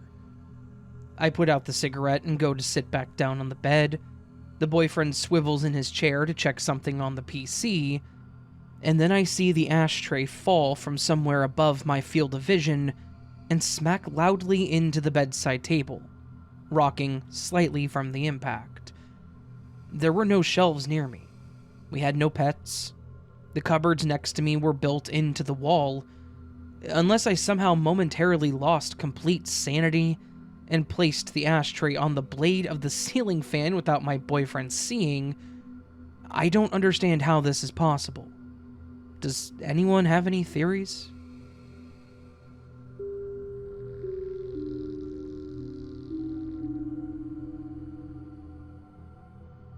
This happened about a year ago. I was going hiking by myself in a local area. It wasn't difficult, and I had been there before, just not on this path. Even though it was easy, I took too long and had to turn around instead of finishing the loop to beat sunset. Emphasis on it being a loop. The path was marked with bright trail paint, and I followed it back to the trailhead. There were just a few random branches of trail that connected the loop to itself, but I recognized all of them, as they had large map boards, and I never once felt like I could be lost. The sun started to set though, and I still wasn't back to where the trail began. I was worried that I had somehow missed the opening, a giant sign/opening in the trees, and ended up on the other side of the loop. So I turned around and walked a short distance back. After walking a tiny way back, I stumbled upon an opening as I described. Very large break in the trees, huge map sign. I felt incredibly discombobulated that I could miss it, but I was just glad to be out. However, my car wasn't there. This is a tiny nature park area in a city where there is one entrance to the loop that is just a break in the trees. The trailhead is just between 10 yards of our playground/green space, from a parking lot of 4 parking spaces and then a road. I was freaking out thinking that my car had gotten stolen to the point that I almost called the police. My phone had no service though. I started walking on the actual road in this area out of deep confusion/fear of it becoming night. I double-checked the trailhead to see if it was the same or if I got off path. Again, I couldn't find any evidence that I was somewhere new or on a different trail. I continued walking down this road and I passed a small line of trees that showed an exact replica of the parking lot that I had just walked from, except my car was actually there. Of course, I was just relieved and feeling stupid, so I went home. To visualize what I saw when I walked, imagine the road is a B shape with the 2 curves being the parking lots, the middle line being trees, and the first line being the road. Something felt weird all night though, so I drove back in the daylight the next day, and there was only one parking lot. There was only one trailhead. I completely walked the trail this time, the whole loop, and I couldn't find any other trailhead or playground. I drove the entire road and around the nature park, and there's not a single park similar to where I was. It should be noted that this was a very clean and well-marked loop for beginners.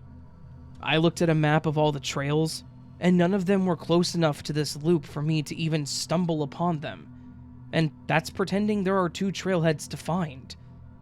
I don't even believe the Matrix theory, but I really felt like a character walking through a game that's glitching and making copies of buildings. I'm not spiritual either, but even my religious friends that I've told have made conspiracies that some higher power was protecting me by getting me out of the woods.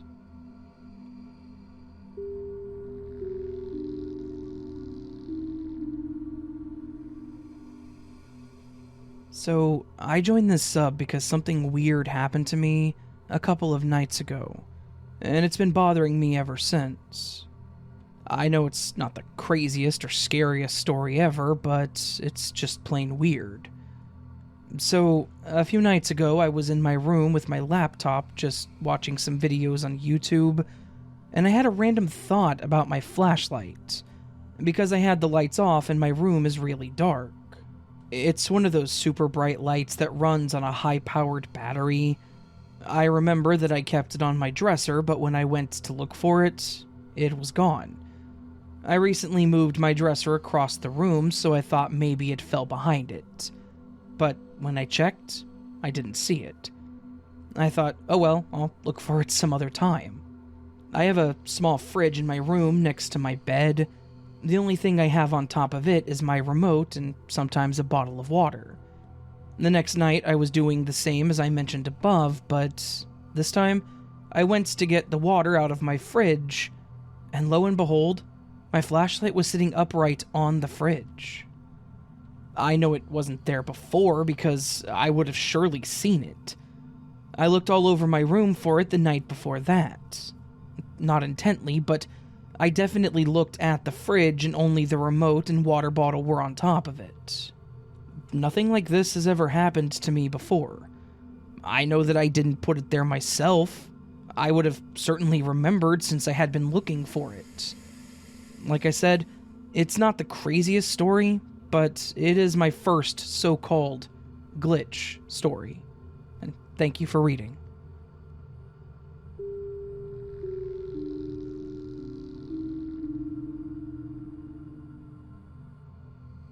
I've told this to my friend at least a dozen times because he wants to make sense of it, and he ultimately urged me to post it here, so maybe someone else can make sense of it. This truly shook me, and sorry for the long post, but he told me to give all of the details I told him, as do the rules. This happened on a road trip when I was 17, almost 18. It was me and my sister, a couple years older than me, and she was driving a super long beaten road through the desert. About 2 hours on the road pass, and suddenly I noticed that the car that was behind us veered off of the road and came to a standstill. My sister audibly wonders what they're up to. A few dozen seconds later, there's this terrible series of bumps and cracks in the road that shake the car and knock the phone off of the seat, taking the aux out and halting the music. It lands close to me, so I pick it up and start to reconnect the phone. When I do, we get this random catchy ad about trash. The next thing of note happens seconds after the ad ends. I stare off into the window and I see a truck parked ahead of us.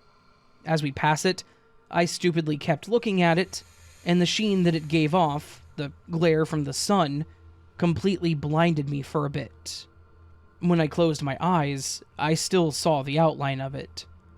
I was afraid that it was burned into my retinas when I finally opened my eyelids. It started to fade slowly, and all I can remember seeing after that is the emergency airbag in the car pop into my face, and the sound of metal on metal. My vision started going black, and the image that's in my eyes from the truck fades completely. But when it fades, I open my eyes to see us still driving like nothing happened. That's when I noticed the car behind us. Same license plate as before, same car, color, even the same driver to my eyes. The same thing happened again. The road being bad and bumping the phone down, the aux disconnecting, and the same damn ad playing. All the while, I'm panicking in my head since my sister dismissed my questions like nothing out of the ordinary had happened. We come up to the truck again and I stare, my eyes again having the after image of it. Just as before, I hear metal scraping and feel the airbag pummel my face. As it fades, I'm scared to open my eyes again, but I hear my sister ask, "What is that car doing?" It forces my eyes open to see the same car for the third time, steering into the open desert before halting. I'm in full-blown panic mode as I look ahead to see the crude road up ahead. I hold on to the phone for dear life, and we manage to stop the phone from disconnecting. But we still get an ad when the next song plays. The same damn ad. As it nears its end, I stop myself from looking at the truck and instead look ahead. noticing that the car in the opposite lane is swerving slightly. I piece it together in my head, and I caution my sister of the driver in the car. She has to swerve to avoid the car as it goes onto the wrong side of the road, barely missing our car thanks to my sister's driving. The rest of the trip went on without much of a hitch. My friend said that it may have been something like quantum immortality or a swap between universes. I've always been interested in this stuff, but I have no clue how to explain my experience. And once more, sorry for the long post.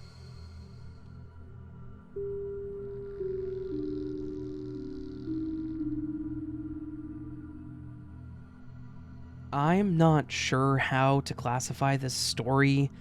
It could be a glitch or dimensional travel. I'm still not sure. It was in January of 2005, in Florida, that I found myself driving home from work in my minivan. If you're familiar with Florida roads around Cape Coral, then you will understand that there's not much to block your view from the roads. Visibility was about 10 miles on a clear and sunny evening. I could see that I was coming up to an intersection, doing about 45 miles per hour, and taking my foot off the gas to coast to the intersection, about a quarter of a mile ahead. That's when I noticed a black unmarked helicopter traveling south to north. It turned towards me, facing west, and I noticed a red light began flashing on the nose of the helicopter. The next thing I knew, I was headed on a crash course into the back end of a car about 50 feet ahead. I hit at almost full speed, as I only had a second to hit the brakes. Traveling a quarter of a mile in 2 seconds seems impossible, but it happened, and I remember getting a citation for it.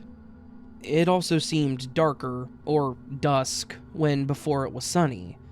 Having read similar stories that happened in 2005, it made me think that I, or everyone in this universe, had been transported into a parallel universe.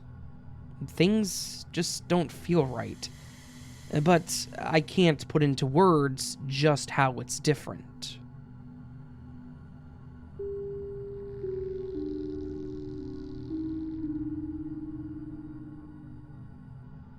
This is not my story, but rather a story told to me by my 74-year-old father. A couple of years before I was born, approximately 1980, my father had just dropped my mother and my 2 older sisters off at our aunt's house and was on the highway returning home because he had to work in a few hours. He worked third shift at the time. He exited the town that my aunt lived in and entered onto the highway ramp. The afternoon sun was hanging low on the horizon, causing a glare on the windshield which caused him to pull off to the shoulder and grab his sunglasses and move his sun visor before continuing on his way. The moment that he slid the glasses over his eyes, everything went silent. The constant whizzing of cars past him suddenly vanished, and he was alone. Moreover, the sun, which 1 second earlier was on the horizon, was gone from view, and stars now twinkled overhead.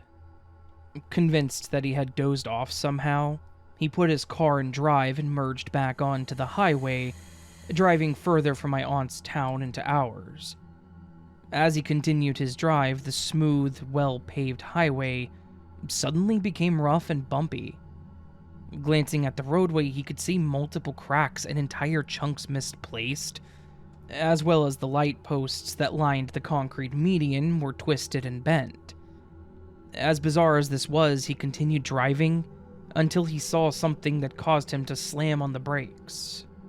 Up ahead and to his right, an exit ramp stood broken and crumbling. Beyond it, a shopping center lay in ruins with the burned-out building and equally abandoned automobiles rusting away in the parking lot. Zooming past the chaos, he closed his eyes and took a few deep breaths before immediately jumping as a car breezed by. He was suddenly back amongst a sea of cars, all driving on a normal highway. With his exit coming up next, he pulled off the highway and drove into town.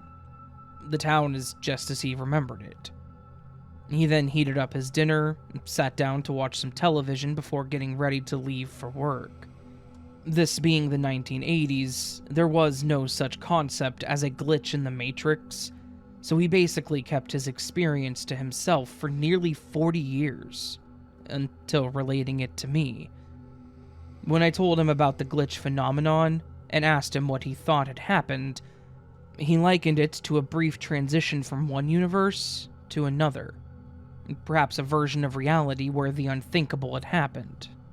You see, this event took place smack dab during the Cold War, a time of tension between the United States and Soviet Union. In fact, the Cold War wouldn't end for another 11 years when the Berlin Wall came tumbling down in 1991. As he says, during those years, there were several incidents that could have led to all-out thermonuclear war that could have killed millions of people, and left the world in such a devastated state as what he witnessed. But what do you think?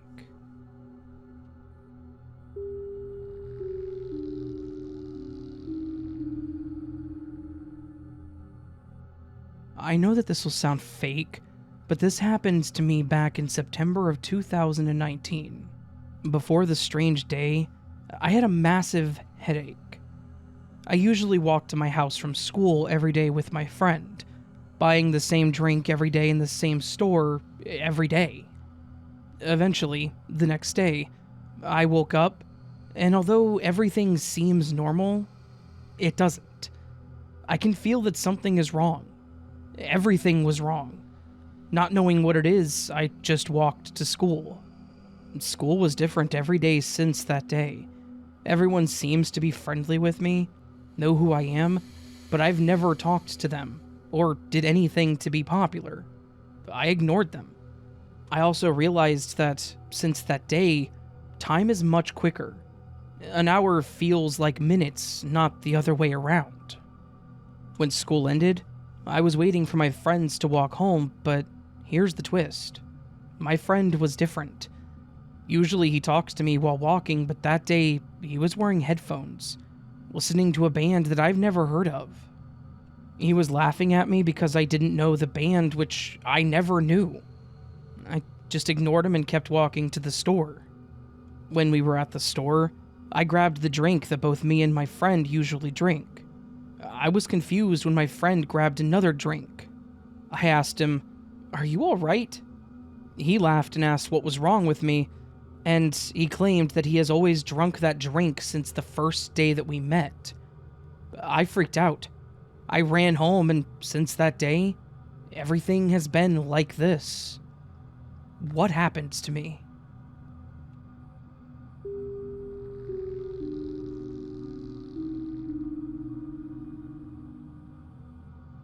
This happened to me a few years ago, and I've always wondered how the hell it happened. Since it was something so physical, it was hard to wrap my mind around it. I was in college, home for the summer, and I was about to go back to school. My boyfriend of about 2 years had gotten me a ring the previous year in November for our anniversary, so I'd had it for almost a year. I had specifically picked out this ring from Pandora, and it was a limited time piece. I had never seen it before. I had asked him for it. It was a simple red heart, and the band was scalloped, if that makes sense. It was nothing crazy, and I wore it basically every day. I kept track of it very well. This is important. While I was packing to get back to school, I had packed up all of my jewelry and had accidentally packed away my daily jewelry that day. I figured no biggie, because I'll be moving things in the next day, getting sweaty and whatnot, so I didn't want to lose anything or ruin anything anyways. I would just unpack it the next day. 2 of my friends had driven from different states the day before so that we could move into our college house together, and they came to stay the night at my dad's since I was in the same state as our college. We hung out in my room, watched TV, and then went to bed because the next day was going to be long. I woke up the next morning and immediately noticed a ring to the right of my bed, on the ledge of my wall. The ledge was only about 1.5 inches thick. You couldn't fit much on it. I picked it up, and it was the exact same ring my boyfriend had bought me, but the heart in the middle was clear instead of red. I thought it was so weird.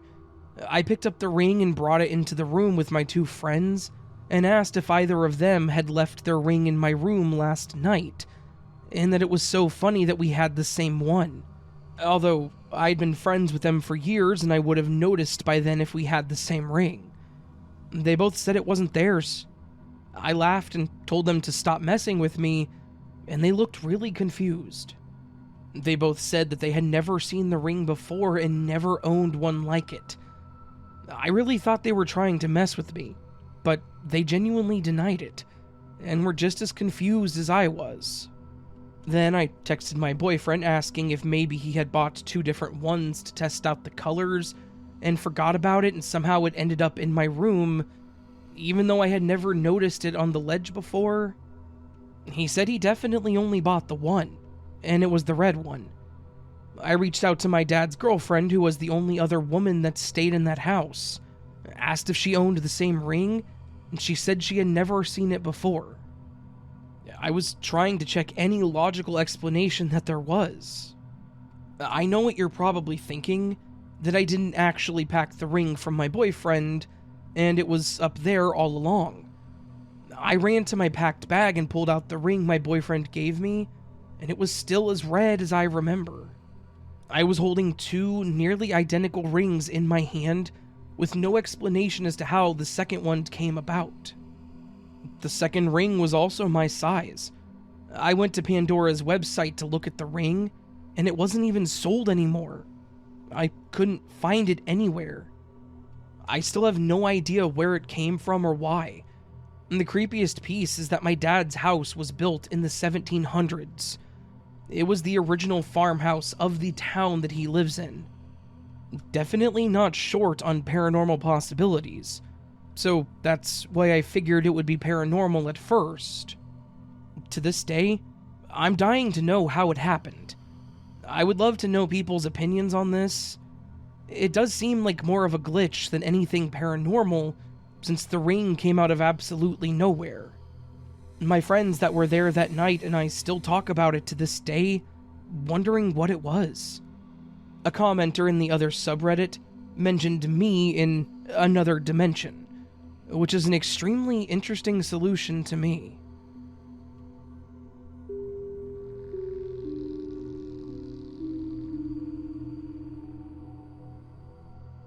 Hi, I love your channel and have been meaning to send this to you for a while. This happened a few years ago.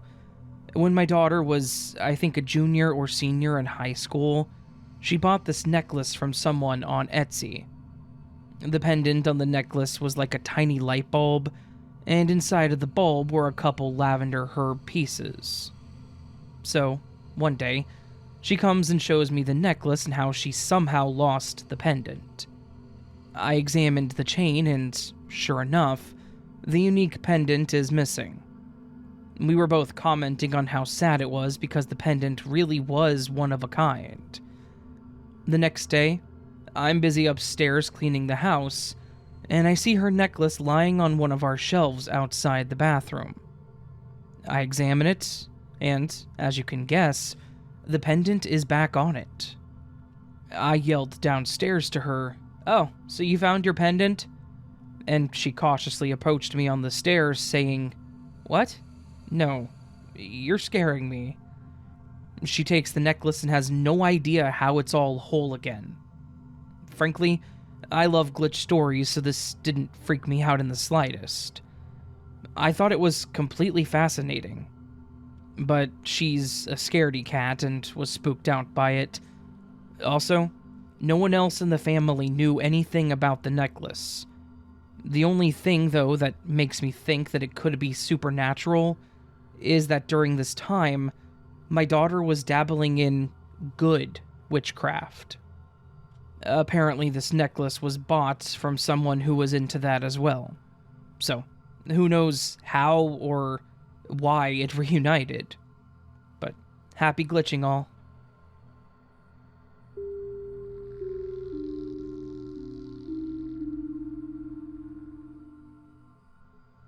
I was on my phone watching Instagram Reels and taking it easy on this Wednesday evening when my dorm roommate asked me to make sure that she's up from her nap in 30 minutes. We have finals going on in college, and she's been really stressed and sleep-deprived. Anyways, I agree to do so, and I register the time as 6:18 p.m. when she gets into bed. I continue watching my Instagram Reels. One reel is roughly as long as a TikTok, being around 30 seconds to a minute long. About 2 reels later, I happen to glance at the time on the top of my phone screen. I register 6:18 p.m. It should have ideally been 6:20 p.m., but I didn't think of it at all. I usually disassociate while watching reels or TikToks, but around 3 reels later, I glance at the top of my screen to look at the time again. 6:18 p.m. This was when I panicked. 4 or 5 minutes should have passed by now, but my phone still showed 6:18 p.m. I switched my phone off and back on, but that didn't change anything. It was just me, the running air conditioner, and the Instagram Reels that were active. I send my boyfriend a text, but it wasn't delivering. I check my laptop at the time, and it also displays 6:18 p.m. I wanted to get up and check out the time on my roommate's phone, but I was too scared to move. My environment just felt weird, but I'm sure that it was all in my head. Soon enough, though, the message to my boyfriend delivered. Instantly, the time was now 6:23 p.m.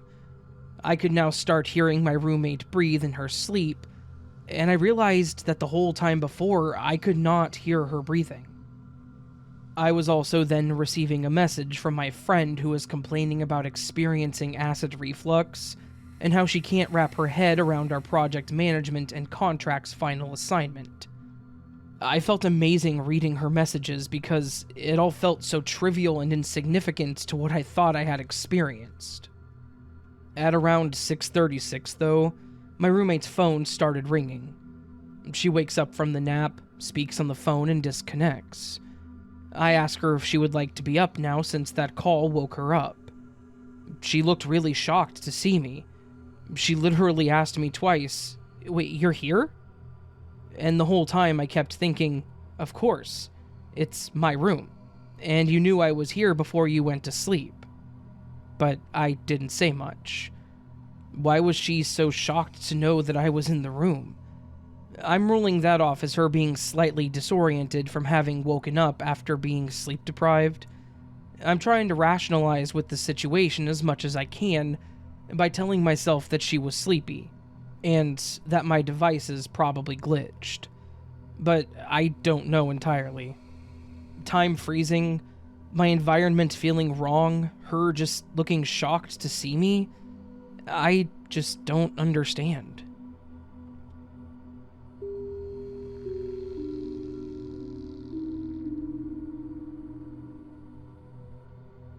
This is a smallish glitch compared to what I've seen posted, but I thought I would share anyways. This actually happened a couple of days ago, but I kept forgetting to post it until now. So, I'm at work all day, typical 8 to 5 shift, and around 3:30 to 4 p.m., I hear a thunderclap. I knew that rain was in the forecast, so I initially didn't think much of it. But as the end of my shift progressed, I noticed that I never heard any more thunder and never saw any rain out of my office window. Also of note, I used the My Radar Pro app on my phone, and it never showed any storm clouds over my area. So, here's the glitch. When work was over for the day, I walked to my truck to leave and noticed that my coworkers' vehicles on each side of mine had rain on them. It was beaded up on the windows and front hood, but mine was completely dry all over. When I backed out of the parking spot, it even showed wet and dry spots that would line up with it raining, as my truck had kept the pavement underneath it dry. I don't get how my truck stayed dry if it rained, or how I didn't ever actually see any rain from my office window. It's like my truck glitched with me, I guess. Anyway, weird stuff, right? Once when I was a kid, I was at my aunt's house and she had a covered parking area without walls. Not really a garage, just a place with a roof to park. And I remember one time rain was falling on one side of it, but not the other. And that is easily explained by the end of the rain cloud lining up just right, but I don't see how something could drench the cars on both sides of mine while keeping mine dry.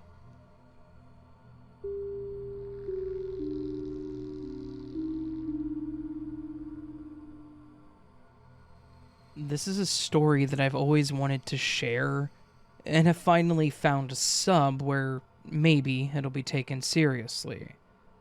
Sorry for the length, but I'm including all context and detail. This occurred in 2020, with COVID in full fledge. One of my best friends and I were back home from college, and were playing on a baseball team in Canada together that summer. We were only allowed to play one team, and the team was located an hour and 15 minutes away, going about 110 kilometers an hour from our town.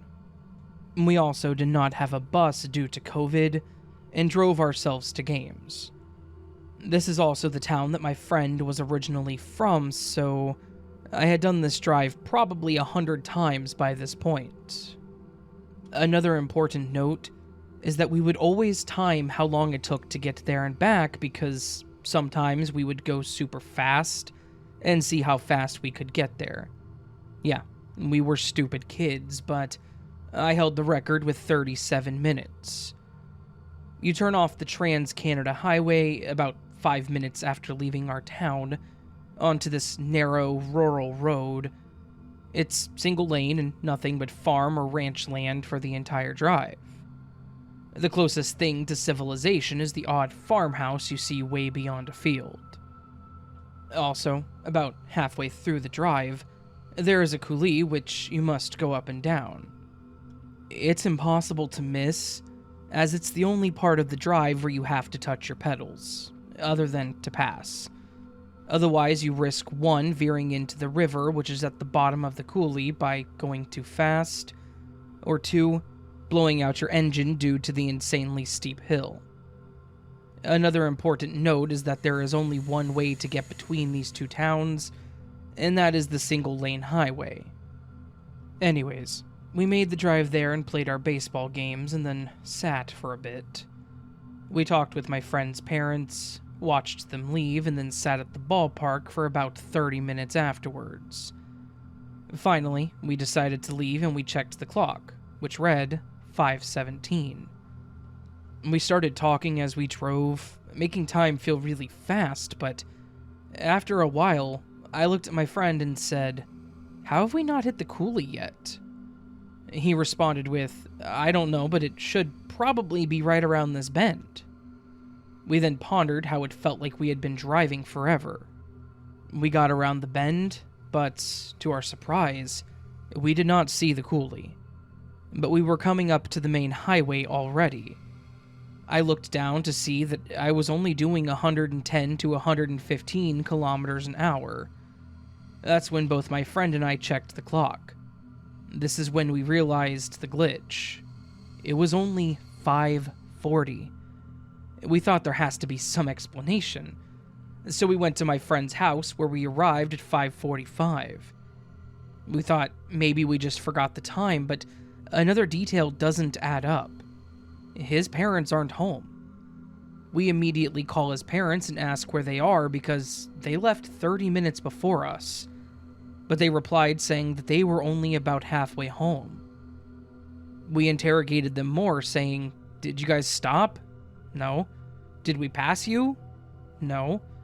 In fact, we actually did not pass anyone the entire time. My foot never touched the pedals. We didn't go through the coulee, We passed people who left way before us, did a 115-kilometer drive in 20 minutes, and we have no clue how. Unless all four happens to have massive lapses of memory at the same time. We even checked snap maps with the travel feature, confirming that our trip lasted about 20 minutes. We still have no idea how we did a 1.25-hour drive in 20 minutes, and we bring it up every now and then still with zero explanation, despite there being 4 witnesses for the event.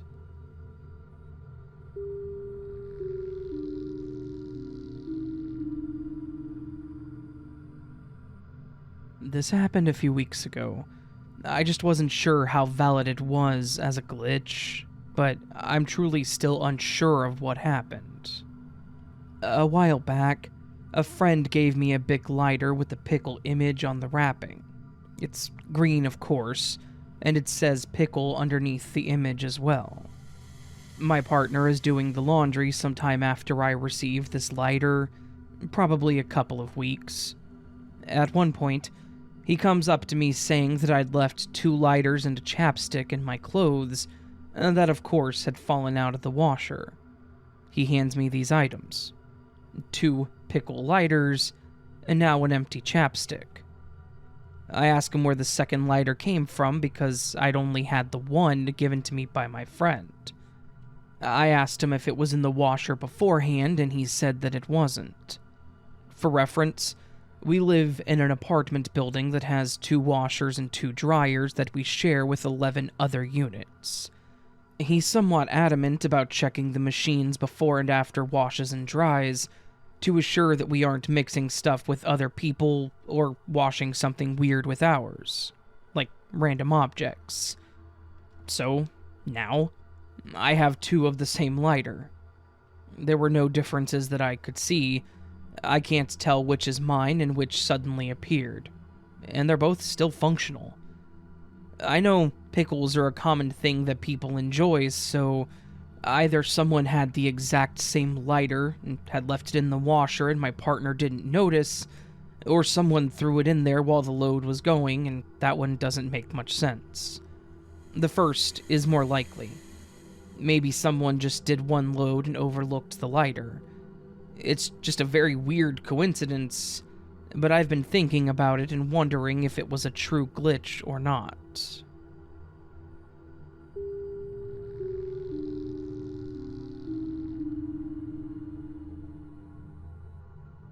I have a weird thing that happened, and I cannot seem to explain what actually occurred. I've never had anything paranormal happen or anything like that, so I don't really know if this was a ghost or something, or if it actually qualifies as a glitch, but I'm going to say that it's a glitch because I don't want to think that my house may be haunted. I was down in the basement doing some cleaning, just picking things up and sorting some of the extra stuff that we had in the storage area. I was listening to music from my phone, but it wasn't too loud, because I was expecting an Amazon delivery. And I wanted to make sure that I heard the doorbell, because the item was expensive, and we sometimes have had porch pirates that drive around and take stuff. So, I was going to be sure to get the package inside right away. After about an hour of cleaning up and getting things put away, I hear what sounded like someone saying, "Hello." I quickly paused my music and stood up to peer up the stairs and see if maybe my boyfriend was home. After a few moments, I said hello back. Then I heard, in clear as day language, and in my boyfriend's voice, say, "I wanted to let you know I'm here." It was a bit weird, but I thought that maybe he had taken a half day at work for some reason. I said okay, and then I asked him if my package was outside, but there was no response. I thought that maybe he had just gone to the restroom as he had just gotten home, so I went upstairs to talk with him, as I needed to take a break anyways. I got up the stairs and I didn't see him, so I called out to him, asking if he was in the bathroom. Once again, no response. The whole house was completely silent. I went over to the bathroom door, and much to my surprise, it was open and the lights were off.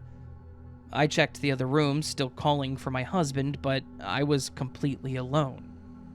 There was a bit of panic going through my mind, but I shook it off and decided to just move forward and check the porch for my package. Sure enough, it was sitting right there on the step waiting to be brought in. I grabbed it and looked around to see if maybe my boyfriend was outside, but no, he wasn't there. I brought it in, placed it on the couch, made sure the doors and windows were locked, and went back down to finish what I was doing in the basement. About 3 hours later, I was doing laundry and I heard someone say hello again. I was about to have a legit freak out when I heard my husband's voice say, "I wanted to let you know that I'm here," in the exact same cadence and tone as the voice from earlier. I immediately yelled my husband's name up the stairs to see if it was really him, and he yelled back, "Yeah, what's up?"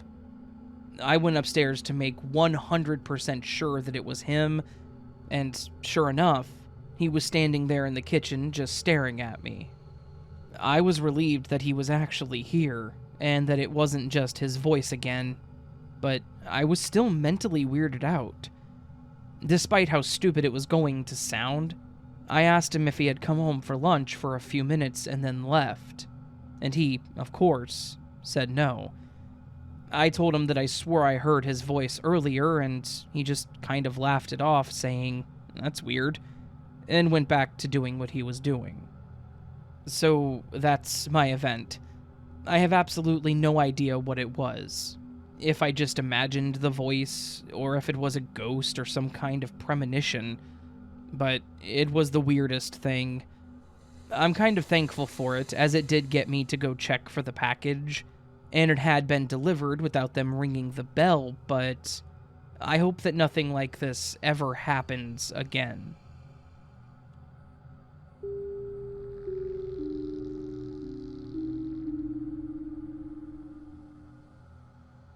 Some stories on this sub remind me of a specific instance with what I usually, endearingly, refer to as voids, where things seem to travel in inexplicable ways. My most prominent experience was sitting in a cold bedroom on top of the bed, with some paper and one of those cheap ballpoint pens with the removable caps. I was idly playing with it while staring at the paper, and I honestly can't remember what, if anything, I was even putting to it. I became amused with placing the cap on the butt end of the pen and flicking it off, but with practiced force, so that it wouldn't leave the bed. The floor was all concrete, and I really didn't want to get up. I challenged myself and placed the cap on tighter, and this time the cap hit the ceiling, then the wall, and then clattered onto the floor. Retrieving it, it wasn't long before I put the cap on too tight and shot it off to the ceiling again, but it never came back down. I heard the sound of it hitting the ceiling, but nothing else. This room literally had nothing soft in it, save the bed, and I saw the cap go well away from the bed. I searched the bed anyways, the floor, the dresser, but nothing. I gave up looking for it. I had entirely forgotten the cap until I happened to be sitting on the bed again, holding the pen, when I heard an unbelievable sound of clattering plastic. I look over, and clearly on the floor, where I would have previously expected it, was the pen cap. There had been maybe about a week or two difference in those moments. It's the sort of story that is so benign and out of place that I don't really bring it up, but I think that it fits here.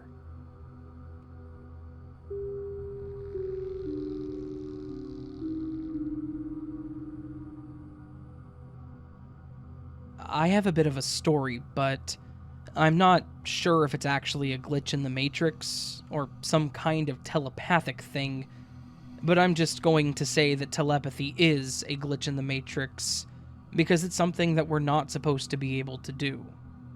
Plus, it's not like I was trying to push my thoughts into someone's mind or anything. It just kind of played out in a way that made me feel like I had control over my reality. And maybe it could be a type of manifestation glitch? I don't know. Either way, here it is. About a week and a half ago, I was home and was picking up my apartment, trying to get it all organized and put together, when my girlfriend texts me and asks if I want to go to the movies. I told her that we could go later and that I was trying to get some things situated at home, and she said that she could come over and help if I wanted. I figured, why not? It's a nice way to spend time together, and it does get the work done, so I tell her that she is more than welcome to come over if she wants to do so. After we get off the phone, I go back to cleaning and organizing my bathroom, and I start to get this weird craving for Chinese food. Like, I really, really wanted fried rice. I grabbed my phone and thought about calling her to ask if she could pick up some food on the way over, but then I figured we could just go out and get dinner after we finished up and before we went to the movies. I finish picking up my bathroom, and I move on to vacuuming, when I realize that my girlfriend is taking a really long time to get here. Way longer than normal. It should have been a 10-minute drive at most, and she was already leaning into half an hour. I grab my phone to call her, and as soon as I do, I hear a key hit the lock and she walks in. I kind of lean over to greet her and laugh, saying that it took her long enough, and she responds with, "Well, I had to stop and pick up your food like you asked." I pause. I look over. Sure enough, she's carrying food from the local Chinese restaurant. I say that that was really sweet of her to think of me, but then I ask her how she knew that I wanted Chinese food. She looks at me and says, "You told me to stop and get you fried rice." I tell her that I didn't, and that I did want it, but I never mentioned it. She swears that I did. Thankfully, I have an app on my phone that records my phone calls, and the call where she said she could come over was only a couple of minutes. I load up the app, play the call on speaker, and at no point during this call did I ever mention food. She asks about the movie. I tell her that I'm cleaning.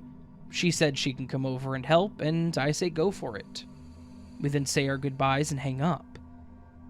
She was obviously taken aback and confused. She swears that I asked her to pick up Chinese food.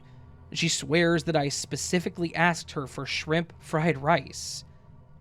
I told her that I was absolutely thinking it, but that I never mentioned it. Now, I know that some people could say that she just knows me well enough that she could go and get me food, but fried rice is something I don't normally order. It was just kind of a craving. I normally order beef and broccoli, so this specific craving was even an oddity in and of itself.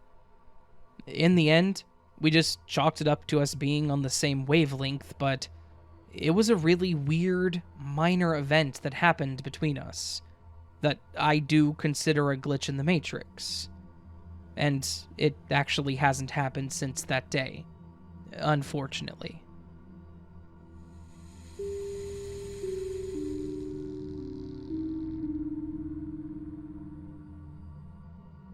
I moved away to New Zealand from the UK about 7 years ago. My brother and I are huge Tolkien fans, and really enjoy The Hobbit and the Lord of the Rings books and movies. So, obviously, moving to the country where they made the films was a huge deal for me. My brother didn't move here with me and remains in the UK. I live in the capital, so I have a lot of access to movie locations and Weta workshops. So I bought my brother some really cool souvenirs from Weta that are all Lord of the Rings / The Hobbit related. One of these things was the stone Feely has from the Hobbit movie, with the runes carved into it. I only bought him one, and it came in a small blue pull-string pouch. I also bought him a fridge magnet with the white tree of Gondor on it. I sent him these gifts in the post from New Zealand to the UK. It's been about 6 years since I sent him these gifts, and today he told me that he now has 2 of the runestones. I sent him 1. They're in the same blue pouch. Only 1 pouch, but 2 stones. We were thinking about this and how we could have accumulated 2 stones, and then he tells me he also has 2 magnets. I'm so confused how he got 2 of each of the gifts that I bought him. I didn't buy them online. I picked them out at the Weta gift shop and personally sent them myself, so it wasn't a shipping error. I'm the only person he knows in New Zealand, since my whole family are English, and they live over there. I only sent him 1 other gift since, and it was a book. The Songs and Stories of Tom Bombadil. But he only has 1 of those. It's so weird, and I'm still confused.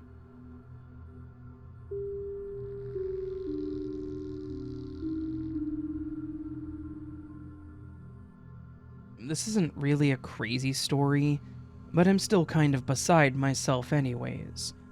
I work in a real estate office that's open 7 days a week, so I'm here now on a Sunday. It's a really tidy place usually, including my desk, which I always keep pretty clear. And since I'm basically the office administrator, I know where everything is down to the scuffs in the shelf under the things that hold all the envelopes in the supply room. I came in this morning to open up and the whole office was in total disarray. I've been working here for over a year and I've never seen it so tossed around. So, I start putting things back where they belong before I even sat down. The alarm had been set like usual when I came in, so unless someone was here after close yesterday or just carpet bombed the place at some point before they left, I have no other explanation for why it was so disorganized. Since it's a Sunday morning, I never see anyone until noon at the earliest. And the real estate market in this area is slow during this time of the year, so lately I've been alone all day for the last several Sundays. There was no one in the building when I arrived. If there had been, the alarm would have went off. The whole place was dark when I came in, and it's not a large space, so I definitely would have known if someone else was here. When I finally arrived to my desk, my mouse and mouse pad were both missing. The keyboard was there, some documents had been moved, but they were nearby so I could account for them. My mouse is wireless, so it could have feasibly wandered off. There's just no reason for it to be gone, along with the mouse pad. I was super frustrated and looked around on my coworker's messy desk, on the floor. Maybe it got pushed aside for some reason. Nothing. Nowhere to be found. At this point, I'm not thinking this is some unexplainable phenomena, just some other thing that ended up totally displaced. I ended up stealing a mouse from a computer that is hardly ever used. I have things to do, so I didn't want to dedicate too much time hunting for my missing mouse and mouse pad. When I went back to my desk, both the mouse and mouse pad were in the place where they always are, to the right of the keyboard. I even plugged in the mouse that I had stolen, not even looking at my desk beforehand, because I was so sure that my mouse wasn't there. Then, I looked up, and was astonished to find them both. I guess this could be a case of I didn't have my coffee yet, but I swear my mouse and mouse pad were not there on my desk until I returned. The original poster also added a comment, which was a bit of an update, so I'll add that as well here. The plot has thickened. A broker has now come into the office, and I told them about what I saw when I came in, and the mystery of my reappearing mouse. she got kind of fidgety, and she said that she had her own strange story. Yesterday, she greeted the front desk worker, and they made some small talk before she went back to her desk, which is across from the kitchen. About 15 minutes later, the front desk person went to the kitchen and was surprised to see her at her desk. The broker said that they had just had a conversation, but the front desk worker was adamant that they had not. And then they proceeded to say the exact same thing as before. The broker chalked it up to them having, like, a blip or something. So, anyways, there's apparently a vortex in this rural real estate office.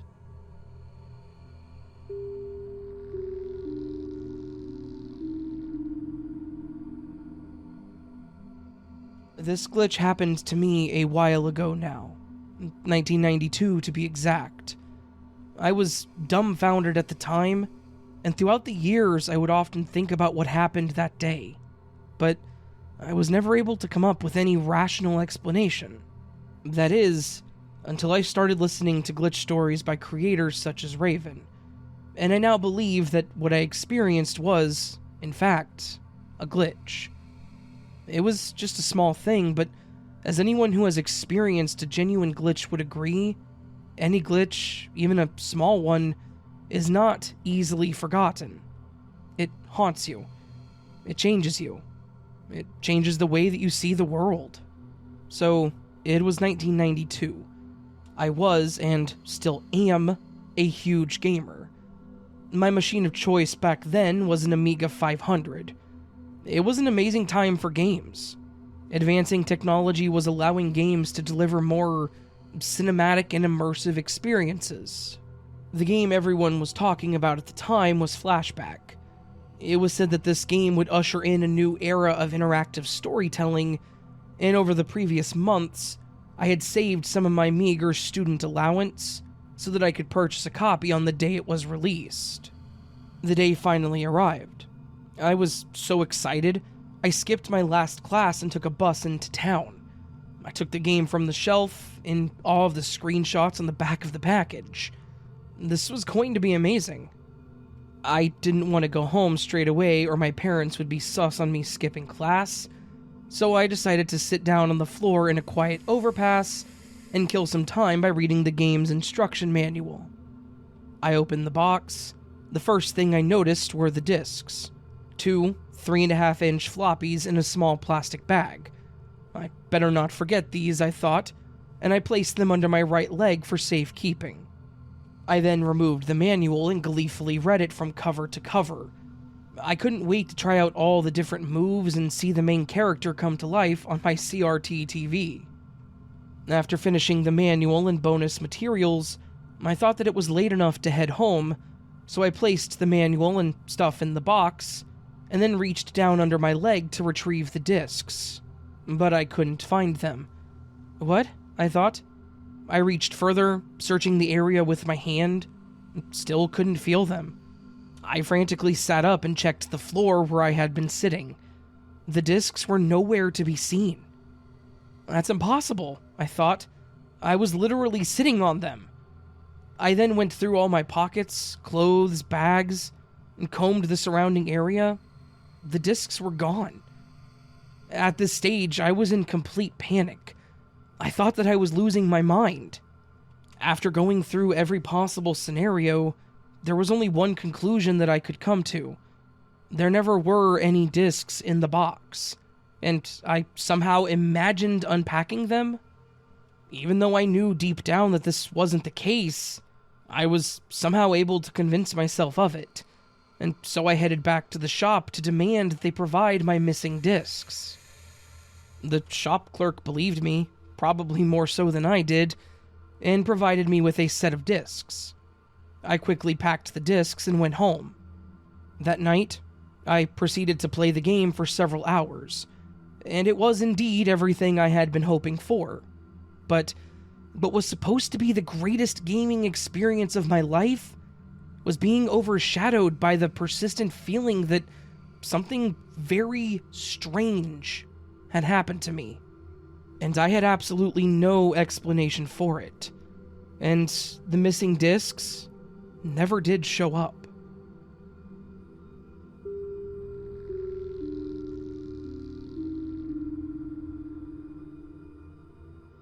This may not be a typical glitch story, but it's like the Matrix was warning me about what would happen over the next week. This happened when I was in 8th grade. My first class was history, and as class started, I took my zip-up binder, and when I grabbed the zipper, I realized that there was a paperclip bent into the shape of a U attached to the zipper. Given that it was in the morning that it was there, I realized that if someone did put it there, it would have been the school day before.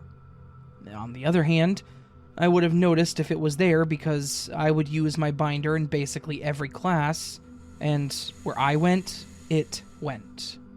I don't remember if I did any homework or would have used my binder after school, so I'm at a loss of when it got there. And since I sat in the front row of class the day that I noticed it, it's not like anyone in front of me could have put it there. I took off the paperclip and put it in my pencil bag for safekeeping. A couple days after that, during study hall, I went to practice my flute in one of the small practice rooms attached to the band room. I always used the same practice room out of habit. There was also a bookshelf type thing in the room that had peeling paint that I would sometimes pick at when I was bored. This day was no different. As I got bored and turned to pick at the paint, where I was greeted with the paperclip bent in the shape of an M. I kept that one as well. I thought that it was odd that I found another bent paperclip, but I rationalized it to middle schoolers love doing that sort of thing. Until a few days later, after the fact, my Uncle Mike, who was sick and in the hospital, passed away. Uncle Mike. U and M. I know it sounds like such a far-fetched coincidence, but both items were at the right time and place for me to find them. I truly get goosebumps when I pieced that all together, and I'm still thinking about it 5 years later.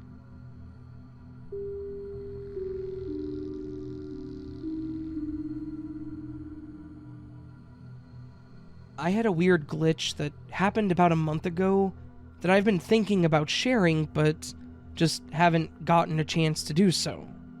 I don't think I've ever had an actual glitch happen to me, but I've read and heard a lot of glitches, and I figured I should just go ahead and get this out there, because it's an interesting story. It was a very weird and insignificant glitch, but to me, it was bizarre. A few weeks ago, my dad and I went out to have a daughter and dad date together. We're really close, and we decided that we need to spend a couple of days a month together to make sure that we stay close. On this particular day, he was the one driving everywhere. We went to see a movie, and then went out to have lunch together, and we were trying to decide if we wanted to go somewhere else, or if we were just going to go ahead and end the day together. My dad mentioned that he wasn't feeling the best, so because of that, I mentioned that we should just go ahead and wrap up our day together. He agrees, and we start heading toward the highway so that he can take me home. At this point, my friend texted me something, and I was sitting there reading it, and as my brain does, I started thinking about the fact that I needed to turn in my rent, and that I needed to do so that day. I didn't say anything about it. I just thought it to myself as I glanced up at the entrance ramp to the highway. Then, within no more than 5 seconds of me thinking that, my dad turns and says, "We can go get your rent turned in. I don't mind." At first, I just nodded and said, "Okay, cool, thanks." But it hit me pretty quickly that, at no point, did I say anything about the rent. I paused and slowly looked over at him, and asked how he knew that I needed to turn in rent. As soon as I asked him, I noticed that he went a bit pale and slowly turned the wheel to stop on the shoulder of the highway. The look on his face was genuinely terrifying. He looked like he had seen a ghost, or like he was having a panic attack or something. He just kind of sat there for a moment and stared at the windshield, and I asked him if he was okay. He looked at me and said, "You didn't say anything about your rent." did you?" I confirmed that I hadn't. He then told me that he had no idea how he knew that I needed to turn in my rent. He was just watching the road as he was driving, and it felt like his brain got warm. And he then said that we could go turn in my rent without thinking. I know that sounds weird, but it's how he described it. His brain got warm and he just said the words without even thinking twice about them. I tried to just laugh it off and say that it was weird, but I could tell that he was not feeling well about what had happened. I asked him if he was going to be okay. He just nodded and took a few deep breaths in and out before clearing his throat and saying that we should just forget about what happened. I agreed and said that it could just be one of those weird things that we never talk about. And that was pretty much the end of it. We went out, got my rent turned in, and then he took me home. I made sure again that he was going to be okay, and he said that he would be fine, and that he would just call me when he got home. So, that's my weird glitch. Just one of those weird moments where my dad basically read my mind and knew what I was thinking, but he didn't seem to do so consciously. It was even weirder how his complexion and emotion changed when he realized that it happened. I don't know if this was for sure a glitch, but to me, it was definitely glitch-like.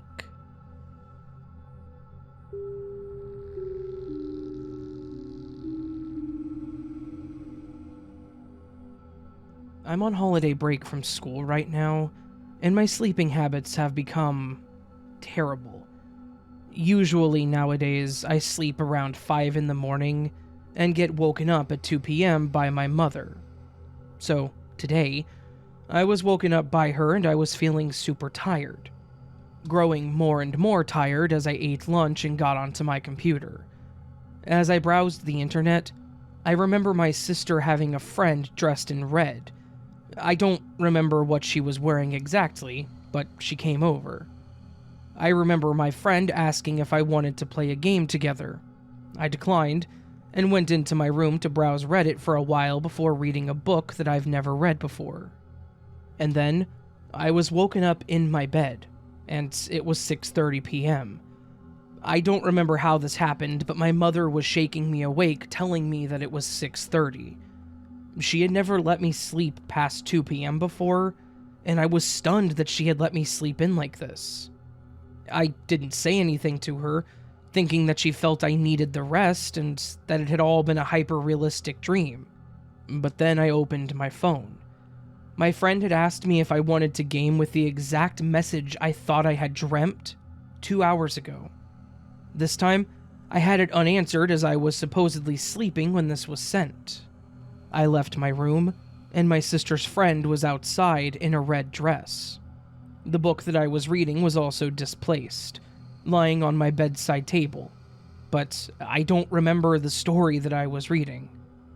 I still don't really process how this happened, and I'm pretty freaked out about all of it. I don't even feel well rested, as though I had never even slept. This is my first post to this sub and the first time anything like this has ever happened to me. This stuff is scary, and I'm sorry for ever ridiculing anyone's post or thinking they were fake in the past.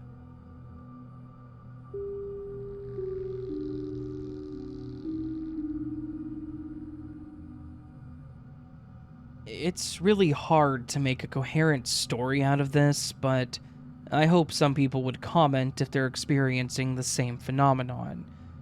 I need to know this is something real that others experience too. It seems to me that the Matrix is messing deliberately with me when I drive my car, and by putting other drivers on the road to pass my path on very exact moments. Let me take an example from yesterday. I've been having trouble with my sleep pattern, so last night around 1:20 a.m., I left to go night shopping at a 24-hour grocery store. When leaving my street, I have an intersection that, at daytime, is moderately busy, but at nighttime is very, very quiet. Sometimes there is only a night bus once an hour driving through it. Still, at 1:23 a.m., when I drive to the intersection, A random car appears so that I need to stop until it passes, as it has the right of way. A little later on the same street, I'm approaching another intersection that is only used by employees of a certain company, and a car again appears and I have to wait, because during the nighttime, it's a radar-controlled traffic light intersection, and the other car triggered a red light for me. This happened in the middle of the night, when there's probably 1 or 2 people working at that company's night shift. It makes no sense to me that these 2 cars would decide to start driving so that they just randomly appear at the same location and at the same time with me. I don't buy it being a random occurrence, especially when this happens to me at least several times a week. Also, this phenomenon shows up when I'm buying something perishable from a store. For example, frozen foods that can't be refrozen after getting too warm, or I'm transporting my medicine from pharmacy that has to be kept cold during transport, but it must not freeze. I always get stuck behind a car that is driving considerably under the posted allowed speed. Usually, it's a bigger vehicle like a garbage truck, tractor, street sweeper, etc. This happens to me every single time. Every single time. I can't remember when was the last time that it didn't happen, and it's driving me mad, to be honest. What really gets me is that when I try to speak about this with other people, they dismiss it as me paying only attention to those incidents when it happens, and ignoring the drives when everything is going smoothly. I can assure you that this is not the case. Sure, I would expect this kind of thing to randomly happen every now and then, but I live in a quite sparsely populated suburb, and this keeps happening way too often, and regardless of the time of day. It's really bad for my blood pressure for sure, as it is stressful to deal with it. I need some peer support, and possibly even explanation for why it keeps happening.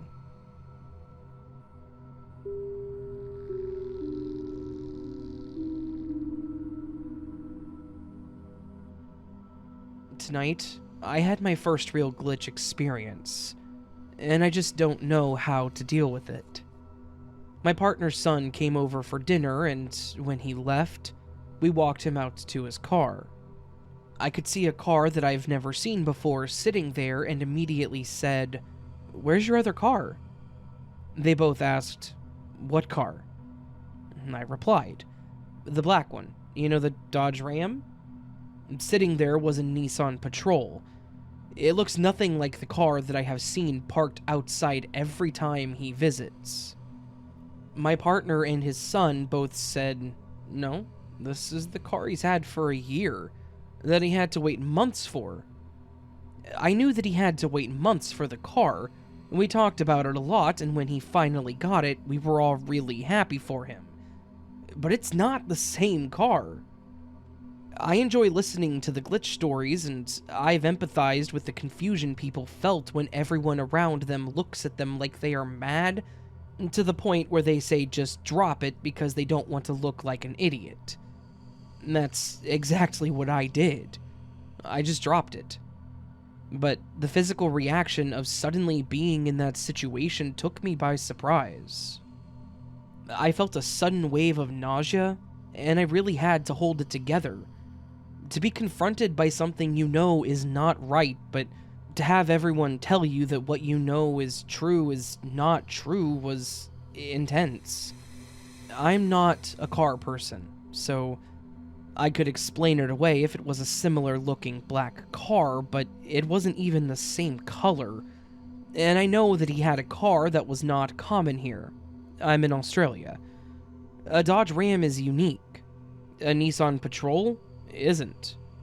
I immediately rang my daughter, who is the only person in my family that would listen and not think that I had lost my marbles, and told her what happened. I'm glad I could do that because I knew no one else would take me seriously. I'm very shaken by this experience, and I'm not really sure what to do now. If I have switched realities, how many other things have changed. It's scary.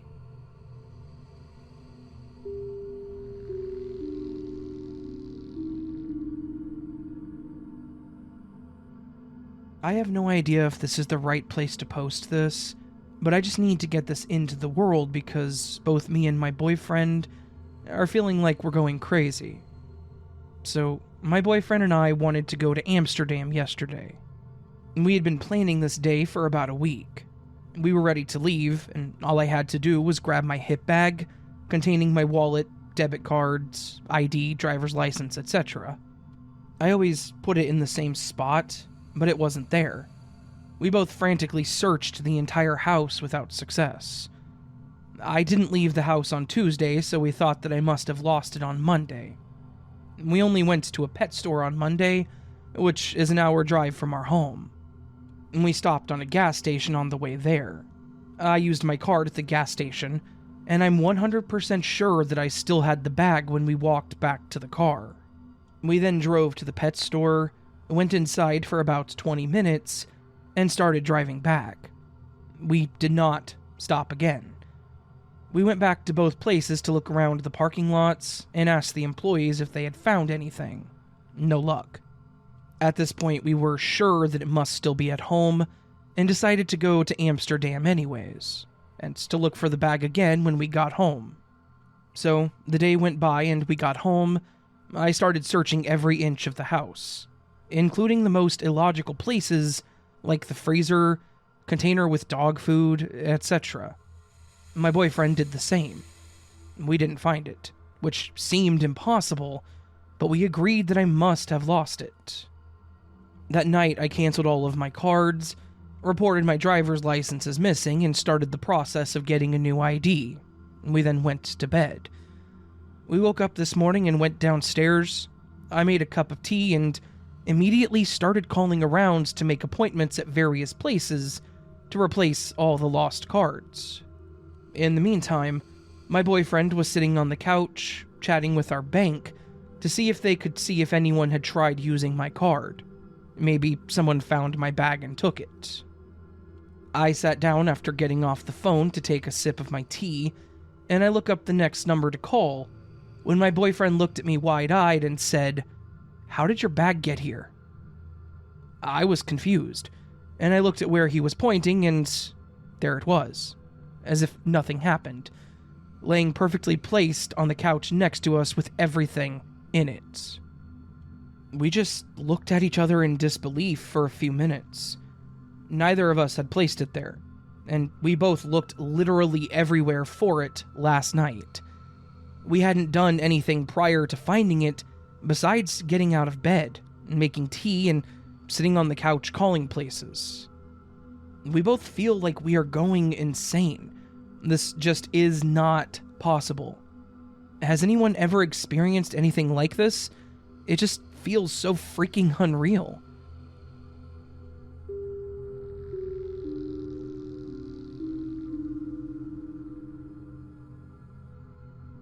This all happened in one evening in 2019.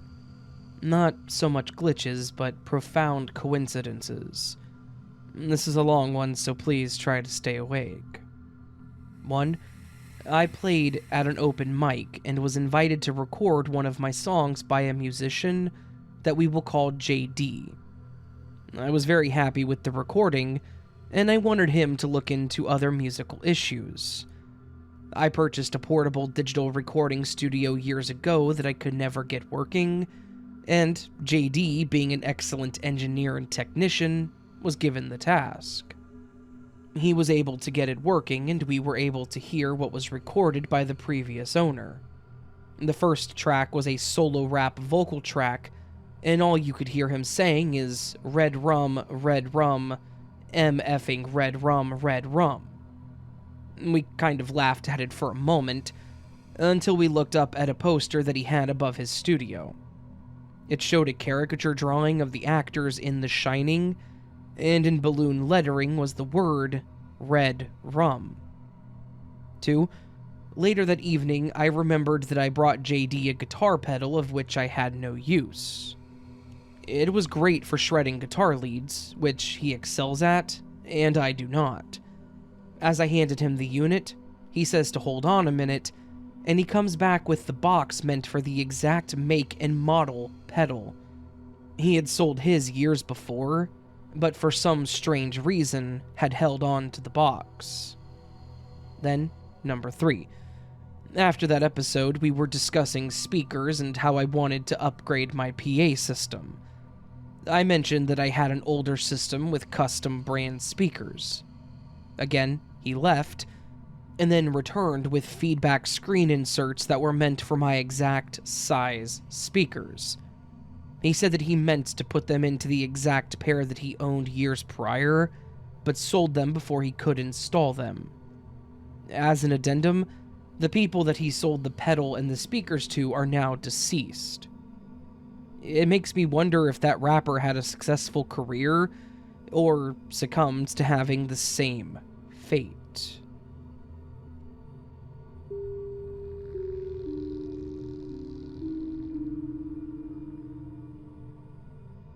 The glitch happens at the end of this story, but the build-up to it was quite strange, so bear with me, please.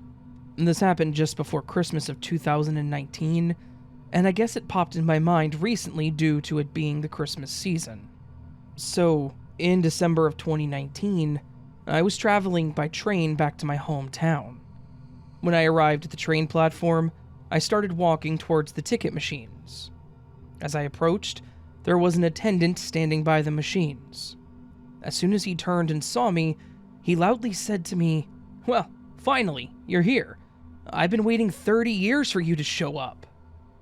I thought that was a very weird thing to say, especially since I was only 21 at the time. At a guess, the attendant was in his 50s.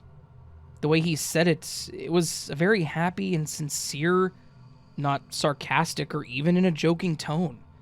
Unfortunately, I was very shy and awkward, so I didn't ask what he meant. I wish now that I had. Then, he asked if he could help me with anything, so I asked him to help me buy a ticket, as I had never used the ticket machines before. As I was buying the ticket, he kept making really intense eye contact, and looking at my face as if he recognized me, and was trying to figure out if I was who he thought I was. I had only moved to the area 3 months before, and I have no family there, so he couldn't have mistaken me for an older relative of mine. I had definitely never seen him before, and it was my first time taking the train. Throughout the interaction, he asked me, "Are you going on another business trip?" Again, I was confused because I was clearly a 20-year-old student, not a businesswoman. I feel I should say that he wasn't creepy at all and definitely wasn't hitting on me. He was well-spoken, clearly not intoxicated. So, here's the glitch. After I bought my ticket, he picked up my suitcase and walked me to the train, which was very kind of him. I stepped into the train, he placed my suitcase next to me, I turned to thank him, and he was gone. It was like, as soon as he let go of my suitcase, he vanished into thin air. There was practically no one else around, so he didn't disappear into a crowd or anything. I glanced all around and I couldn't see him anywhere. He definitely did not get on the train with me, and he wasn't anywhere on the platform. If he had run off, I would have heard his footsteps, and it wasn't enough time for him to disappear from sight, even if he was running. The whole situation felt so strange. Not paranormal, exactly, but surreal. Maybe I should mention that, even though I was in university, I have never been drunk or tried drugs, and I wasn't sleep-deprived. I say this because there wasn't any easy explanation, such as me imagining him disappearing or anything. Any theories on what it could have been? He seemed to recognize me and think that I was someone from his past. So maybe it was some kind of time slip? I don't know, but thanks for reading.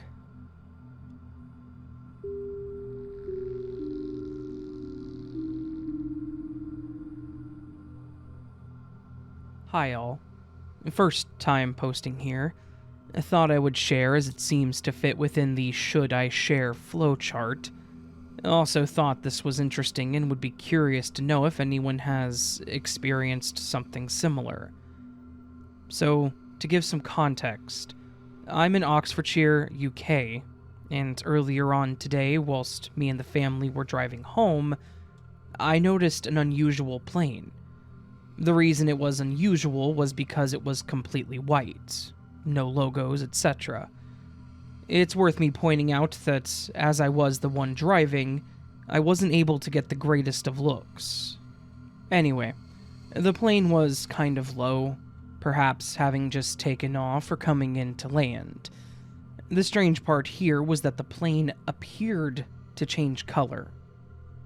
To elaborate, the plane was white initially, which was unusual enough, but then changed to a gray color. Normally, I would think nothing of it. However, as the plane was unusual in the first place, I had mentioned it to my partner and 5-year-old son, who all saw the same thing. Some points to note. 1. We did not see the plane physically change color. It happened in the few seconds when we were driving past some trees and bushes, and the line of sight was obscured. However, the military gray plane, which we saw, I'm pretty certain, was the same plane. This is due to the height and direction it was traveling. If it were two separate planes, they would have had to have been extremely close to one another. 2. I'm a relatively skeptical person, and have tried looking at this logically, but am stumped on an actual answer. It's been a sunny day here today, and I don't believe the color change could have been due to any lighting, given the differences between the colors. 3. If we are in a simulation, then the easiest way to describe what we saw was a rendering glitch. The colors took too long to load.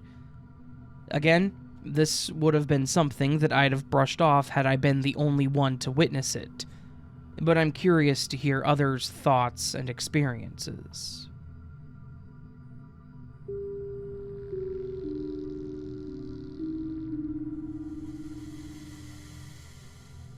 I'm not sure if this is a glitch in the Matrix per se, but it's definitely uncanny. Some backstory. I used to live in another state for a few years before moving back to my home state. In this other state, I started my first job at a grocery store. I was a typical innocent good girl who loved her job, and could cake on the cheese for the customers and actually look like a normal, happy human being. And this got me a good reputation with our regulars, and I would often help the elderly with heavy groceries into their car. Around this time, the weather was turning, and it was becoming bone-chillingly cold with vicious winds.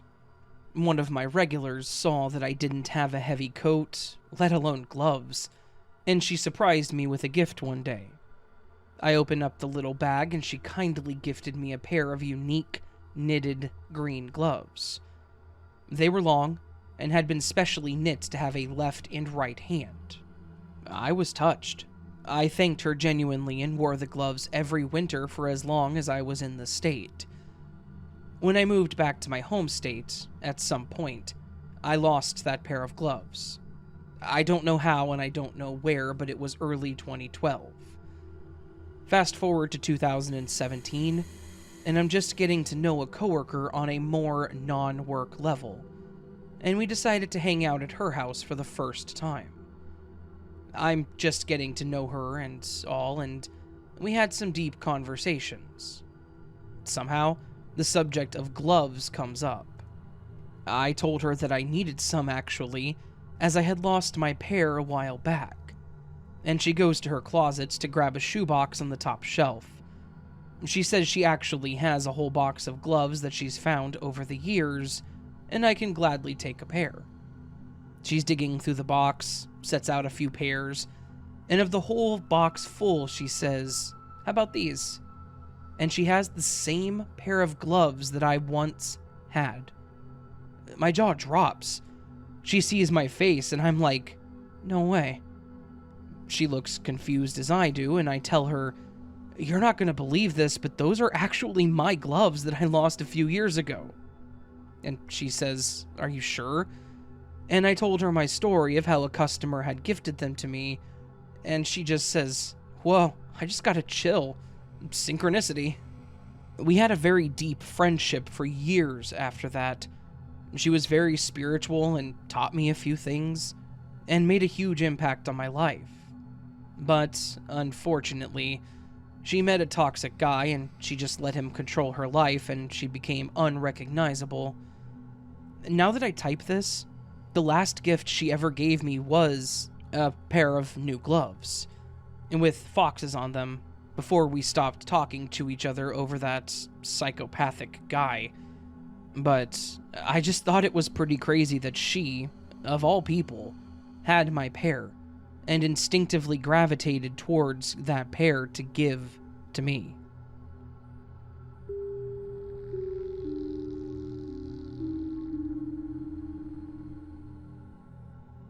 This was a couple of years ago now.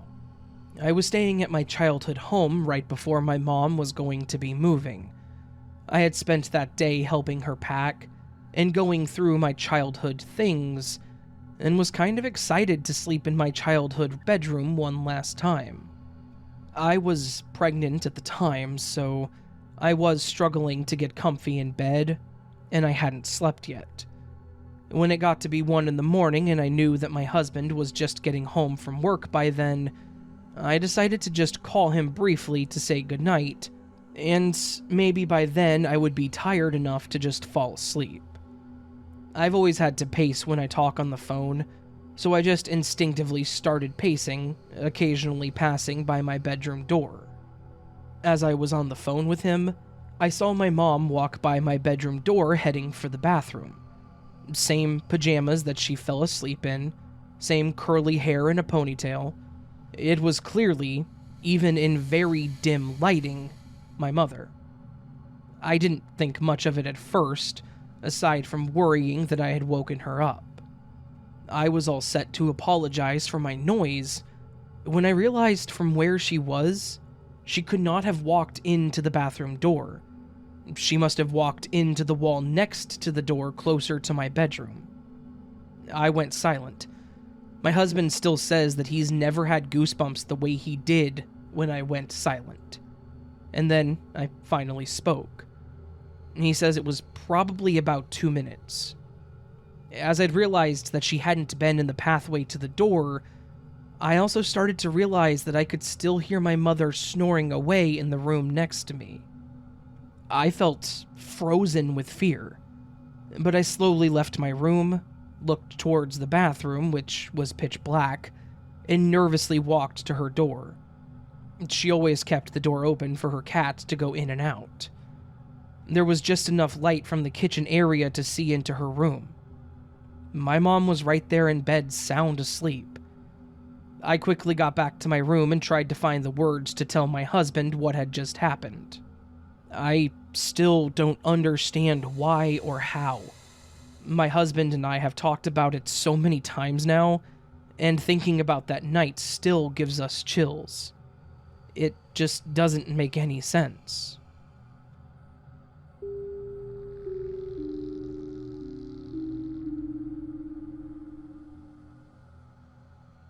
The story starts several years ago, around 2008. I was about to move and I went to see a dear friend who was very ill.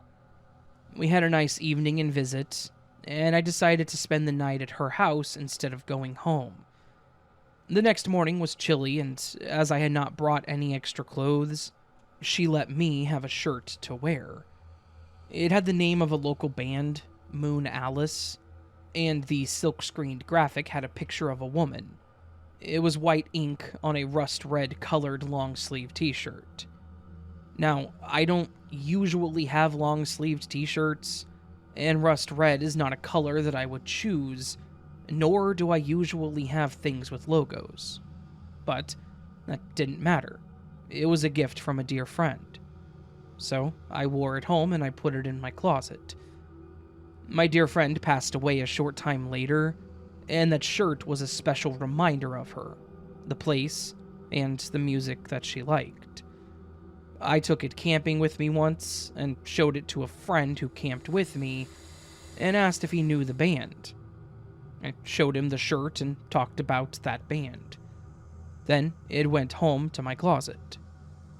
A few years go by, and I had to move again, and was packing my clothes and saw the long-sleeved rust-red colored t-shirt. I picked it up to think about my friend before I packed it. Only, it was no longer Moon Alice.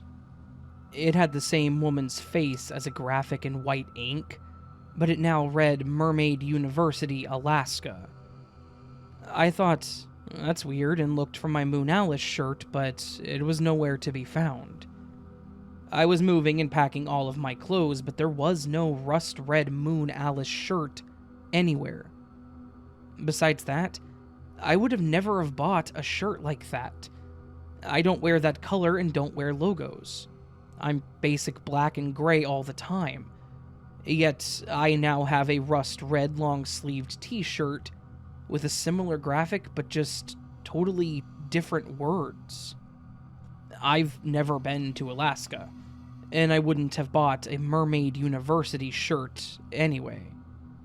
Now, when I was packing, the same friend who had camped and talked to me about the band was at my house. I asked if he remembered the Moon Alice shirt, and yes, he did. I showed him the new version of the shirt and told him how it changed. He thought that was weird. We joked about a glitch in the Matrix before any of these Reddits were around, but it had no other explanation. That it had the same graphic, a little different frame and typeface, but otherwise the same shirt. It's just strange. I kept it. It's still a reminder of my friend, though no longer a reminder of the band that she liked.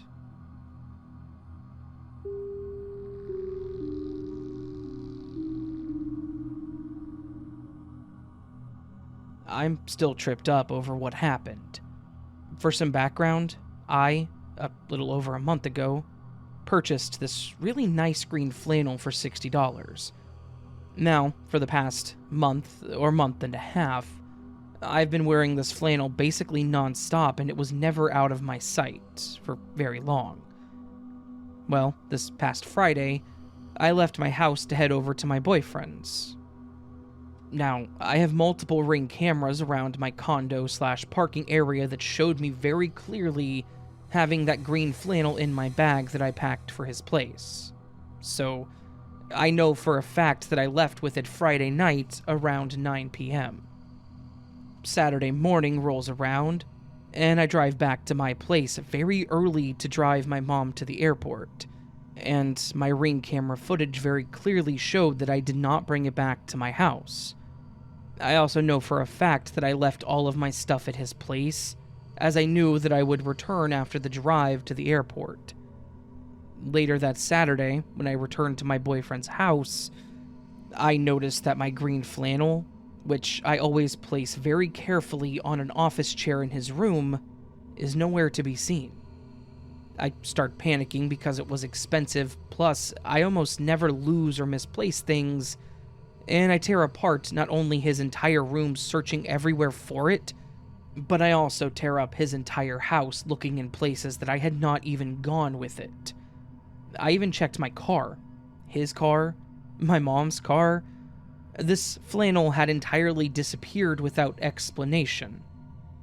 Once I eventually head back to my house Monday morning, I begrudgingly go out to repurchase the flannel, thinking that, if anything, I will keep the tags on this new one while I spend the entire week recombing through every square inch of my boyfriend's house, as well as my place. Tell me why I randomly wake up around 3 a.m. to the lost flannel ever so casually, laying across my bed under my feet. I was home alone with no one else other than my dog. I cannot explain it in any logical form how it reappeared out of seemingly thin air. When searching for it, I even unfolded all of my blankets that I had folded up on my bed, thinking that maybe it was between the blankets, but it wasn't. I'm happy it's back, but damn, am I confused.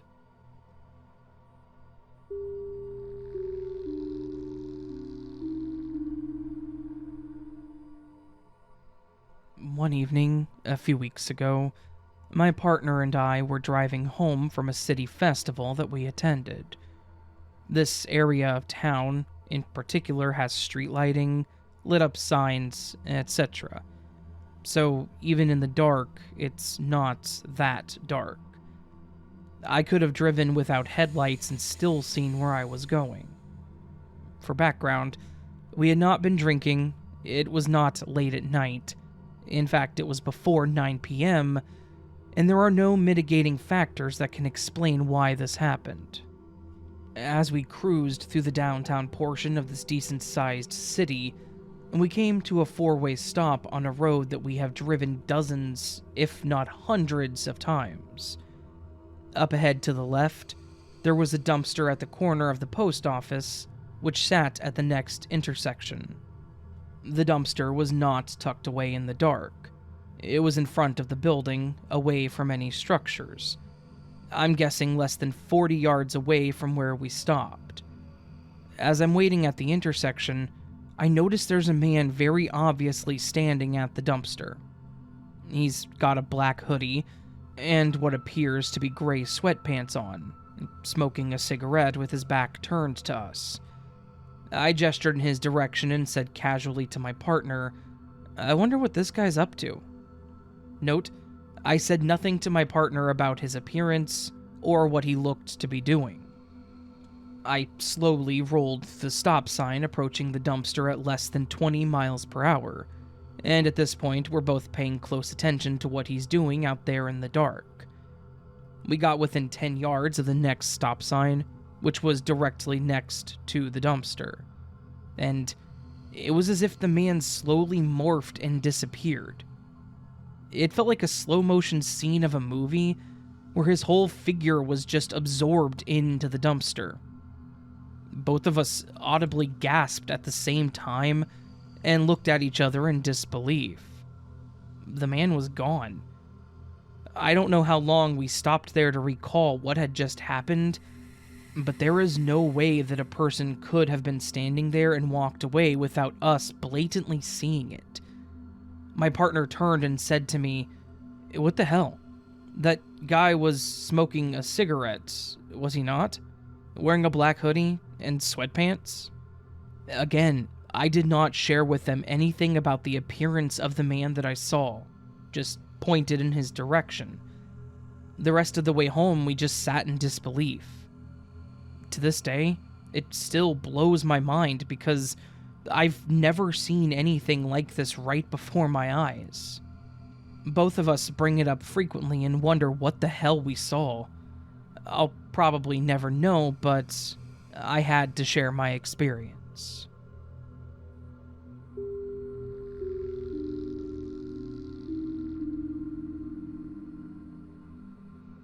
So, last night, both my best friends and I went out, and around 2 a.m., we started heading home. One of my friends just moved to a city very close to where myself and our other friend, the driver, live, and it's an apartment off of a street that is parallel to the freeway we were taking. At 2:40 a.m., we drop him off outside his place, and at 2:41 he texts our group chat saying, "Inside." We get right back on the freeway heading eastbound, and my friend gets off an exit that is one exit before the usual one he takes whenever he drops me off.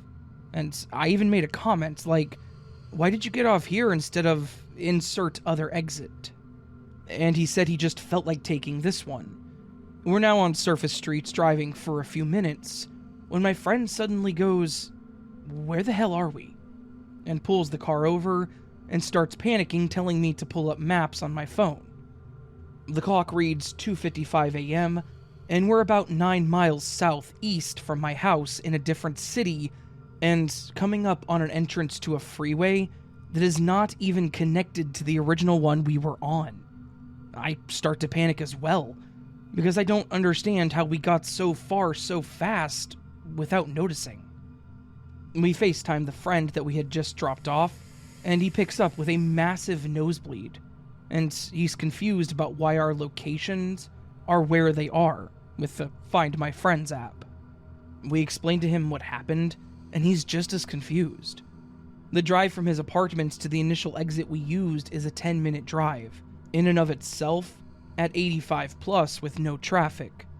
So, how did we end up miles away in 15 minutes, and so disassociated about it? The cherry on top is that after dropping me off and finally getting himself home, now around 3:30 a.m., my friend arrives home to his family informing him that just 10 minutes before he arrived, someone tried to break into their home. Within 15 minutes of dropping our friend off, we ended up around 21 miles away in the wrong direction, and completely unconnected to the exit that we got off on. We have the screenshots to show the texts and the map with the timestamps, so we know we weren't wrong about the timing. I'm not sure what happened, and I can't think of a logical explanation.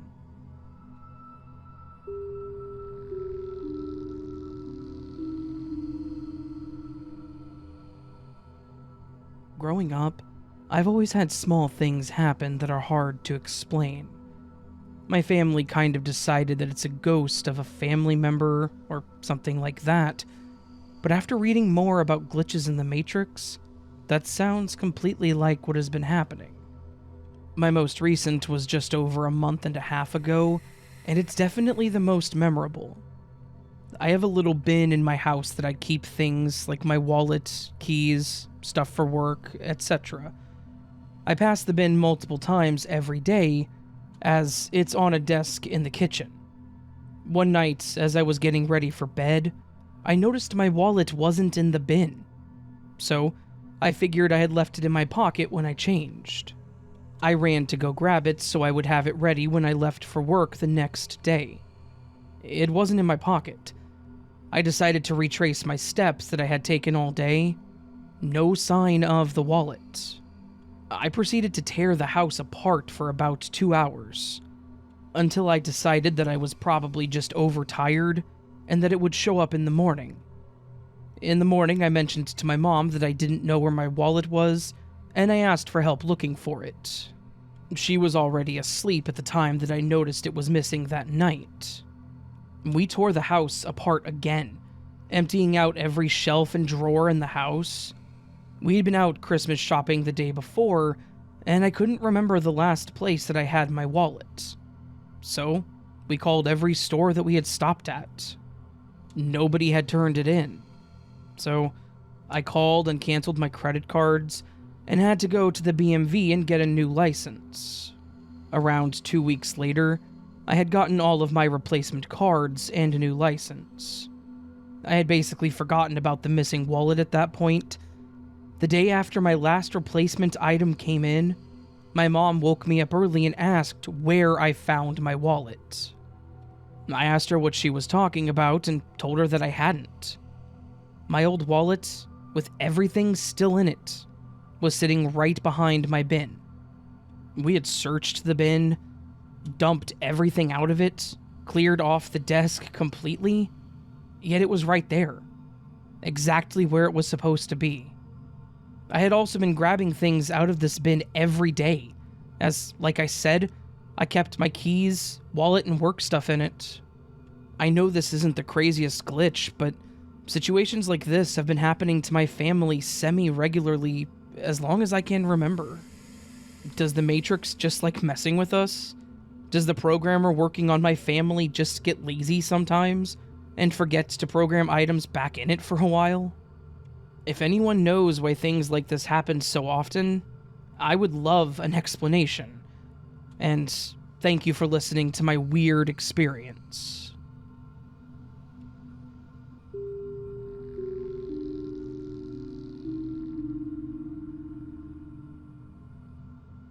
Almost 2 years ago, my wife and I took an 8-hour road trip to the desert to celebrate my birthday. Both of us were heavy smokers, and as a birthday gift to myself, I decided to quit. She wasn't as stoked as I was, but since it was my birthday trip, she agreed to let me hog the stereo on the way home so I could listen to an audiobook called Easy Way to Quit Smoking by Alan Carr.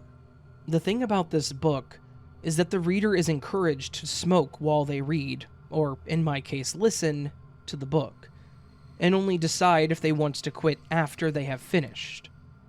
So, we're driving and smoking, and listening to this book while driving through the mountains of northern Arizona, when we both hear a loud bang. At the same time, I feel something hit my chest, followed by my left pec muscle getting really cold. I look down and see a puff of smoke coming from the left pocket of the flannel shirt that I was wearing at the time. I was 100% sure that I had been shot, so I instinctively put my head under the shirt expecting to feel a bloody hole. But there was nothing there, just a cold patch of skin. So I felt around in the pocket of my shirt and pulled out a bunch of sharp plastic pieces. It took a few seconds to make sense of what had happened. The lighter that I was carrying in the pocket had, for no apparent reason, exploded. The cold feeling came from the butane escaping, which I had mistaken for smoke. I had smoked for over 20 years and had never had a lighter spontaneously combust like that. My wife had never experienced it either, and the fact that it happened while listening to a book about not smoking anymore, at the exact second I was thinking about lighting up another one, makes the whole thing feel a little more like a miracle. Before you ask, this wasn't a high-quality disposable lighter like a Bic. This was one of those transparent plastic ones you buy for 89 cents at the gas station. And I had probably used it to open several beers that weekend, so its structural integrity could have been questionable. Still, the timing was pretty incredible. Also, while we continued to smoke for the rest of the drive, we finished the book about the same time we rolled into our driveway, and neither one of us have had a cigarette since.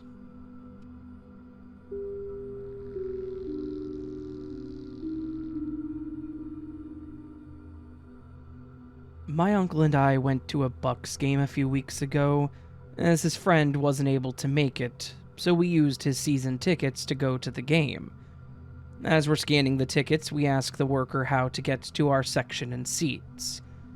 My uncle and I vividly remember the tickets saying Section 235, Row W, Seats 4 and 5. So the worker points us to the direction of Section 235 and we go find our seats.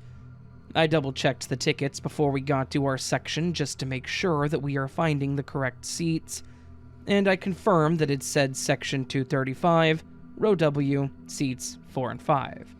I then asked an usher to confirm where our seats are, and he pointed us in the right direction towards Row W after looking at our tickets. So we go over to Row W, and we see that there are people in our seats already. No big deal, we thought, as we can just hop around in that section until we felt like asking them to move when the game got busier. Eventually, we're asked to move to our seats, so we go back to Row W and ask the people there to politely move since those were our seats. The two guys sitting in seats 4 and 5 were very sure that those were their seats, and they then show us their tickets, which shows that they are indeed Section 235, Row W, Seats 4 and 5. This is where we get really confused. We then pulled out our tickets to show them those are also our seats, only for it to say we're in Section 235, Row B, Seats 1 and 2. What the hell? Our tickets seemingly changed from Row W seats 4 and 5 to Row B seats 1 and 2. We had absolutely no clue how that could be possible, as we had ushers confirm multiple times where our seats were throughout the first half of the game, while making mental note of our exact row and seat number so I would not forget. We then moved down to our new seats, and just sat in absolute confusion as to how that could have happened. It makes sense that Row B seats 1 and 2 were the correct seats all along, as we saw some friends behind us who were asking where the usual friends were that have the season tickets. We told them what happened, and they couldn't make sense of it either. and they jokingly suggested that we were probably too drunk to notice the difference. However, I was sober, and we'd had multiple ushers confirm what the previous ticket said before the mysterious switch. There's likely a reasonable explanation for this, but my uncle and I are still scratching our heads, wondering how that happened. We both vividly remember the same details and just don't know how the hell that happened that day. Any thoughts?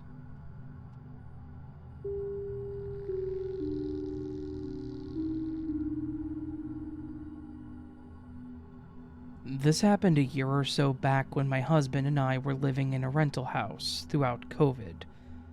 A multitude of weird things happened to us there, which I had originally put down to paranormal weirdness, but the more that I talk about what we experienced, the more I've been encouraged to write it here instead. A ton of things happened in the 18 months that we were renting the house, some of which I have written about in other threads, but this definitely felt the most glitchy. I decided to take off my jewelry one day whilst cleaning the house. I was walking into the bedroom to put my ring in its box on the bedside table, and as soon as I was walking through the door, it dropped out of my hands to the floor.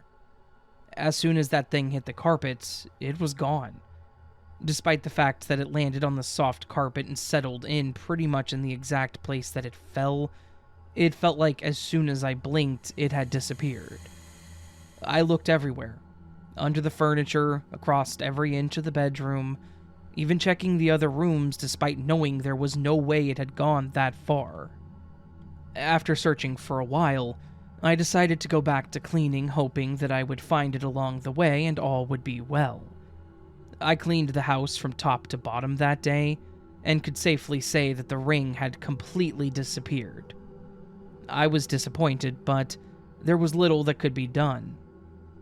About 2 months later, we were preparing to move out and I was doing the final clean.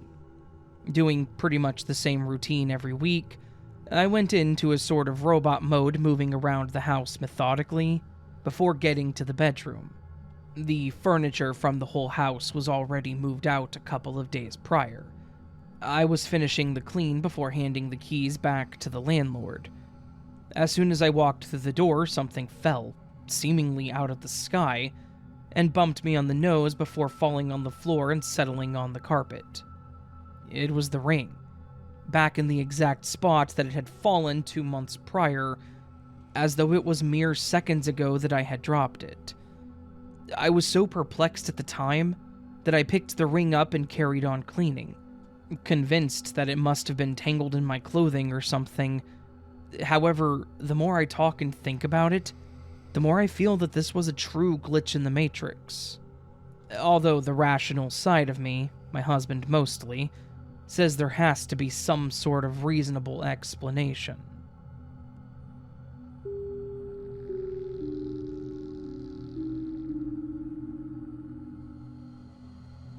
This happened a while back. My best friend's sister had a football practice in a school gym, and we decided to tag along. As we arrive, I notice the school is right next to a cemetery, so obviously I pointed out because it's spooky. It's relevant later. At this point, we're in the gym and practice has started, but since we were 3 girls trying to gossip and such in privacy, we decided not to stay in the gym. So we wandered along the halls and found an empty locker room with a no cell phone sign on the door. We were on a ghost jokes rampage because of the cemetery, so to be silly, I opened the door and stuck my hand in there, waving my phone and shouting, "Oh, what are you gonna do?" We laughed it off, thinking nothing of it, and then proceeded to our normal activities. When, at some point, I realized I can't find my phone. I definitely remember rolling my jacket into a ball, dropping it on the bench, and then putting my phone on top, so knowing I hadn't moved it, I thought one of my friends took it as a joke. So we decided to start searching, and since no one had come in or out of the locker room, the phone had to still be in there. Mind you, it's a pretty small space. It was divided in one bathroom area, only one stall, one toilet, one sink, the shower area, with 6 shower stalls, and the main locker area which we had stayed in. Lockers on 2 opposite walls, a window on the back wall, and 2 benches in front of the lockers. So we opened every single locker, we checked on the window frame, literally everywhere possible, even the trash can. An important detail is that the top of the lockers was slanted in a way that any object put on it would slide off, so it couldn't have been there. My phone was nowhere to be found. I even body searched my friends. Eventually we had to go, so I had to come to terms with the fact that my phone had disappeared, but as we were walking out, I convinced my best friend's mom to let me go check one last time. Of course, I didn't want to go alone, so my friends came with me. We get to the locker room, and as soon as we open the door, bam, we hear something loudly hitting the floor. There was my phone, in the middle of the room, facing down after we had just seen it fall from thin air. There was nothing on the ceiling that could have been holding it. The most odd part is that, when picking it up, I directly inspected it to see if the fall had damaged it. No cracks, but instead, condensed drops of water under my screen on the top right corner. I have no idea what actually happened, but we like to joke and say that it was just a goofy ghost.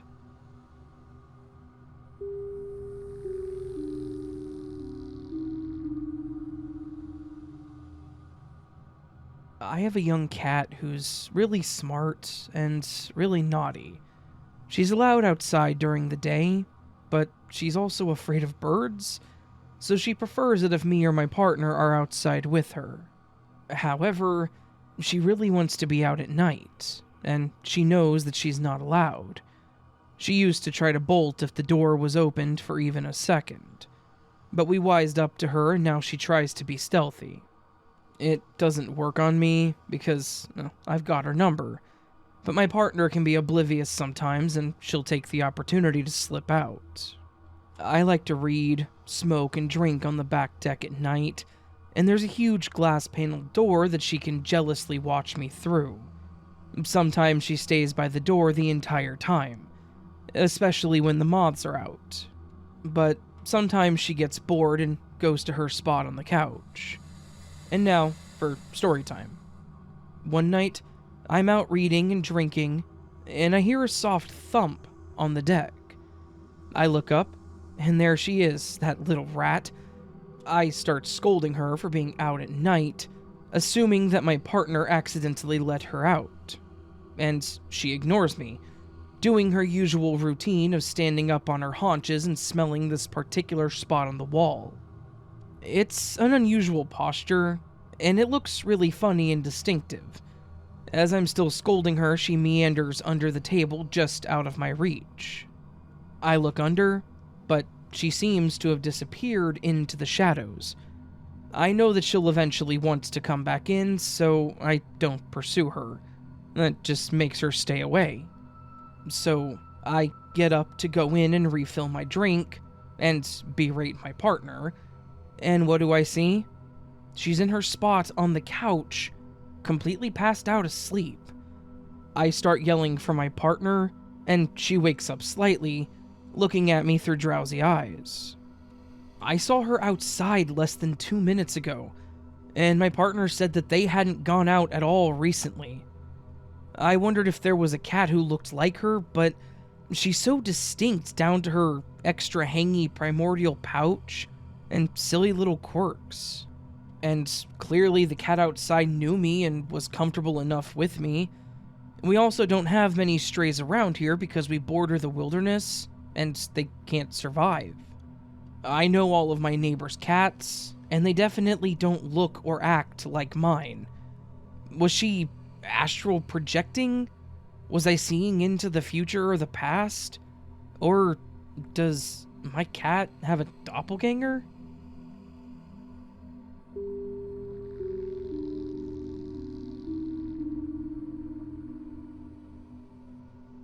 So, I work at a bar, and I'm the only daytime bartender available on staff at the moment.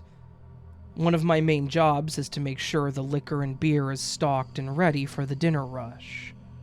When it's slow, I literally fully stock it to the brim as much as possible. I sell 3 beers, and then go get those 3 to replace them. So, it's like 2 p.m., and I notice that we have some holes in the beer stock. I have a slow period, so I write a list. 1 Coors Light, 2 Lager, 1 bottle Well Vodka, 1 bottle Mezcal, 1 bottle Merlot. I take my list upstairs to our stockroom and grab the items. I remember grabbing the Coors Light and commenting to myself, the 24-pack is in a different place than it usually is. Which makes me look at the bottle as I pick it up. I clearly read Coors Light. Okay, cool. I get my items and head back down to the bar to put them in their respective homes. Here's where things get interesting.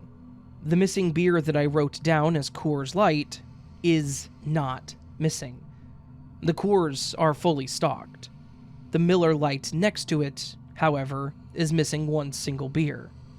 Okay, no big deal. I must have mistaken the brand. It happens. Instead of going back upstairs to trade beers, I decide to put the Coors Light on the empty bottom shelf and decide to grab a Miller Lite later. So that's what I do. I put a single bottle of Coors Light on the bottom shelf. I close the cooler, and I go about doing some other work for the next shift. About a half hour later, a few of my regulars come in, and I know the one lady likes Bud Light, so I turn around to grab it out of the cooler, and I see the Coors Light on the bottom shelf is different. The Coors Light that I almost dropped on my way down the stairs to place it in its home.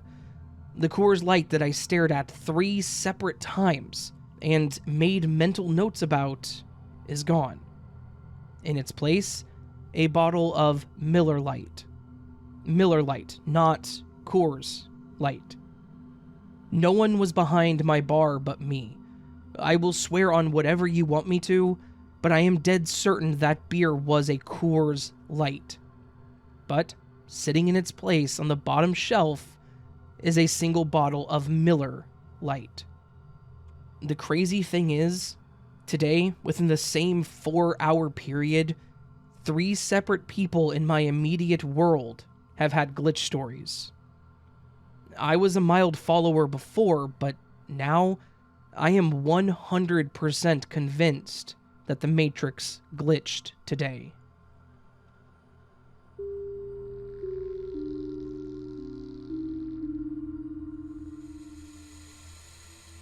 So, this actually happened a few years ago, and it's only because I've found myself here on this sub that I remember it. The weirdest thing happened to me and my boyfriend one night. So, for a little context, I'll just say that I live close to a motorway, and there's this one huge roundabout just off it that you can take to get to a couple of destinations. Anyways, it's a big roundabout with 3 lanes and 5 exits. The exit that takes us in the direction to my house is the second one as you come off the motorway, and it's distinct because it's the only exit on this roundabout where you have to go under a bridge, and it's all lit up. This roundabout is always busy because it separates 2 towns. So here's what happened, and it all happened quite fast. We came off the motorway and it was about an hour or so after rush hour, so it wasn't super busy, but wasn't dead either. We were driving towards the roundabout in the right lane, of 2 lanes, and we need to move to the left in order to be able to get onto the left lane of the roundabout and exit at the correct point. As we're about to switch lanes, another car, the same as ours, significant or not, cuts us up and we end up missing the exit. So I'm like, oh, great. We're gonna have to go all the way back around now. This was annoying because I needed to go to the restroom, but hey ho, so we start to drive around it again and reach the light at the 3rd exit of the roundabout, which are red, so we wait. When they turned green, we set off, and then the weirdest thing happened. Just as quickly as we blinked, we were driving down the exits that we were originally supposed to take. We were coming out of the other end of the bridge with the lights. It was absolutely impossible because we had missed that exit, and we needed to do a whole other loop of the roundabout to get back to it again. Not to mention the fact that the exit road itself is quite lengthy before you reach the bridge. I use this roundabout multiple times a week. I know it like the back of my hand, and I've lived in this town all my life. At first instance, I thought it might just have been me being tired and not concentrating, but I looked at my boyfriend and his face was just like, WTF. So I said, "Did you just see that happen as well?" And he was like, "Yeah, what the hell just happened?" Absolutely no explanation for it at all, and we were just weirded out for the rest of the night. If you think there may be a logical explanation for this, please share, because I really cannot explain it.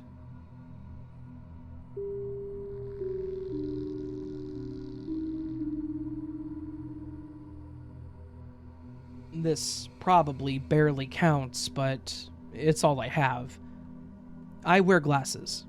I get new glasses from the same optometrist every 2 years after my prescription changes. I am incredibly nearsighted. I get the same frame type since I'm used to it, and I think it looks good. They're usually a rose gold or pinkish metal half frame, with the bottom half of the frames being plastic tubing to hold the lenses in tightly.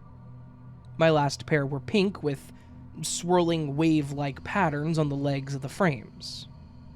2 weeks ago, I misplaced my new glasses. The nose pads were loose and of a firmer plastic than my old ones, so they clicked whenever I adjusted my glasses on my face. The metal was closer to gold than rose gold, and the legs had little square patterns on them, almost like ancient Greek pottery or clothing sometimes has. The ear pads were close to the same color as the metal. I could not find these glasses anywhere. For 2 weeks, I wore my old ones while I looked for my newer glasses. Last night, my mother picked up a pair of glasses that no one in our house recognized. We all wear glasses, but we also all have different prescriptions.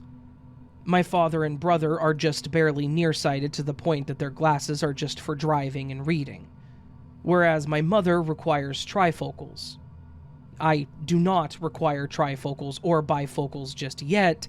However, I am significantly more nearsighted than my father and brother, with a steep astigmatism that no one else in my family has. Regardless, the mystery glasses frames were a rich rose gold with brown ear pads. The legs were split-shanked at the hinges, with wave patterns further down the leg. I firmly declared that these were not my missing glasses, since the frames looked nothing like my new ones. Everyone tried them on, and the prescription of these mystery glasses only matched mine. Therefore, logically, the glasses must be mine. These mystery frames are the most confirmed glitch that I have ever experienced in my life. The nose pads click whenever the glasses shift or I adjust them. The prescription is undoubtedly mine. However, looking at old selfies, the frames are a different shape. I even took them to my optometrist's office and they confirmed that the prescription is mine, but the frames did not come from their office. There's no brand or serial number anywhere on these glasses. Nobody can tell me in the slightest where these frames came from, and I still cannot find the other frames.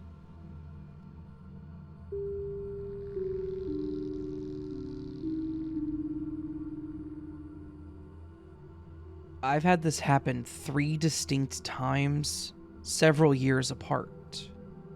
First, when I was an idiotic 16-year-old, I had recently gotten my license and was driving myself and my little sister home from school. I was cocky and tried showing off for her, turning up the music and headbanging for a few seconds. When I opened my eyes, I remember being a moment away from hitting a parked car. The very next moment, I was 2 blocks back where I turned onto the street. I pulled over in a panic and my sister asked me why I was stopping. I asked her about that moment at least 10 years later, and she said she doesn't remember me headbanging or the music being loud, just wondering why I was stopping so far from home. Second, I was driving to a music festival when I was 20. The festival was a 3-hour drive away, and I went with 2 friends, one of which said we could take his new white Mustang. It was super early, and he said that he was up late the night before, so he insisted that I drive. As we neared the festival, I got to a winding inner-city highway on-ramp, and I couldn't see the approaching traffic very easily, and I wasn't familiar with driving in the area. So, I treated it as any other on-ramp. And I swear that we got hit by a semi that I saw last minute. But the next instant, I was at a complete stop at the end of the on-ramp, with the semi crossing in front of us. I never brought that up with the other 2, since I was driving someone else's new car, and it felt wrong to mention it.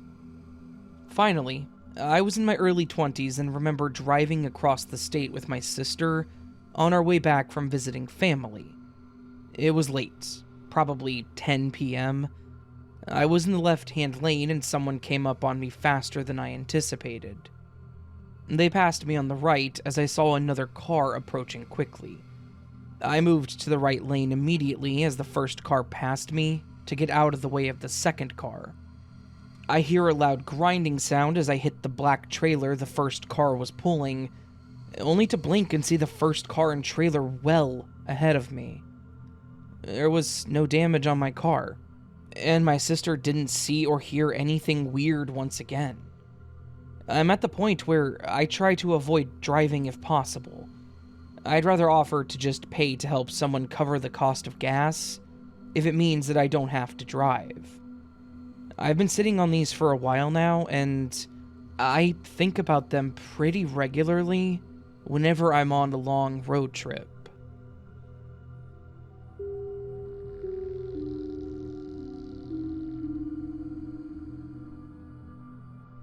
This one is a bit odd, and I'm not really sure what is happening at all. I'd like to start at the beginning. I moved into this rental home about 3 years ago. It had a lot of remodeling before we moved in. It still needs some work, but for the most part, it's a pretty good place to live. While the landlords were doing some work, they realized that one of the garage door openers were broken, so they replaced it. But, of course, in the middle of all the work, they lost the remote. It is a 2-car garage, and I only use the opener with the new one, since the other door has an opener on it from the 90s. It still works, but I cannot get an opener for it. The main door has a garage door opener button next to it, but it's from the older opener, and the one for the brand new one is right next to the garage door, so you can't hit it while leaving by mistake. About a year ago, I started parking my car in the garage. I went to the hardware store and bought a remote for my door. I did try it on the older model first, cause I did want to use that door, but it didn't work, so plans changed. I got the remote working, everything was good, and I had my nice old beat-up car in the garage. A few months pass by, and I walk out to go to work, and the garage door is wide open. I stopped dead and looked at it. My keys sit in a metal container on a little table. It wasn't somewhere where you could easily press the button. I got to work, closed the door, and come home to find it is still closed. So, I just assumed that one of the people I live with left it up by mistake or something. We do put our trash out that way, so someone else needing to use the door did make sense. It stays closed until about a month later, and I find it open once again. This time I asked everyone in the house if they opened the door when I got back from work. No one used that garage door to put any trash out that night. So, I decided to move my keys to a different place, where it's a metal container with a lid. in case everyone else's keys were pressing a button or something by mistake, since we all place our keys together. A month or two later, the door is open once more. Now, I've been good at keeping my keys in the new place. No one else touched that container, and even if my landlord had the remote and were playing a trick or something, they live in another city. There is one of those slide locks at the bottom that keeps the door from going up even if you use a remote, and I slid that into place when I got home now, but I still don't get what's happening here. No one could be pressing the buttons by accident anymore. It's just weirding me out. And I hope this stops, but if it doesn't, that lock will keep it closed. Unless it somehow glitches too.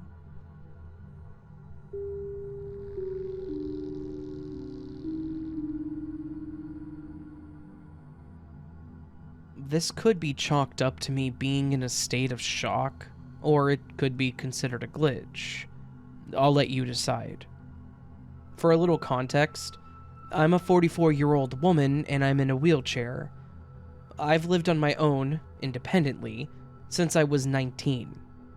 In my 20s, I was a night owl, staying up all night and sleeping all day. One night in April of 2004, I made hamburger stew in my crock pot. After I ate, I put the leftover stew in a plastic container to put in the icebox. While doing so, the crock pot tipped over, spilling boiling hot stew all over my lap. As soon as it hit my legs, I had so many thoughts run through my head. First, I thought, okay, I'll go knock on a neighbor's door and ask for help.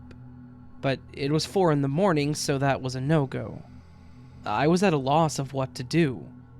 Finally, I grabbed my cordless phone, went to my bedroom, took my pants off, and then called everyone that I could think of. Nobody answered their phones, so I popped a couple of over-the-counter painkillers and tried passing out, which didn't really work. So I just laid there trying to relax for the next 4 hours. Around 8 or 9, I tried my mom again, and this time she answered. I told her that I burned myself and that I needed her to come to get me to take me to the hospital. She then tells me that she would be there in a couple hours after she got some sleep. I wasn't in the mood to argue with her at that point, so I just said okay and hung up the phone. I finally ended up passing out of sheer exhaustion. I still didn't sleep very well because I was in so much pain. When my mother finally did show up and saw the severity of the burn, she apologized to me for not getting there sooner. She then scolded me for not calling 911. Honestly, I didn't even think to call 911. The weird thing, when I told her who all I tried calling, we called everyone that I told her I had called, and nobody had any record of me trying to call them. I'd called my mom, my dad, all my siblings, my grandpa, and my mom's friend, and not one person, including my mom, had any record of me trying to call them until 8 or 9 that morning, when I called my mom back. I remember so vividly calling all of those people. I still don't and will probably never understand how nobody had any record of me calling. Like I said, it could be a glitch, or I guess it could be shock, I don't know. It's still baffling regardless of whatever it is. And thank you for reading.